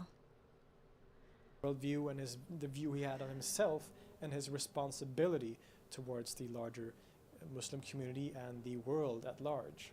And after spending the first half of his life in the environment of Al-Andalus and the Maghrib, he then decided to leave his home region and travel to the eastern parts of the so-called Muslim world. And this is a trip that he would never return from. One of the goals of this journey was to go on the Hajj pilgrimage to Mecca, which is a duty for every Muslim to undertake at least once in their life. He began by traveling to Egypt, where he stayed in Cairo or Fustat, ruled at the time by the Ayyubid dynasty of the famous Saladin. He then took a detour through Jerusalem before finally reaching the Hijaz and the holy city of Mecca in the year 1202. His stay in Mecca, which he visited at least twice, and the stay lasted for 3 years, would be one of the most significant and important periods of Ibn Arabi's life. It would be the catalyst for some of his most important literary works. It was here that he met the young woman Nizam, whom he fell hopelessly in love with at first glance, and would inspire him to write the fantastic poetic work, the Tarjuman al-Ashwaq, the Interpreter of Desires, in which his love for Nizam serves as a metaphor for love of God. It was also in Mecca that he had another one of his most major spiritual visions. While ritually circulating the Kaaba and praying, he encountered what he calls a youth who began communicating with him through metaphors. And after a short, profound conversation, Ibn Arabi realized who this youth really was. He puts it like this in the introduction to the Futuhat al-Makkiyah, quote, suddenly, while I was before the black stone, astonished, I came upon the transient youth, the silent speaker, the one who is neither living nor dead, the composite simple, the encompassed encompassing. He made a secret gesture and I knew. But then he shunned to me a truth of his beauty, and I was overwhelmed with passion. I was felled before him, and the moment overcame me. It seems that the youth is in some way God himself communicating with Ibn Arabi, but it's not entirely clear in what way. Ibn Arabi calls it the spirit, and the youth seem to refer to God as something other than itself sometimes, but at other times it's much clearer with the youth referring to himself as the Lord. And so it becomes clear that in some way, at least, this seems to be God communicating with Ibn Arabi. Ibn Arabi then has an ecstatic experience or vision where he witnesses basically the entire universe or cosmos etched into the body of this youth. It's incredible imagery. Quote, the youth said, I am the mature garden, the universal harvest. So lift my veils and recite what is contained etched in my lines. What you learned from me, put it in your book and speak directly in it to everyone dearest to you. I lifted his veils, and I observed his etched lines, and there shone to my eyes his light that was deposited on him, whatever he contained and encompassed of hidden knowledge. What Ibn Arabi saw etched into the body of this spirit, this youth, is what would become his probably greatest work, the Futuhat al-Makkiyah, which means the Meccan revelations, or the Meccan openings, which is a massive piece of work that spans over 10,000 pages. For the next couple of years, Ibn Arabi would continue to travel around different regions and cities, but this time in the east instead of the west. He stayed in Konya in Turkey, Iraq, Egypt, and Palestine, among other places. He married and had children, and at the same time had the most productive period of his life. It is during this last period of his life that he composes the majority of his written works. He eventually decided to settle down in the city Damascus around the year 1223 and would stay there for the rest of his life. And from here, he would continue to give spiritual guidance to his students and write great works of poetry and prose, while at the same time raising his family. Ibn Arabi had many disciples who would later become famous in their own right. His most closest, or some would say maybe favorite disciple, was a man by the name of Ibn Sawdakin, who had accompanied Ibn Arabi for basically the majority of his life. Another one of his most prominent students was Sadr ad-Din Qunawi, who had become his stepson after he married the young Sadr ad-Din's widowed mother. Qunawi would be considered his closest student in a way, and one whom he considered like a son. He would be the student that led the interpretation and dissemination of the Sheikh's work after his death, being responsible for much of our understanding of it today. Living mostly in Konya, Turkey, he also had close ties with the very famous contemporary Sufi poet Jalal ad-Din Rumi, which then indirectly connects two of the most famous Sufis in history, Rumi and Ibn Arabi, through his student Qunawi. That's It was cool. a good example to show just how important and how close of a student Qunawi was to Ibn Arabi. Ibn Arabi would often hold audiences, or sama, where he would present or read his new texts to different people. And these sessions were attended by different people depending on the nature of the text. So a text that were aimed to a more larger or broader general audience would be attended by a lot of people, his students and maybe general audiences as well, while other more difficult or complex works would be attended only by a chosen few, those who were his closest and most involved students. Now in 1233 he held one of these sessions for one of his last and maybe his crowning work, which is a book called the Fusus al-Hikam, the Ringstones of Wisdom. And very interestingly, at this session where he read this book, only Sadr ad-Din Qunawi was present. Other students or acquaintances also include controversial figures like Afif ad-Din Tilimsani, who had ties to another controversial Sufi philosopher called Ibn Saba'in, who we can and probably will dedicate a whole other video to.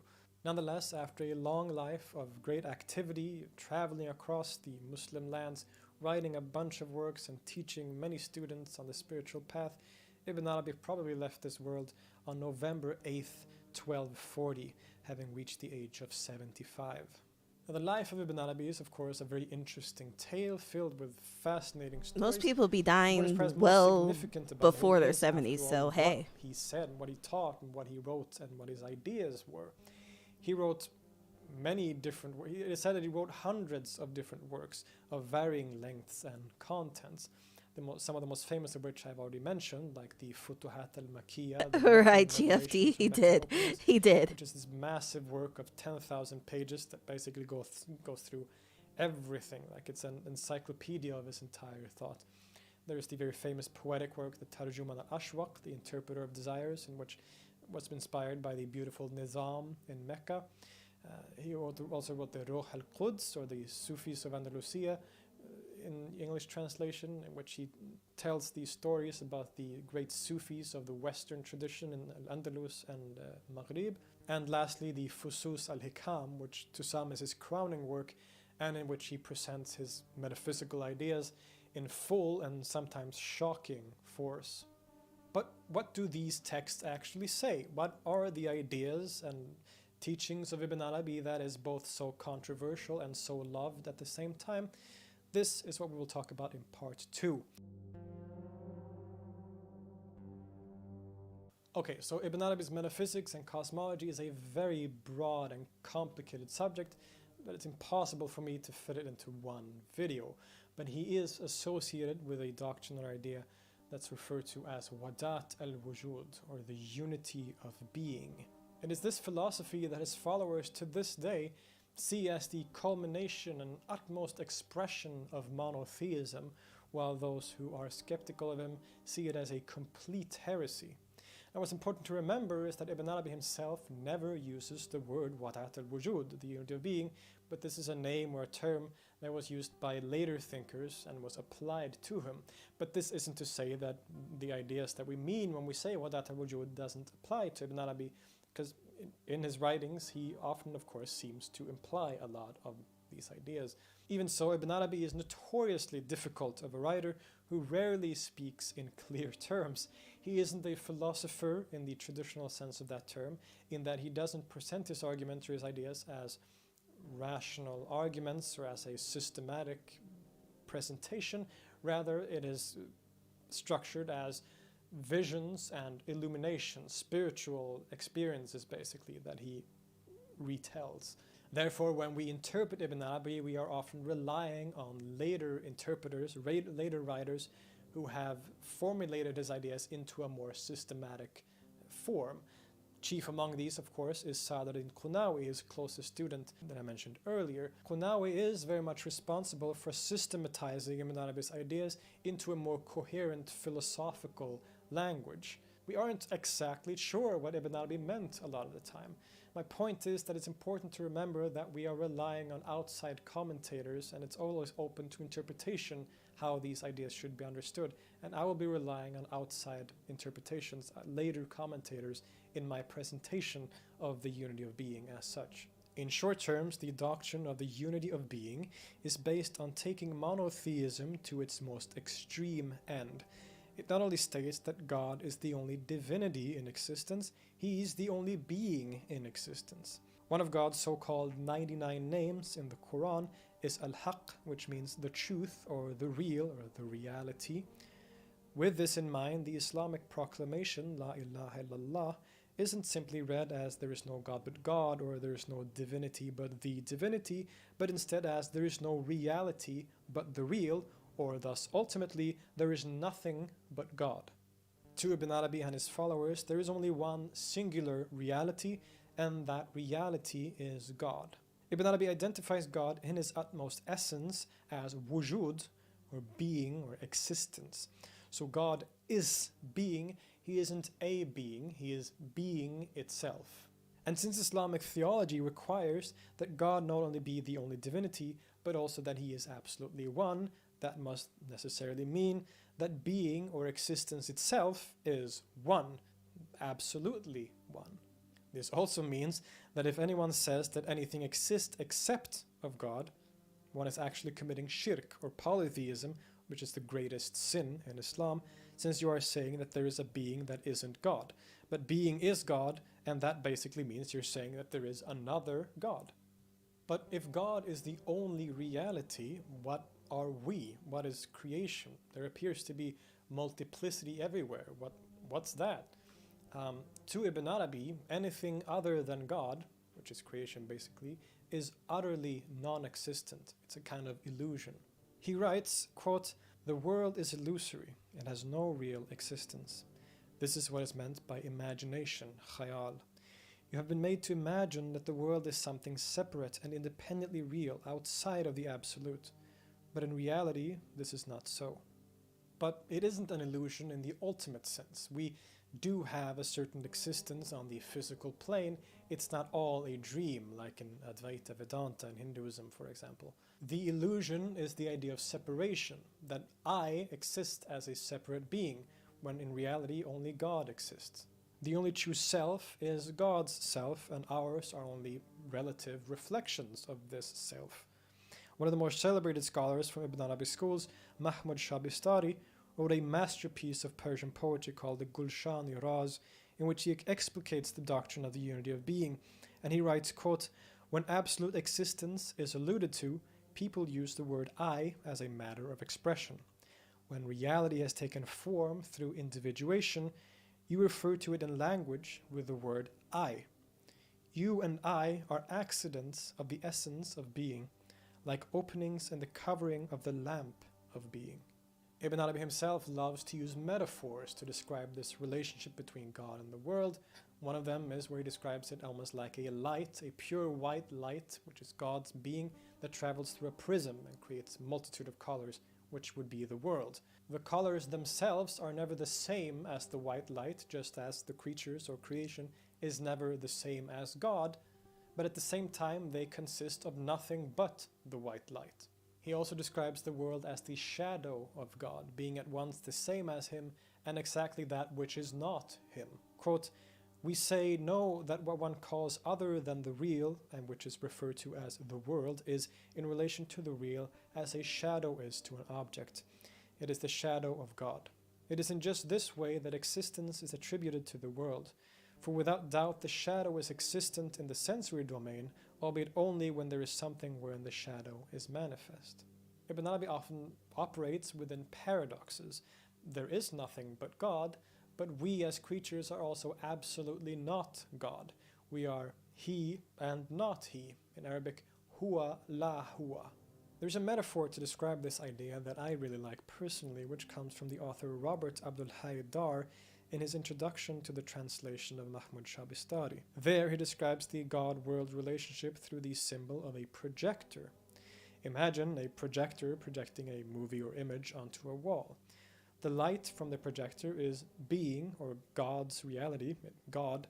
The wall on which it projects is non-existence, it's non-being, nothingness. It is in the meeting of absolute being and nothingness that the created world operates, as an isthmus, a line in between the two extremes. We, as in creation, are the images themselves, formed by the light which, despite taking different forms, remain one and undivided.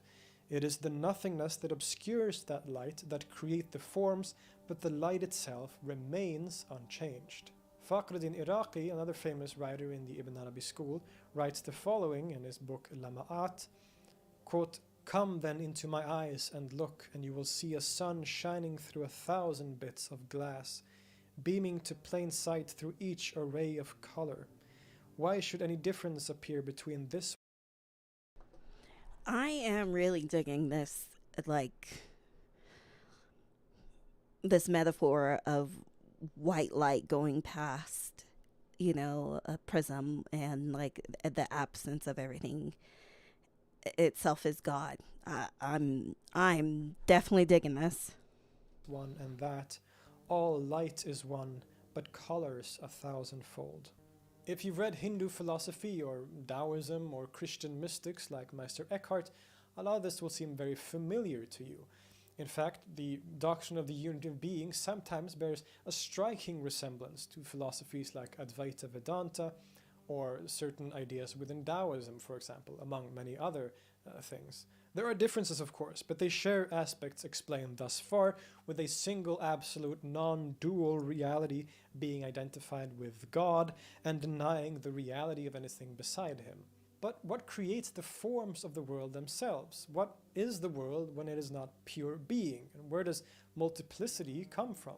It will help a bit to try to look at things like the people back then would have viewed the world. Partly thanks to Ibn Sina or Avicenna, philosophically one had at this time started to separate between existence or being, wujud, on the one hand, and essence or whatness, mahia, on the other. When talking about a thing or an object in the world, like this table in front of me, we can ask two basic questions about it. We can ask, is it? And we can ask, what is it? The first question, is it, is a question of existence or being. And the answer to that question would be yes or no. The second question, what is it, gives a completely different answer. And this is the question of essence or whatness, in this case, a table. Table is independent of whether or not it exists. It is an essence or whatness that can either exist or not exist. It can either have existence or wujud, being, or it can not have existence or being. So according to Wadat al-Wujud, in terms of the existence or the being, the wujud of the objects of the world, they are God, Because remember, God is being. He is being itself. He's the only being. And so God is thus our being. He is our being. However, in terms of our essences, our whatness, we are absolutely not God. We are that which, by definition, God isn't. I, as a human being, Philip Holm, cannot possibly be God, because I am everything that God isn't. I am finite, I am temporal, I am mortal, I have a certain form. These are all things that God cannot possibly be, because this would limit God, and God is limitless, God is eternal, God is perfect, God is immortal, and all these things. So this is the relationship that we have here. We are simultaneously God and not God. We are absolute existence and we are absolute non-existence. We are being and non-being all at the same time. But it doesn't end here. These essences or whatnesses also has a relationship with God, even if they aren't God directly. Here we will need to have some basic knowledge of Islamic theology again. So according to mainstream Islamic theology, God is absolutely transcendent beyond any creaturely qualities. So he doesn't have any attributes or qualities that any created things or creatures have. But according to the Quran and mainstream Islamic theology, he still has certain attributes. And each of his names, like Al-Haq or Ar-Rahman or Ar-Rahim and so on, all these names that he's referred to by, corresponds to a certain attribute that he has. So Al-Haq means the truth or the real. He is the real. He is the truth. Ar-Rahman means the merciful. He is merciful. Rab means the Lord, for example. So all these names that he has is also an attribute that he has. Now, traditionally in the Quran, it is said that God has 99 names and thus also 99 attributes. But according to Ibn Arabi, the names are actually infinite. He has an infinite amount of names and an infinite amount of attributes and qualities. And these attributes and qualities have a very important role to play in creation. Interestingly, there is an idea that Ibn Arabi expresses where God can be viewed in two different ways. There is firstly God as the essence, or adhat, and this is the absolute ultimate reality and identity of God, where there are no attributes and nothing at all can be said or understood or grasped about God. The extent of which we can say about him in this state is that he is, and beyond that, language completely fails us. The attributes that we talk about are there in a sense, but they are not attributes as such, but just parts of this unknowable essence in some mysterious way. Or not part of it, but they are this essence. The attributes are not distinguished. There's just this one essence that is completely unknowable. Then there is God as he relates to the world, the God with attributes like merciful or as creator and Lord. And this is the form of God that most people think of when we talk about God. But this is not the ultimate form of God, the essence is. So the attributes in this sense are all dependent on creation. The attributes like merciful, creator are only relationships to us as creatures. The infinite names. Don't exist in the essence in that same. Makes me think of the absence of a name. I suppose the nameless would be all the unknowns. Good way of putting it. Instead, they could be seen as to simply point, we should see them maybe as metaphors that point to certain realities within this one essence. And this idea is obviously very similar to the idea expressed by Adi Shankara and Advaita Vedanta about Nirguna Brahman on the one hand and Saguna Brahman on the other. This is almost identical to Ibn Arabi's idea, in fact. There's a hadith Qudsi, a saying of the Prophet Muhammad where God is speaking through him, in which God says, "I was a hidden treasure, and I loved to be known, so I created the world so that I might be known." Ibn Arabi loves this hadith as he uses it frequently. It is the key to understanding creation and the purpose. GFT. If they were Noah, they would be named. Humans love naming shit. True. Behind it.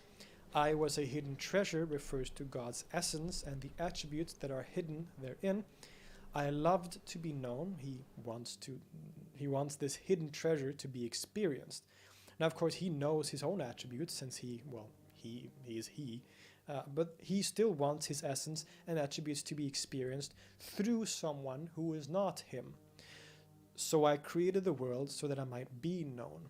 Therefore, the world is created as a way for God to experience. I mean, if we're not even talking about hadith, we're just talking like Quran, right? In the Quran, it says that Allah essentially created us so that way they may be worshipped. That's it. himself through someone other than himself. There's a great section in the Fusus al-Hikam where he talks about this relationship as a person who is talking about himself. So if I refer to myself and say something like, I really love coffee, which I usually don't, but let's say I say this, in saying Good I job, really Philip. like coffee, Yeah, I don't like there is coffee a either. duality created there between the one who is speaking and the one I'm speaking of. I'm speaking about myself, even though it's essentially really the same person speaking about himself. So this is the kind of relationship the world has to God. It is different from God. There is a duality created between the Lord, the creator, and creation, but ultimately creation is simply God that is experiencing himself. But since this hidden treasure is to be known through the world, that must mean that the world contains traces of these attributes and qualities of God, right? This is absolutely true. To Ibn Arabi, the world is nothing but, to use William Chittick's words, the loci of God's self-disclosure, or God's self-manifestation. So everything in the world, every essence in philosophical terms, every particle of this world reflect and reveal God's qualities and attributes in an indirect sense, like in a mirror. This is based partly on a Quranic verse that Ibn Arabi loves to apply, which goes, "Whichever way you turn, there is the face of God." Now remember, the things of the world, or creation itself, is not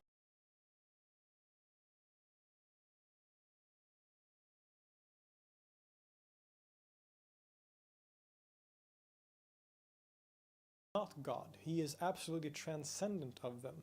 But in a real sense, they reflect everything in the world. The entire cosmos reflects God's attributes, and thus they are God in a sense too. In any case, since God is infinite and so are the possibilities of his attributes, there is no end to the constant self-manifestation of God in the world. At every moment, at every instant, the world is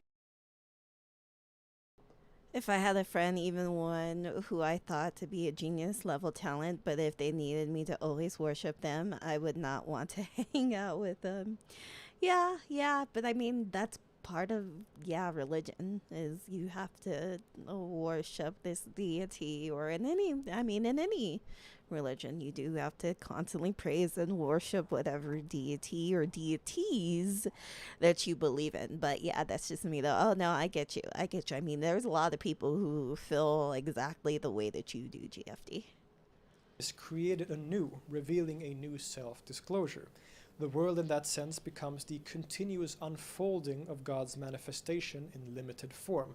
It's the unfolding of possibilities inherent in actuality. The essences of the world.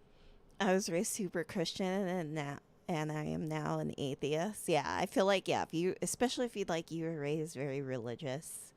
I feel like a lot of people who were like raised very religious as a kid don't necessarily understand the why, and I could also just be projecting this, and I apologize. I spoke in tongue and got slain in the spirit and everything. Holy shit, you spoke in tongue? How was that, GFT? You got the Holy Spirit up in you if you be talking in tongues and shit, But I just think that a lot of the times it's just you're just copying what your parents do or say, but you're not really it's getting broken down to a kid level of understanding. Because you gotta break that shit in bite sizes for kids. The way that if I want to have kids, inshallah, I would have to tell them the why behind everything. This is why we do it. Do you have questions about it? And it's okay to question. It's okay to ask questions, But I will be forcing my kids to do a lot of religious things. And I say that forcing quotations loosely, right? Enough to where they can at least be able to be hey, Mom, Dad, this is why I don't want to be part of your religion. Okay.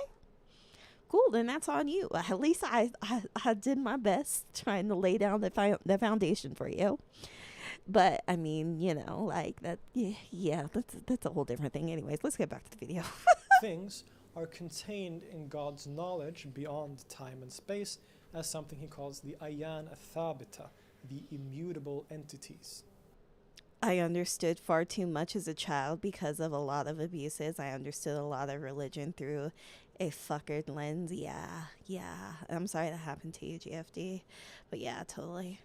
These are non-existent in themselves, but function almost as archetypes that determine what is created in the actual cosmos.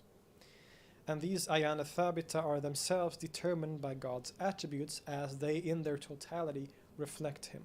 So God has these attributes or qualities, and then he has a knowledge of his own attributes or qualities, which are infinite. So there's an infinite number of possibilities, an infinite number of ways that his attributes can be manifested. And all these ways, all these forms in which he can manifest himself are contained in his own knowledge beyond time. And after which, when he wants to create something, he simply gives those archetypes, those ayana thabita, he gives. I mean, both my parents were dead before I graduated, so they never needed to find out. Well, hey, GFD, guess what? They know now. I'm just kidding. Yeah, I mean, you know, you do you. And at each instant is a new creation. At each instant is a new reflection of God that's constantly unfolding before our eyes.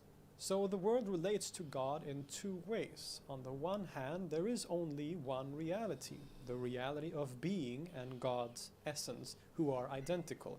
And this is the hidden and unfathomable aspect of God that we cannot experience or see or hear in any way or experience in any way except through God himself. Only God himself can experience himself in his own essence. On the other hand, the things in the world are reflections of God's attributes and qualities. They aren't God directly, but they reflect him like in a mirror and receive his being like a containers almost. This is the manifest and apparent aspect of God which we experience at every moment, even if we don't realize it. So let's return to that projector again. As I said, the light itself is being, existence. It's God himself. It's God's essence. The wall on which it is being projected is nothingness, on which being is being projected. The images that we see on the wall, that is the world, that is creation and ourselves. But these images are created by the light traveling through pieces of film, which delimit and shape this light into these certain images. This film are the ayan thabita, the immutable entities that are reflections of God's attributes. So we have a situation here where from one perspective there is only light and different nuances of that light. But on the other hand, there are images on the wall which are determined by this light being dimmed or shaped into certain forms, which makes them different from the light, because what makes them what they are is by definition that which is not the light. But at the same time, these images are also determined by the attributes that are contained within the light itself. I know this is a whole lot to take in, and you may have to watch this a few times if this is all new. Philip, I get it. I'm smart. I'm here for these analogies, okay? Like, I am here. Like, I just got a whole nother understanding of God through this video. Let me tell y'all. To you, but believe it or not, that is actually the basic, very basic, simple explanation of the doctrine of Wadat al-Wujud. It is, you could say, a non-dual philosophy where reality is ultimately oneness and nothing exists except for God. He is all of being, and he is the one in whose being my being resides. But there are many other nuances to it that make it a lot more complicated, as I hope I have shown you. Some scholars, Western scholars, especially in the past, have referred to Ibn Arabi as a pantheist or a panentheist. And of course, while this is understandable, it really isn't that accurate, at least from the traditional perspective, the traditional understanding of the word pantheism. Ibn Arabi does, in a way, affirm that the world is God, since there is nothing but God, but at the same time, he's very careful to point out that the world is, at the same time, absolutely not God, and that God completely transcends the world. In fact, the world is, as I've said, the very definition of what God isn't. In terms of itself, the world is absolute nothingness, non-being who has, quote, never smelt a whiff of existence. This point is finely expressed by the 19th century figure Emir Abd al-Qadir al-Jazairi, famous for his defense against French colonialism, who was also a follower of Ibn Arabi and his school. He states, quote, "I am two things according to two different relations. With respect to you, I am the eternal, forever and ever. I am the necessary being who epiphanizes himself. With respect to me, I am pure non-being, who has never breathed the perfume of existence, the adventitious being who remains non-existent in his adventitiousness." Ibn Arabi himself also talks about this paradoxical situation through the terms tansih and tashbih, or similarity and difference. As I mentioned, the cosmos is huwa la huwa. It's he and not he. God is simultaneously the same and utterly different in every way. In the Fusus al-Hikam, he talks about this situation, how one needs to see the world through both eyes, of reason and intuition. Reason tells us that God is transcendent, while intuition or illumination lets us know that he is infinitely immanent at the same time. Quote, "If you profess transcendence, tansih, you delimit.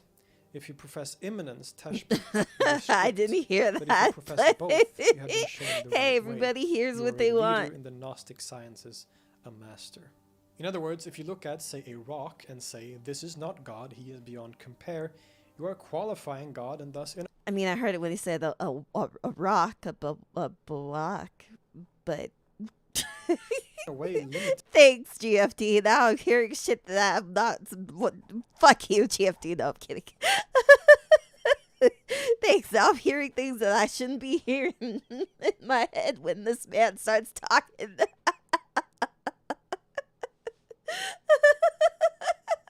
him.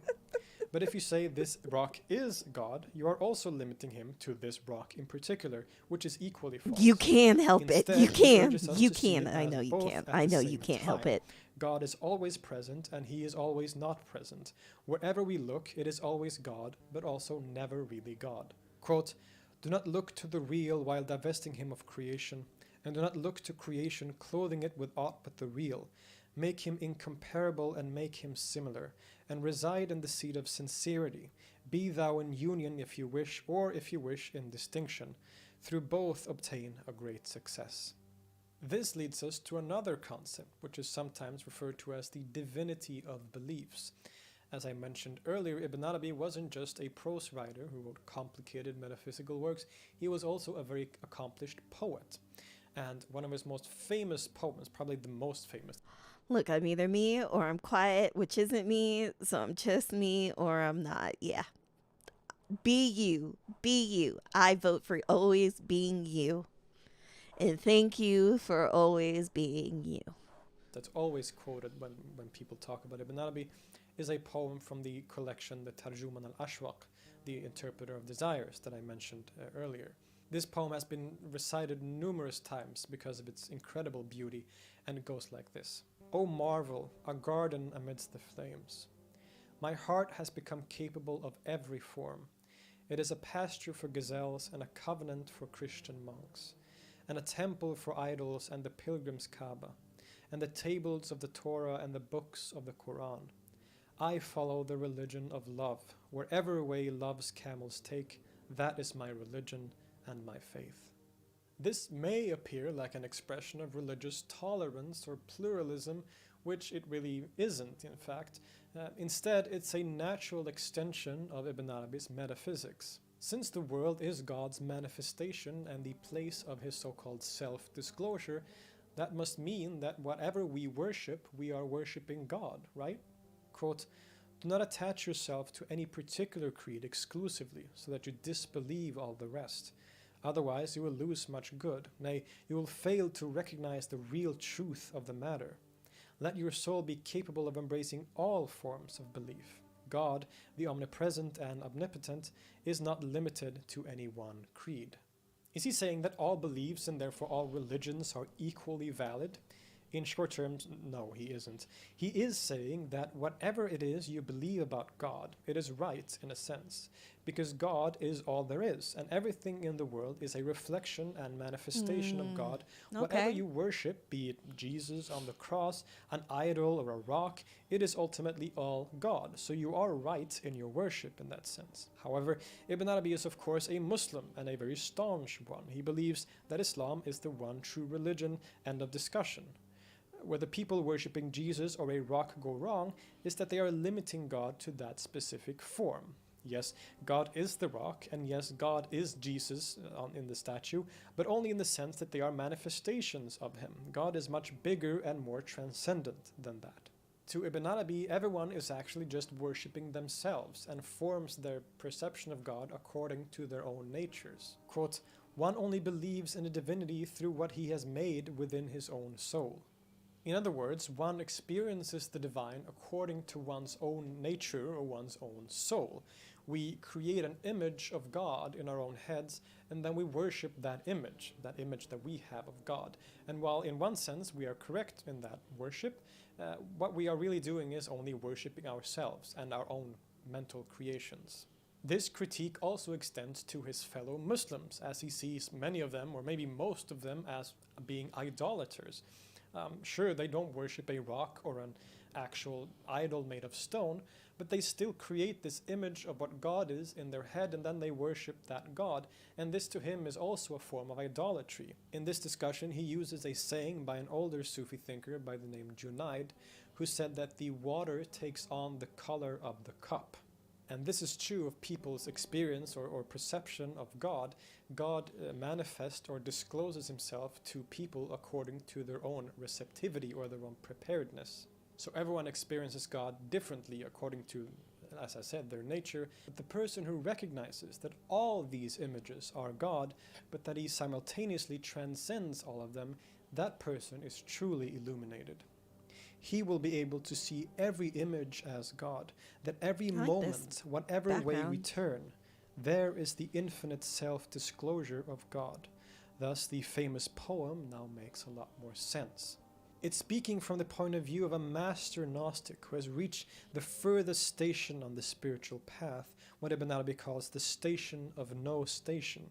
Here, one's soul or heart is in constant flux, realizing that it is only the eternal reflection of God which is infinite. This soul or heart can take on any form. It can see God in every form, whether it be the pasture for the gazelles, the cloister for the monks, or the pages of the Quran.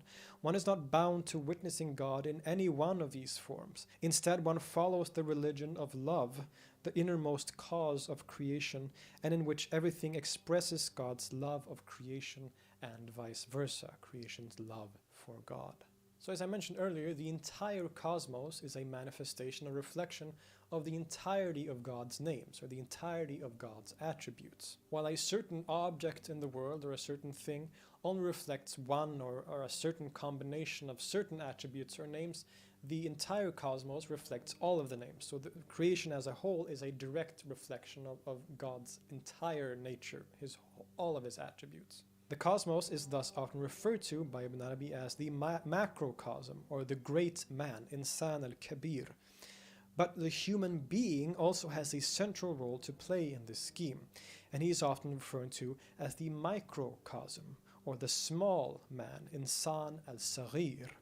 The human being thus also reflects all the names and all the attributes, but in a contained form. So the human being is a microcosmic reflection of the macrocosm that is the entire universe. And so everything that exists on the inside exists on the outside, as above, so below, and so on.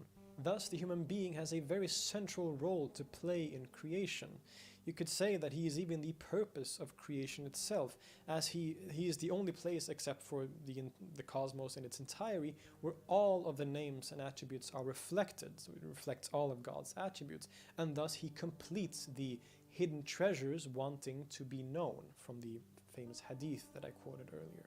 In fact, the very first lines of the Fusus al-Hikam is the following. Quote, "The real will, the glorified be he, in virtue of his beautiful names, which are innumerable, to see their identities, if you so wish you can say to see his identity, in a comprehensive being that comprises the whole affair, insofar as it is possessed of existence, and his mystery is manifest to himself through it." This talks about the, obviously, creation of the human being, and states that it is the culmination of God's wanting to know himself through the form of another. Man, in his most perfect and primordial form, is known as Insan al-Kamil, or the perfect or universal man. This term and concept is one of the most central aspects of Ibn Arabi's thought, arguably maybe the most central. Insan al-Kamil is a designation of God's perfect manifestation in human form, a human being who has reached a state of complete self-annihilation where he recognizes himself as nothing but God's reflection and acts accordingly. In the perfect man, God is finally able to witness and glorify himself like in a mirror. One of the more famous writers and poets from the school of Ibn Arabi is a man by the name of Fakhruddin Iraqi, who wrote a incredible piece of, it was a combination of prose and poetry, called Lama'at, which means divine flashes. And in this book, he presents this relationship between God and the world through a triad of love, lover, and beloved, which is a rather common theme within Sufi poetry. Now, love can be seen as the utmost essence of God, being itself. And lover and beloved are the relationship between the human being and God as he is experienced by the human being. Man is the lover who longs for his beloved, which is God, and they gaze upon each other like in a mirror, in mirrors. So in a sense, God sees his own reflection in the mirror of the human being, and the human being sees his own reflection in the mirror of God. And these two, these lovers, want desperately to be close to each other. They want to unite with each other. And so the human being cleans this mirror of his heart so that it more and more can reflect more perfectly God's own reflection. And when this process is finally finished and reaches its culmination, the two are finally united and they reflect each other perfectly. And in this meeting, they realized that the difference between lover and beloved was only really an illusion, and the only thing that ever existed was the reality of love itself, which is identical with God's essence, Adhat, or being itself as such. Then the eye of certainty opens, and staring inwardly at himself, Yeah, there you go. The lover, the Holy Spirit, beloved Jesus, threes, baby. Yes, there you go. There you go. The Father, the Son, and the Holy Spirit. Okay? Yes. Okay? Not everyone, and you putting it in this terms of like Sufism, right? Like that's a great way to like put that in perspective of like what the Holy Trinity is, because it ain't complicated, right? But a lot of people do not get what the concept of the Holy Trinity is and really what it's supposed to mean, right? But like no, GFD, you ace this test, A+, gold stars, you got it, you got it down, babe. he finds himself lost, vanished. But he finds the friend, and when he looks still deeper, realizes the friend is himself. He exclaims, "Beloved, I sought you here and there, asked for news of you from all I met. Then I saw you through myself, and found we were identical. Now I blush to think I ever searched for signs of you." The term Insan al-Kamil could also be used to refer to the cosmos. Because it's abstract, kids. Quit trying to grip it in your fist. Right. At large in a way, and it functions in a similar way, but the human being, as you can see, has a very special position in Ibn Arabi's cosmology. And this description by Iraqi is the actual practice, or the practical psychological aspects of Sufism, or Ibn Arabi's thought as well. Ibn Arabi was, of course, a Sufi, and so he would practice the most common Sufi practices like dhikr, remembrance, where the names of God or certain, you could say, mantras, almost certain terms are repeated over and over again. And similar to many other Sufis, the goal of these Sufi practices, or the goal of life in general, is to fight against your nafs, your ego, or your lower self, and finally reach unity, or to unite with God. But to Ibn Arabi and many other Sufis, there is never any uniting with God. This would actually be an impossibility, since that would mean that there was an imperfection in God if something can be added to him. Non-existence can never unite with absolute being. This is just an impossibility. Instead, Ibn Arabi puts a lot of emphasis on self-knowledge, since the human being and the self is a direct reflection of God as everything else is. The key to, so to say, enlightenment is actually to know yourself, to gain knowledge of your own self. There's a hadith where the Prophet Muhammad is thought to have said,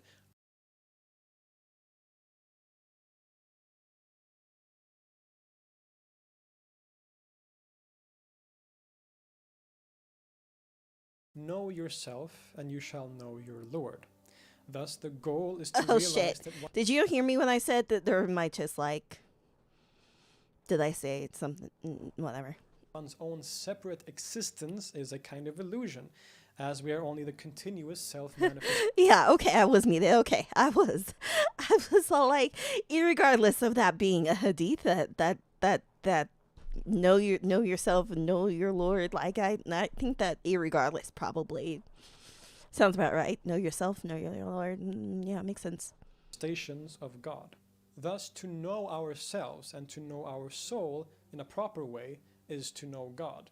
But this can only be achieved through the right kind of knowledge. So there is no uniting with God. The part of us that is creature, the part of us that is separate from Him, can never unite with Him. The goal is to realize that there is nothing but God and that our being is His being. Put in another way, uniting with God is not a process. It's a realization of what has always been. We don't unite with God, we realize that we, in a sense, were God all along. That which has united with God is not His creature. What do you mean GFD? Non-Christianity knowledge is a problem. Ever since the tree of knowledge, I don't know too much. I mean, I was a Christian, but like, I mean, I think it also depends on like what sect of Christianity you're in, because I know that you do not know thyself. Know only the teachings of God. Okay, yeah, I can see that. But yeah, like I think it, because like I obviously didn't grow up. I was multi-denominational, so you pretty much hit all the denominations, basically, or were you like one sect of like particularly? Knowing thyself is prideful, at least. Yeah. Okay. Such words are not spoken by the completed person. What is non-being that it should unite with the real, and of non-being make spiritual journeying and progression. All the rejects from other churches, really. In union, the fantasy of you ends. Only when the other vanishes is there union. Don't say the contingent has transcended its limits.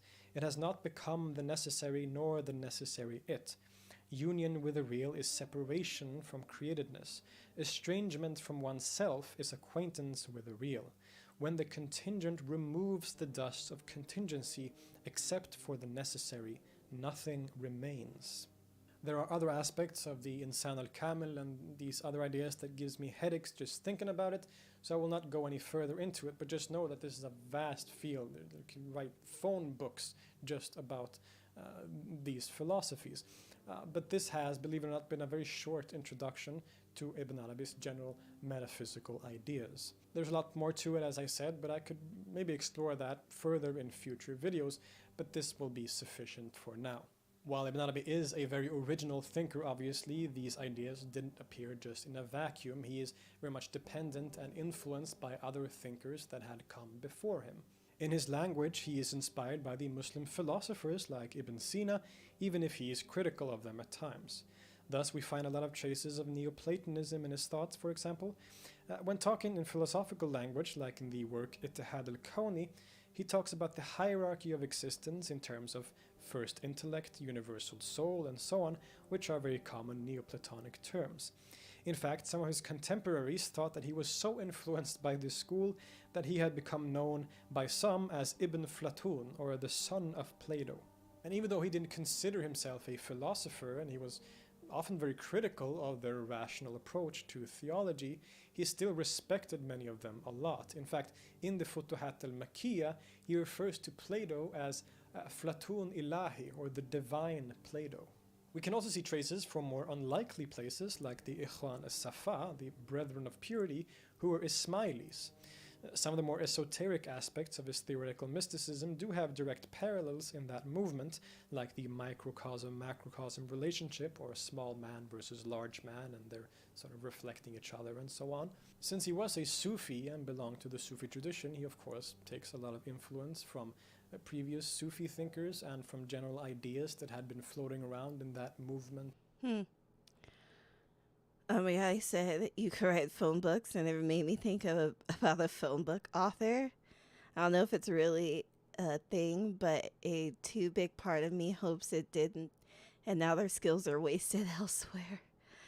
That's a good question for the almighty Google to answer for you. Because I'm like, wait, were there phone book authors? I mean, I would think that like, it was just the company putting it out, but yeah. Don't get too lost in that, like, that hole. if it is a deep hole. While he is often credited with the doctrine of the unity of being, it is clear that these ideas or similar ideas had been floating around for a long time among the Sufis. A very good example is the famous Sufi from Baghdad, Mansur al-Halaj, who is thought to have entered ecstasy and exclaimed, Ana al-Haq, I am the truth, or I am the real. So he was saying, I am God, and was possibly executed for it, or at least very much shunned. And there are many other examples. Rumi also expresses similar ideas, and Rumi was a near contemporary of Ibn Arabi, even if they never met. And so even if he was very important for this kind of philosophy, it is clear that other Sufis, both before and at the same time as him, had similar ideas, or the same ideas. What Ibn Arabi can be said to have done is to, for the first time, theoretically and in a at least somewhat systematic way, formulate a theory, and also to add terms like insan al-kamil and other certain theoretical concepts to it. And of course, the creation of a certain school of followers that came after him, who would hold on to this idea, or his expression of this idea, very strongly in particular. Some people, scholars included, have presented Ibn Arabi as being tolerant or pluralistic. And this statement is problematic, partly because it's taken very modern terms and applying it to someone who lived almost 1,000 years ago. But at the same time, he, in other cases, expresses ideas that can't really be considered very tolerant. He was, as I said, a very staunch Sunni Muslim, and he wasn't that fond of Shiites, for example. He was also sometimes highly critical of the philosophers. Ibn Arabi had very strong opinions about things, and he was absolutely sure that he was right. Ibn Arabi's method of reaching knowledge was not primarily through reason or intellect, as the philosophers often would. Instead, he reaches knowledge by what he refers to as kashf, which means unveiling, which is a kind of intuitive spiritual knowledge that is direct. No, Google dumb because Jessica Spear wrote a book called The Phone Book to help kids be safe with their phones. So that's all Google wants to talk about.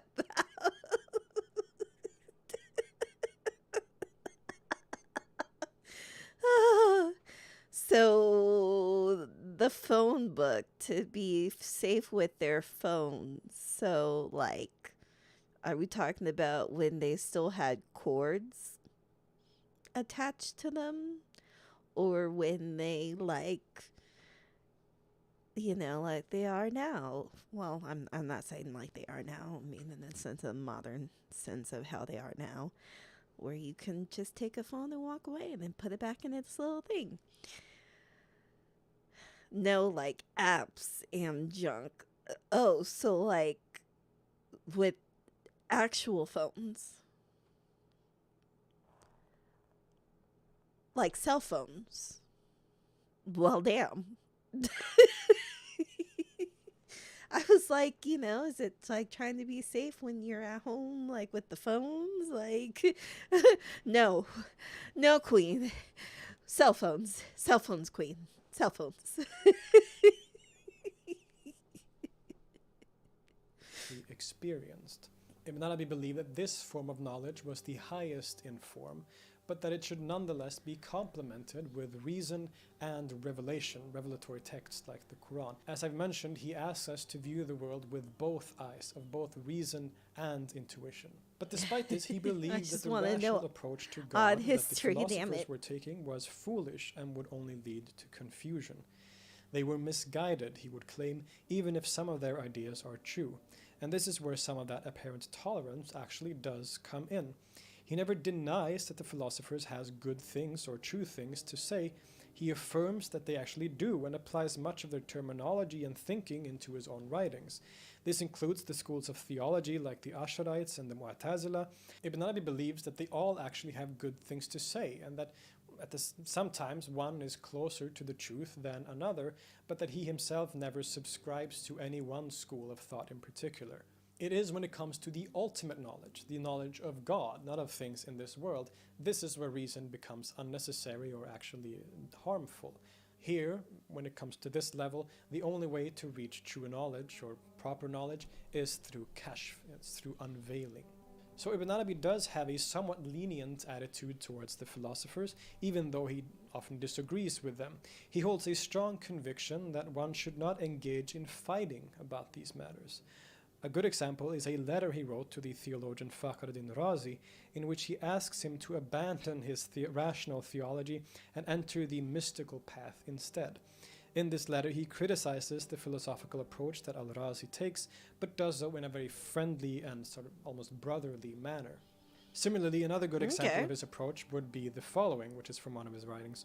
Quote, "It is best to separate yourself from people who do not believe in what you believe, who do not do what you do, and who are against your faith.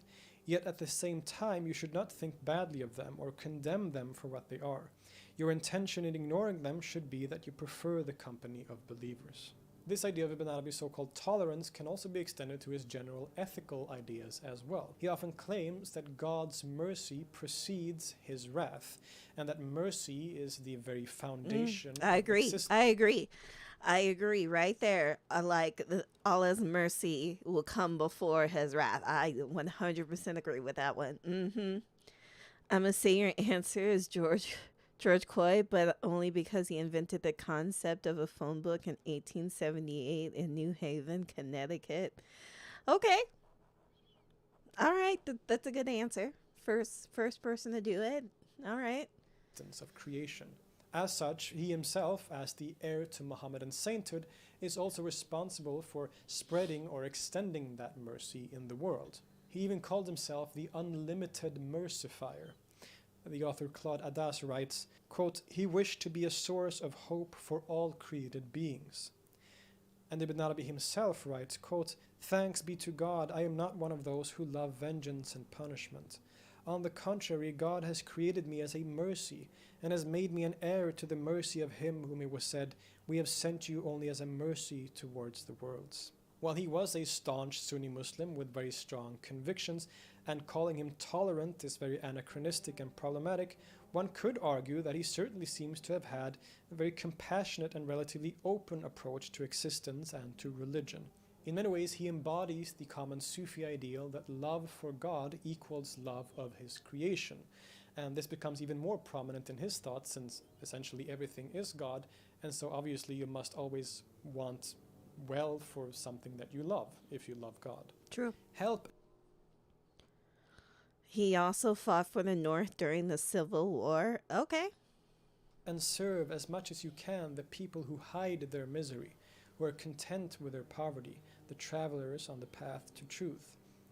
Do not attribute to yourself virtue, goodness, and graciousness because of your service to the creation. Consider that you owe other people thanks for having humbly accepted your help. It is incumbent upon you to lighten the load of those who are burdened. If people whose pain you have helped to alleviate cause you pain in return, if their responses, their ways, their habits are dark and cast shadows upon you, show patience and forbearance. Quote, "Above all, what you need is high morals, good character, proper behavior. You must identify your bad features and rid yourself of them. Your relationship to whomever you come into contact with must be based on the best of conduct. But what this means may vary with conditions and circumstances." Similarly, in the Fusus al-Hikam, he shows similar tendencies of compassion and mercy. Quote, know that kindness for God's slaves deserves more care than does one's zeal for God. Or, do you not see that God has made the poll tax and peaceful coexistence our obligation regarding the enemies of the religion, saying, quote, and if they incline to peace, do thou incline to it, and put thy trust in God. To Ibn Arabi, to care for or guard God's creatures or other human beings is to care for or love God himself. So as you can see, there is certainly an argument to be made that the ethical teachings of Ibn Arabi could be considered, by using modern terms, tolerant, since one of his most important teachings is that we should extend unlimited love to all of God's creatures. On the other hand, which may surprise some of you, Ibn Arabi is almost fanatically strict when it comes to following the Sharia, or the Islamic law. He's very adamant that his students and society in general follow the Sharia as it is laid down by God.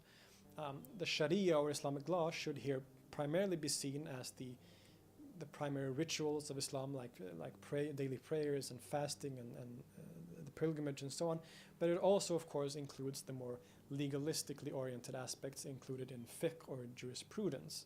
But here, in terms of fiqh, however, he is actually a bit more lenient in certain regards. Ibn Arabi was highly critical of the fuqaha, or jurists of his day, who he felt had turned the religion into simply a system of rules, and thus neglected its actual inner reality, its inner meaning. Okay. To him, differences of opinion regarding legal matters are a mercy from God. Quote, God has made the divergence in legal questions a mercy for his servants and a broadening of what he has prescribed they should do to testify their adoration. But in the case of those who follow the jurists of our time, these jurists have prohibited and restricted what the sacred law had broadened in their favor. They say to the person who belongs to their school, if for example he is a Hanafi, don't go looking for a rukhsha from a Shafi regarding this problem you are faced with, and so on with all of them. This is one of the greatest calamities and heaviest constraints in the matter of religion. God himself has said, in religion he has not imposed anything difficult on you. The law has affirmed the validity of the status of anyone who makes a personal effort at interpretation for himself and for those who follow him. But in our day, the jurists have condemned this effort, claiming it encourages people to make a mockery of religion. For them to say this is the height of ignorance. Again, this should not be understood as some kind of liberal standpoint when the rule of the law is undermined. Ibn Arabi is in fact usually strict that it is absurd, but it is a rather unique and more open perspective on the larger aspects of jurisprudence based on his understanding of mercy as an important aspect of creation and its role in religion generally. Another interesting point is his legal opinion that women can actually lead men and mixed congregations in prayer in the mosque, yes. Very unusual, especially today, but not as unusual as you may think historically. Yeah. Ibn Arabi represents one of those people who considered women to be perfectly capable of leading men in prayer. Yes. Nonetheless, Ibn Arabi, both during his life and especially after, became a very significant and important figure in Sufism and Islam in general. His ideas like the Insan al-Kamil and Wadat al-Wujud would extend a huge influence on the later traditions. His ideas, through Sadr ad-Din Qunawi and his students, became especially popular in the Persian world and later also in India, where its meeting with certain Vedanta traditions created some very interesting interreligious dialogue and discussions, as you may imagine. And even if it isn't as apparent, these doctrines are also very much present in the Arabic-speaking world as well. It's no wonder that he is called the greatest master. In most Sufi contexts, you will find traces of his doctrines. In India, many of the famous sages and princes like Akbar and Darashiko were influenced by the unity of being. It most likely influenced Hinduism and Vedanta through their meeting and different forms of synthesis as well. Through different Muslim saints, it also made its way into things like Sikhism, which appeared in the 15th and 16th centuries. While we shouldn't attribute too much of this to Ibn Arabi himself, the ideas of a oneness of reality was expressed in Sufism and in the Islamic world before his time as well, but we should recognize that he's a monumental figure in the history of mysticism, philosophy, and human thought in general. He's an incredibly difficult thinker, but one that is infinitely fascinating nonetheless. I'll see you next time. Woo, ooh, ooh. I really like that video a lot. So here y'all go. Here is the video link and it will be in Discord right now.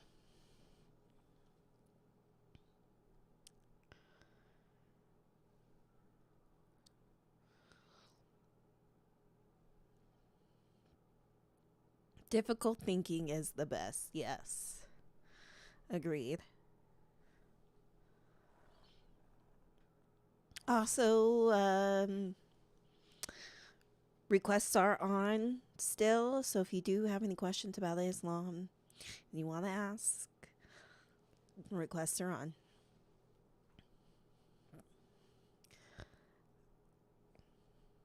All right. That was a really good video. All right, I'm actually gonna save this. I have to save this somewhere else. But in the meantime, I don't know how much this is okay, because this is Avian in the unity of being, and this one is him and the radical unity. So there's a rule I have in how to discover individuals that are worth studying or interesting within Sufism. The very critical and strict 14th century scholar Ibn Taymiyyah often works in which he very strongly... I suppose I don't question religions until there is like a problem I'm confronted with, you know? Yeah, for sure.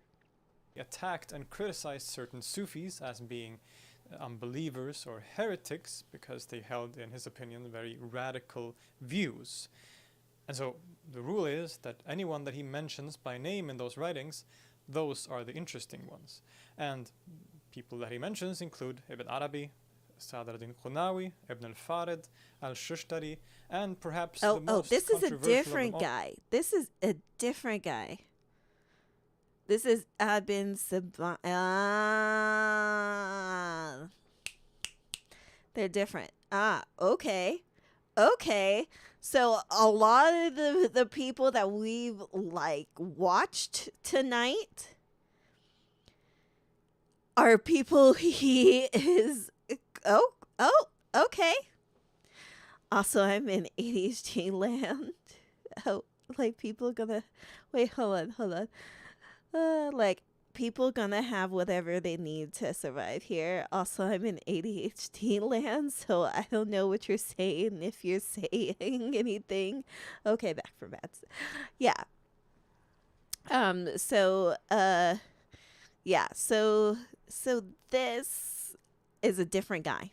Okay, I thought this was the same guy. Read it wrong. So, yeah. He wrote about all those people. Okay, we're going to learn about this real quick. The one that Ibn Taymiyyah and many others see as the most radical and most dangerous, Ibn Saba'in.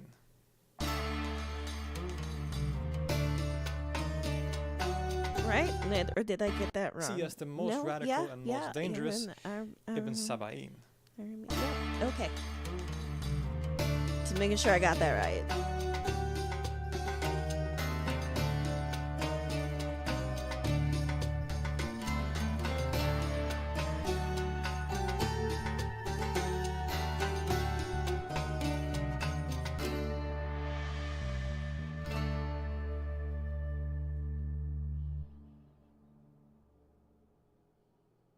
His full name was Muhammad ibn Abdul Haq ibn Saba'in, and Ibn Saba'in... Okay, like being outside of all this, I kind of want to call him the bad boy of Islam. Like he rides a Harley. literally means son of 70, which is obviously a rather unusual name. He has come down to us as a very controversial figure, one that is famous for holding and spreading radical views that interpreted the Islamic doctrine of oneness in a very monistic way, a doctrine which he liked to call Ghadat al-Mutlaqa, or absolute unity. He was born in 1216 or 1217 in Al-Andalus, and specifically in the Ricote Valley, which is part of the larger region of Murcia, where he also grew up and spent his formative years. This of course directly places him close to probably the most famous Andalusian Sufi, Ibn Arabi, who was also from Murcia and only a generation or two older than Ibn Saba'in. Because of their close proximity, both regionally but also in terms of similar lives and even teachings, the great Sheikh al-Akbar ibn Arabi often overshadows Ibn Saba'in completely. And this is a shame because Ibn Saba'in is a very unique and fascinating figure that, in my opinion, deserves a lot more attention. We talked about Andalusia a lot in my previous videos. The 12th to 13th centuries was an especially vibrant time in which some of the most famous figures in history appeared here and also elsewhere as well. Sufism or mysticism was also flourishing in this region and often was mixed with more speculative philosophy or speculative thought in general, which tried to create a kind of synthesis between the two, like for example in the famous novel Hayy ibn Yaqzan by the philosopher Ibn Tufayl. One could generalize a bit and say that the Sufis of the Western tradition in Spain and Western North Africa was more speculative in nature and implemented more philosophical terms and ideas, whereas its Eastern counterpart in places like Persia was more focused on psychological development and poetic expressions rather than speculative prose. The speculative and esoteric tendencies of their mysticism in this region seems to have been greatly influenced by the Greek tradition and indeed very much by Hermeticism. Later chroniclers talk about these Sufis of Al-Andalus and mentions that Hermeticism is especially strong among them. Writers like Ibn al-Khatib and Like all Ibn their Khaldun sleeves. mentions a group of people from the so-called Wadi Riqut, that is the Ruqout Valley, who held radical views of absolute unity or Wadat al-Mutlaqa, and were also apparently very strongly influenced by Hermeticism. These accounts were written by people who were often very critical of this group or the ideas that they held, so it should be taken with a grain of salt. But it is very interesting that they and many others seem to mention this people of the Wadi Riqut as a unique category. It seems then that the Riqout Valley at this time was a place of great activity and an intellectual environment where a certain group of Sufis resided and held what seems to be radical views with certain monistic tendencies. Now, I would argue that probably the views held by the people in the Wadi Riqut were a locus of larger tendencies in the region of Spain generally, but as I said, much more research needs to be done on this subject. As we've seen, Ibn Saba'in was born and raised in the Riqout Valley, and thus it is highly likely that it is this intellectual environment and the masters from this region that he frequented that was the highest or largest influence to his own very unique ideas about absolute unity. It seems that these were ideas that were flourishing in Andalusia at the time, and might have had a special prominence in the Riqout Valley. It is therefore my opinion that the similarity between Ibn Arabi's unity of being and Ibn Saba'in's absolute unity should not be seen as a result of direct influence, as some have assumed, but instead as a result of sharing a common intellectual environment in medieval Spain in which these ideas were held at the time. Ibn Saba'in's spiritual masters include a man called Ibn Ahla and Ishaq ibn al-Mara'a and Ibn Dahaq, all being supposed people of the Wadi Riqut. Other than this, Ibn Saba'in seems to have received a wide and proper education in both science and philosophy and came to master both of these fields. Indeed, he became famous in his life for his incredible intellectual knowledge and rhetorical skills, and even those of his enemies who were very highly critical of him, even they had to humbly admit to this fact. He also received an education in the religious sciences like the Quran and Hadith and jurisprudence. He was from a well-off family, but later in his life chose a more ascetic life as a Sufi, which is often a common theme in these kinds of biographies. It seems that in his 20s he had already cultivated a mystical and philosophical status to the point that he had a devoted group of followers.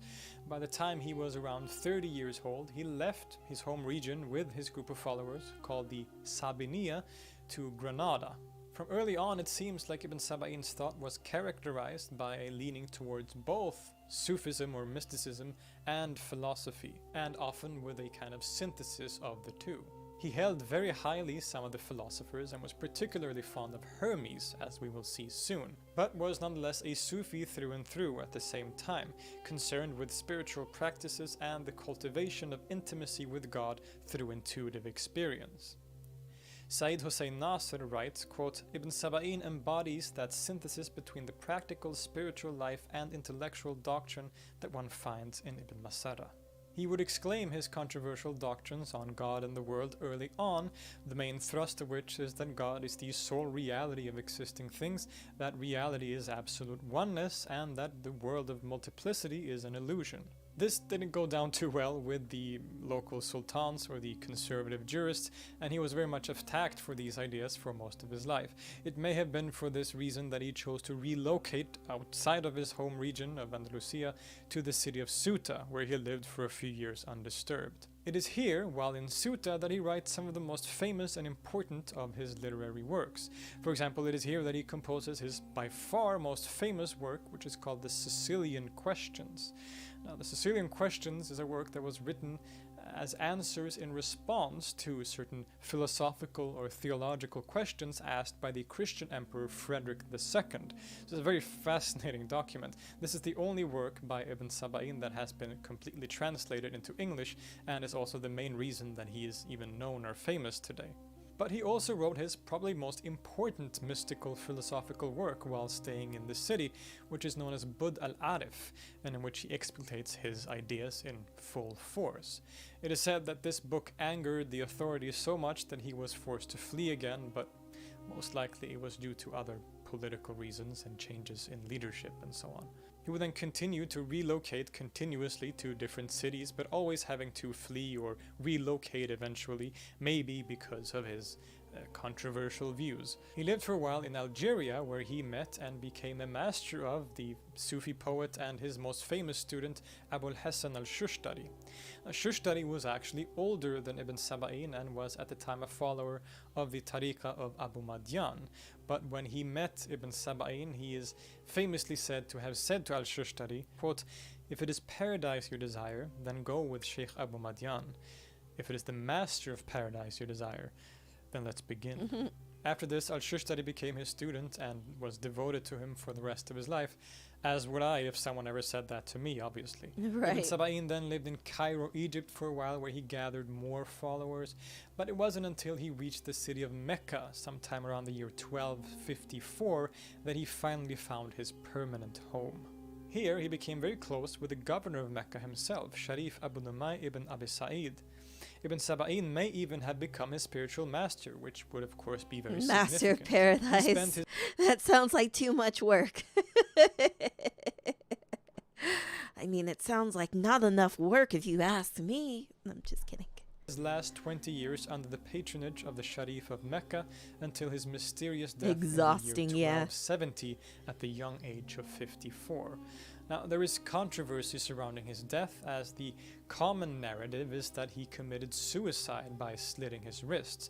But in my opinion, and according to many other scholars, this is most likely not true, as the only sources we have for this is written by people who were openly hostile to him, and thus is obviously trying to paint him in a very negative light as committing a very grave sin. Some instead claim that he may have been poisoned, which could of course be true since he did still have a number of enemies around the Muslim world, or he may have fallen ill. We simply don't know. But since his death, he has nonetheless become a History's written by the infamous haters, figure, true. greatly loved by his followers and vehemently criticized and attacked by his enemies and later critics. His thoughts and teachings can be said to be rather syncretic. As I mentioned earlier, he was highly educated and he seems to have had an impressive intellectual capacity. Thus, in his writings, he showcases a great mastery of both philosophy and mysticism and tries to apply both of them. But two things needs to be pointed out here. Firstly, while he is highly philosophical, it is a bit uncertain if he can be firmly placed within the Falsafa tradition. He held very highly some philosophers like Plato and the Muslim Al-Farabi, but was highly critical of others like Ibn Rushd and even Ibn Sina, both of whom he thought was misguided. He used and applied the Aristotelian tradition in his thinking, especially in the Sicilian Questions, but he was also critical of this kind of philosophy as it conflicted with his ideas of absolute unity. Instead, Ibn Saba'in appears to have been formulating a new kind of illuminative philosophy that he sometimes referred to as the Hikmat al-Mashriq, the Eastern wisdom, which may perhaps be referring to people like Surawardi and his philosophy. In this mystical philosophical project, he seems to be especially fond of Hermes, who is often equated with the prophet Idris in Islam. Indeed, in the introduction to his most important work, the Bud al-Arif, he praises Hermes as the greatest of sages. Quote, I petition to God to propagate through me the wisdom that Hermes Trismegistos revealed in the earlier ages, the spiritual reality that prophetic guidance has made beneficial, the happiness that is sought out by every person of guidance, the light by which every fully actualized intellectual wishes to be illuminated, the knowledge that will no longer be broadcast or disseminated from Hermes in future ages, and the secret from which and through which and for the sake of which the prophets were sent. This lends some credibility to the idea expressed earlier that Hermeticism was especially prominent in Spain or in the Ricaute Valley in particular. This isn't to say that Hermeticism was something unique though. Hermeticism was widely popular and used by philosophers and other intellectuals in the Muslim world generally, but here we see a larger emphasis on Hermes than what is perhaps common among the Muslim philosophers. Secondly, we must remember that while Ibn Saba'in did attempt to create a kind of synthesis between intellectual philosophical knowledge and mystical experience, the two Lights are are not too bright, I equal must in stay any in my way. den, I feel. Mysticism, what we could That's call cute the emoji Sufi too. aspect, dominates his writings and holds It's by far another the most weight, villain. but is complemented Yep, by snug. philosophy. N. Scott Johnson writes, quote, this is demonstrated in Ibn Saba'in's emphasis on the priority of mystical verification, tahqiq, of discursive knowledge, and more expressively in his articulation of the doctrine of absolute unity, al-wadat al-mutlaqa. What Ibn Saba'in emphasizes the most is a direct transcendence of plurality and I mean, experience there's a lot of of cute God's ones in unity videos. within ourselves, Yeah. what he calls tahqiq al-tawheed. This is also the root of his criticism of Aristotelian or peripatetic philosophy, even if he does employ it sometimes himself. Aristotelian philosophy looks at the world through plurality, when in truth there is only absolute oneness. He himself says, quote, while studying the diverse branches of science, the true Sufi sees them as a whole as mere preliminaries. The sole end which he pursues is arrival at the contemplation of the unity of the divine essence and the negation of the world and his own self. This very conveniently brings us back to that very central aspect of his thought, what he likes to call and what others call the doctrine of absolute unity, or wadat al-mutlaqa. He likes to use this term himself, and he also employs many other terms for this kind of philosophy. Very interestingly, we have seen that Ibn Saba'in is often associated with Ibn Arabi. Ibn Arabi's doctrine is, of course, as you know, known as wadat al-wujud, or the unity But I of got being. others. But as I stated in the video about Ibn Arabi, he These never are also actually cute, uses too. this term himself at all, but it was generations later that this came to be used as a technical term. And what is very fascinating is that Ibn Saba'in actually does use the term wadat al-wujud, the unity of Well, being, yeah, to I've seen describe Axel his own Chicks love philosophy. corns and And he stuff. was a He's so cute, contemporary though. of Ibn Arabi. The similarities between Ibn Saba'in and Ibn Arabi are many, to the point that many have said or claimed that they are actually saying the same thing but in different ways. In Ibn Saba'in's absolute unity, there is nothing but God. He often exclaims in his writings, Allahu faqat, God only, or only God. Everything in the world, including the individual Allahu self, are faqat. illusions that are non-existent, nothingness, and only God is in reality. It is characterized by an emphasis on taking flight over all multiplicity, even the many divine names, and instead an intense fixation upon the divine essence, or adat, in itself, which is all of reality. All the intellectual sciences only really lead to this affirmation. Quote, man begins to desire the incomparable object, and he enters into the scientific paths which we have previously mentioned. Advancing and meditating as he will, he becomes aware that everything is but an attribute. He then acquires the conviction that the attribute of multiplicity is contained within the essence of unity, and that this is the absolute truth to which he must ascend, before which the world has no reality. He progresses from there to the reflection of the object of his desire in the world, but no longer finding there the unity for which he searches. He abandons everything, the world and the reflection of God in the world. Recognizing the nothingness of everything that he has acquired through the preliminary sciences, he understands the very voice of reality. Even when Ibn Saba'in speaks in philosophical terms. So we are like God's daydream? Yeah. Every day. Every day. By dividing the world into objects or different realities or gradations of existence, this is all really conceptual and isn't real in the ultimate sense. In truth, there is only oneness, absolute oneness. There can be no distinction between things at all. Everything is one. So far, this may seem pretty similar to the school of Ibn Arabi. See, and not his complicated, doctrines, true. and it very much is. But Ibn Saba'in and his followers were a bit more radical, at least in their expressions of these ideas. While Ibn Arabi saw the world as relatively real and as being the reflections of God's infinite attributes and having all their being from God, Ibn Saba'in viewed the world and everything in it as an illusion. He didn't hold the idea that we are to know God through his reflections in the world, but that we are to pass over the names until we see only God in his true essence. Michel Chodkiewicz explains the difference between these two in very, I think, understandable terms, even if I think he overestimates the difference between the two a little bit. Quote, "Despite occasional use of similar formulas, sometimes exactly the same formulas, the differences between Ibn Arabi and Ibn Saba'in are fundamental. A metaphysic whose center is a divine solipsism has no circumference. For Ibn Arabi, God is the being of everything that is. For Ibn Saba'in, God is everything that is. The God of Ibn Arabi is the lamp of the heavens and the earth. That of Ibn Saba'in is a sun without rays whose incandescence is in itself its own end." To many, these were very radical ideas. And indeed, they are That's radical in the sense that the unity or oneness that it expresses is a radical unity or a radical oneness. He did synthesize mysticism and philosophy, but once God's essence or the oneness of reality is realized, there is no longer any room for speculation or discursive science. Quote, "I was first led to say, I have never seen a thing without seeing God behind it. Then to say, which is closer to the truth, I have never seen a thing without seeing God with it. Then finally to say, I have never seen a thing without seeing God before it. Now I can only say he. While these ideas of his were very controversial and he was attacked by many scholars, we shouldn't forget that he was also very much loved and admired by many others as well. The Muslim world at this time, or in any time, was not some homogeneous entity where Ibn Saba'in was an anomaly.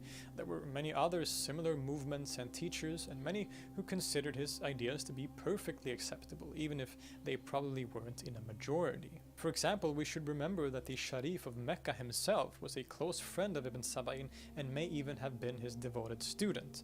And that, according to Vincent Cornell, quote, "When he eventually moved to Mecca, pilgrims from the Islamic West sought him out like no one else." The very bad reputation that Ibn Saba'in Okay, I think it's time for bed. Thank you for such a lovely stream. Thank you so much for stopping in, GFD. I greatly appreciate it, and I hope you have a good night. Sleep well, friend. has had and still has can very much be attributed to his enemies painting him in a very bad light. Descriptions and opinions that have to some degree still survived to this day. This includes calling him things like a pantheist or heretic or hermetic philosopher who disregarded the Islamic law, even though he clearly states in his writings that states the importance of following the Sunnah of the Prophet Muhammad and the Quran and so on. The claim that he committed suicide has also become sort of semi-accepted knowledge, even though it most likely isn't true. There is even a fictional novel written about him called A Muslim Suicide by Ben Salem Himish, which I hear is very good, by the way. The Sabiniya was run by his student Al-Shushtari in Egypt and by a man called Ibn Hud in Damascus, and survived through their lines. Some of them may have been assimilated into the school of Ibn Arabi, which grew to be a lot more influential and very much eclipsed the influence of Ibn Saba'in, who is relatively forgotten today. Nonetheless, Ibn Saba'in is remembered as one of the foremost representatives of Andalusian Sufism or mysticism and philosophy, even if he isn't as well remembered as his contemporary Ibn Arabi. As I've said in the beginning, we know fairly little about him and his school, and the same can be said about the Ricaute Valley and the Sufism that was practiced in Islamic Spain at the time in general. I think there's some really interesting stuff that can be discovered here if we dive deeper into it. Who were these people of the Wadi Ricaute? How did they influence Ibn Saba'in? And can Ibn Saba'in and Ibn Arabi said to be baptized in the same intellectual waters that were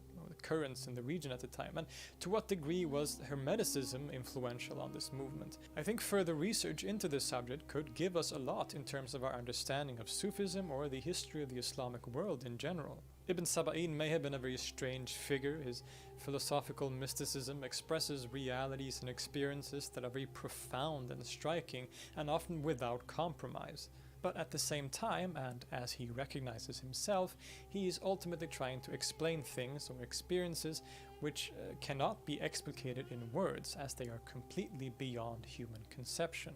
Therefore, the following words by Ibn Saba'in become especially haunting and telling. Quote, "He who says I mocks himself by comparison. He who says he lies. Only he who keeps silent is saved." I'll see you next time. Before I go, I would like to extend a special thank you to everyone who has chosen to become Another a good patron. one. Another good one, Philip. All right, chat. Here's the video link. And of course, it is in my Discord. In case you are ever curious. But yeah, that was a good one. That one was a good one. Okay, we will remove this from our playlist. All right, last video of the night, y'all. In previous episodes in this series, we have begun exploring the fascinating world of the Islamic occult sciences. We have been given an introduction to the topic. We have explored the world. Ooh, Islamic occult sciences. Oh, we may actually save this for next week. Ooh, that actually sounds fun. Wait. I don't see it. See, that's what I hate. Okay, you go, and like you do it, and then it doesn't really give you the video. Like, where's the video supposed to be? Like, it's not here. So, like, why can't I just click on it? Of talismanic. Hold on. Fascinating world of the Islamic occult sciences. We have been. Are you not gonna do it over for me? In previous episodes in this series, we have begun exploring the fascinating world of the Islamic occult sciences. We have been given an introduction to the topic. Oh my god, it's not doing it. But anyways, we'll just save this video until next week, because it actually seems like a very, very interesting topic. Very, very interesting. Because that's something I definitely don't know about. I've never heard about. Like, yeah. That's great. I'm here for it. I'm here for it. So, I guess then we're kind of done with our videos for the night. I don't know if anybody, like, my requests are still on. If you do have any questions about Islam, now is the time to ask them.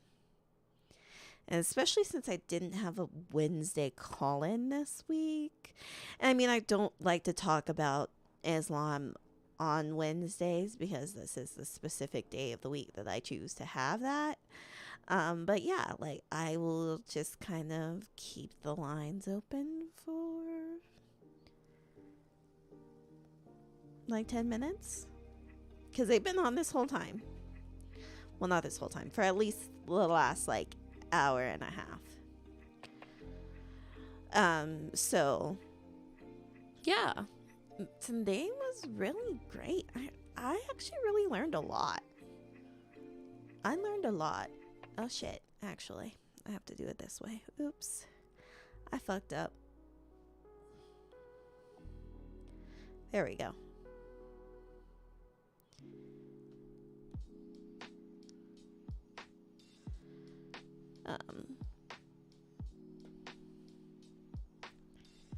Keeps telling me that. But yeah, that was really good.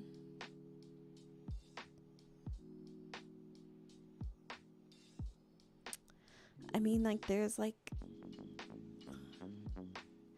oh shit. Okay, this is a whole ass interview with Philip. How many years ago? This was 6 months ago.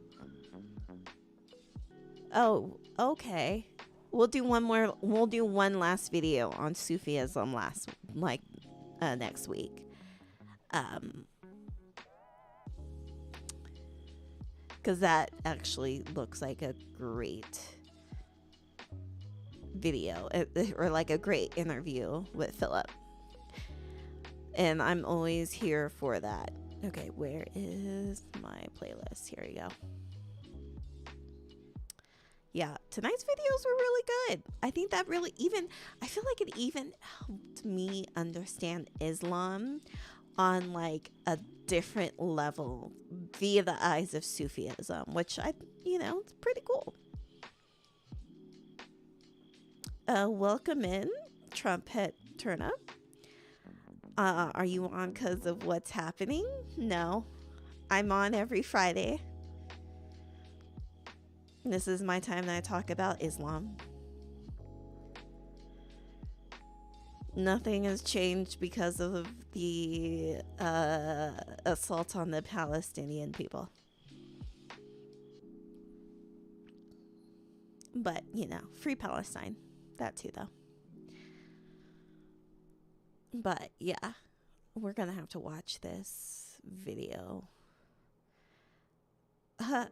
He even did a Q&A of what religion do I practice.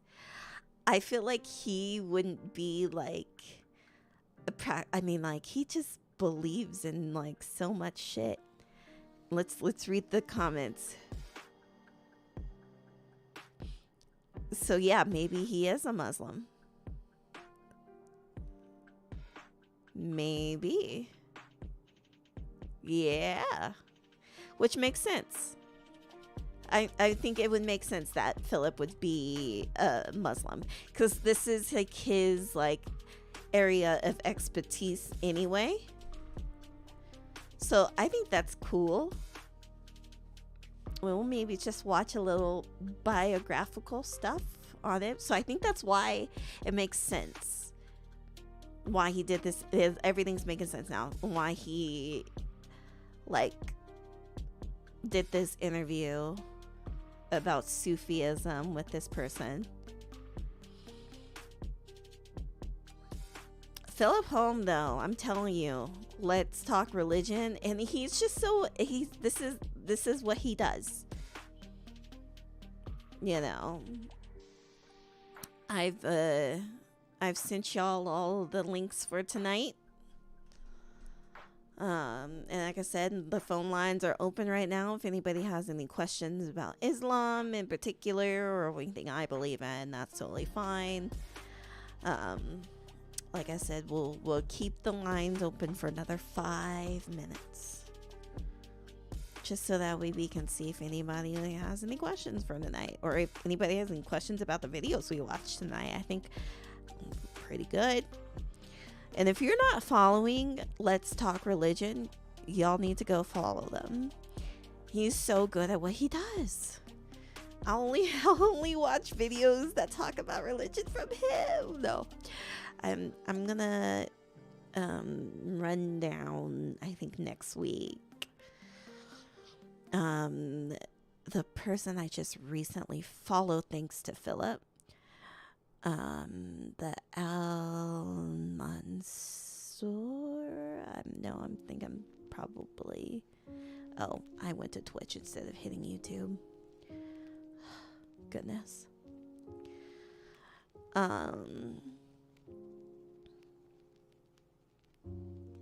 Subscriptions. Let's see. Like,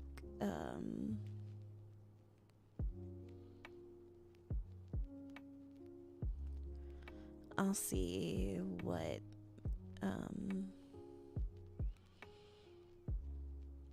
he's done. I don't understand why it just doesn't give me like the latest person that you follow or subscribe to. That doesn't make any sense. Okay, here we go. Almakuadiama. I'll like look through their videos too and see if they have like they have really like Islamic Salam and welcome to Al-Mahdi. Yeah, so they have like a lot of stuff on Islam. And I'm cool with always learning. I don't know everything, and I don't claim to know everything in the world. You know, how Muslims lost Spain and Portugal. Yeah, that would be cool. Oh, homosexuality in the Muslim world. Oh, yes. I'm here. How Indonesia, excuse me, and Malaysia became Muslim. Are there alternative versions of the Quran? Interesting. Okay. We got a lot of videos then to cover every Friday. I really need to start waking up earlier so I can get through this like a lot sooner than almost 2 a.m. Oh, I think I've seen some of their videos before. Ooh, how Xinjiang became Muslim. Yeah, I'm here for a lot of these videos. Ah, yes, I've seen this video before, just not on this account. But yeah, I watched some videos when like I was starting my journey in Islam and trying to understand like where the family trees were and who, I mean, like, especially coming from Christianity, I know a lot of the prophets are the same and stuff like that, and a lot of the prophets are very different. But I was trying to get my bearings of like who says this and where this person came from or what have you. So, okay, we got some stuff to go through next week. Yes.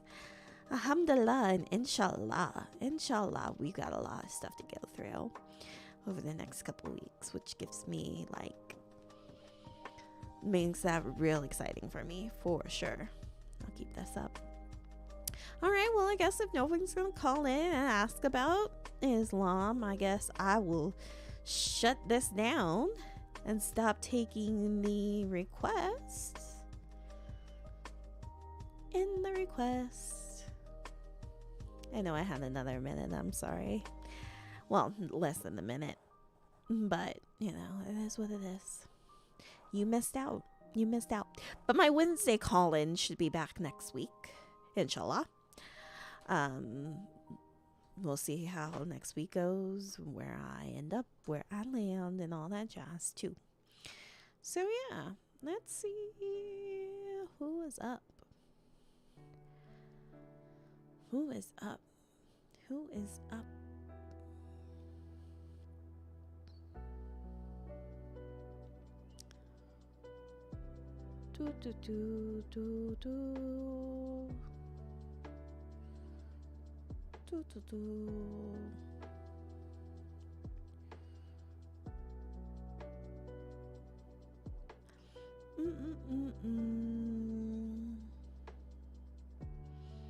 Oh, is Hassana Pierce Morgan?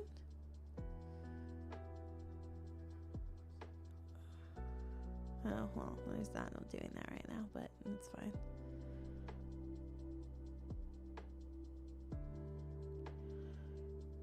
Oh, shit. I know I did something I shouldn't do.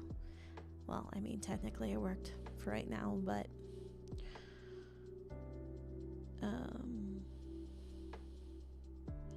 let's see, who's on? Who do I want to raid? Who do I want to raid or not raid at all? Because, you know, it's just one of those Fridays.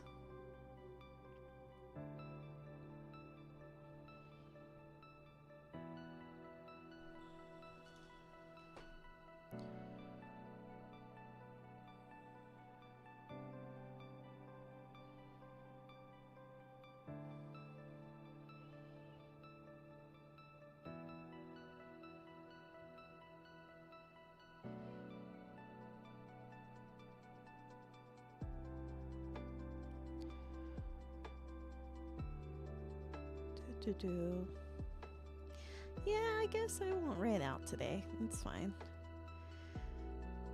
It's just another day. It's fine. It's fine. But you know what we like to do every time here? We give thanks to the best thing that has ever happened to the fine, fine city of Montgomery. So yeah, I will see everybody later. Thank you so much for joining in. I greatly appreciated you being here and staying and watching these videos with me on Sufiism. Yeah, I will be on hopefully tomorrow, inshallah, or this weekend, inshallah. It depends how I feel, how I'm sleeping, and how everything else in my life is going.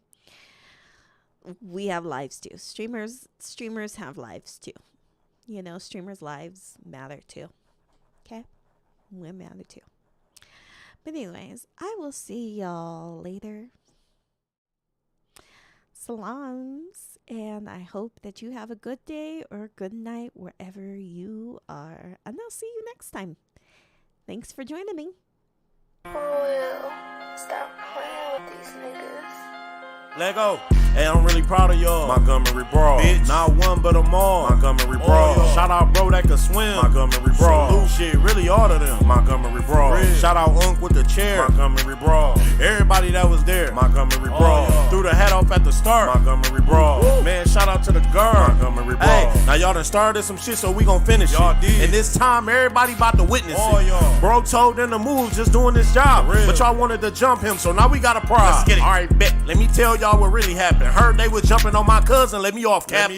Cuz came out the water like, let's get it cracking. Unc came with the chair like I got some action. Cuz came no shirt like I got Sebastian. I got him. Even the women getting hit like, damn, what happened? Hey, this shit was kinda lit like, damn, it's cracking. I even seen a rock bottom like, damn, this wrestling. Seen a couple of them boys go night-night. And we got the first black man to swim to a fight. Salute. If you mad at this song, don't mention me. Don't do it. But fuck that chair going down in history. Hey, I'm really proud of y'all. Montgomery Brawl. Bitch. Not one but them all. Montgomery Brawl. Shout out bro that can swim. Montgomery Brawl. Salute shit, really all of them. Montgomery Brawl. Shout out Unc with the chair. Montgomery Brawl. Everybody that was there. Montgomery Brawl. Threw the hat off at the start. Montgomery Brawl. Woo. Man, shout out to the girl. Montgomery Brawl. Yeah, this a real good moment in history right now. Let us all smile. Salute.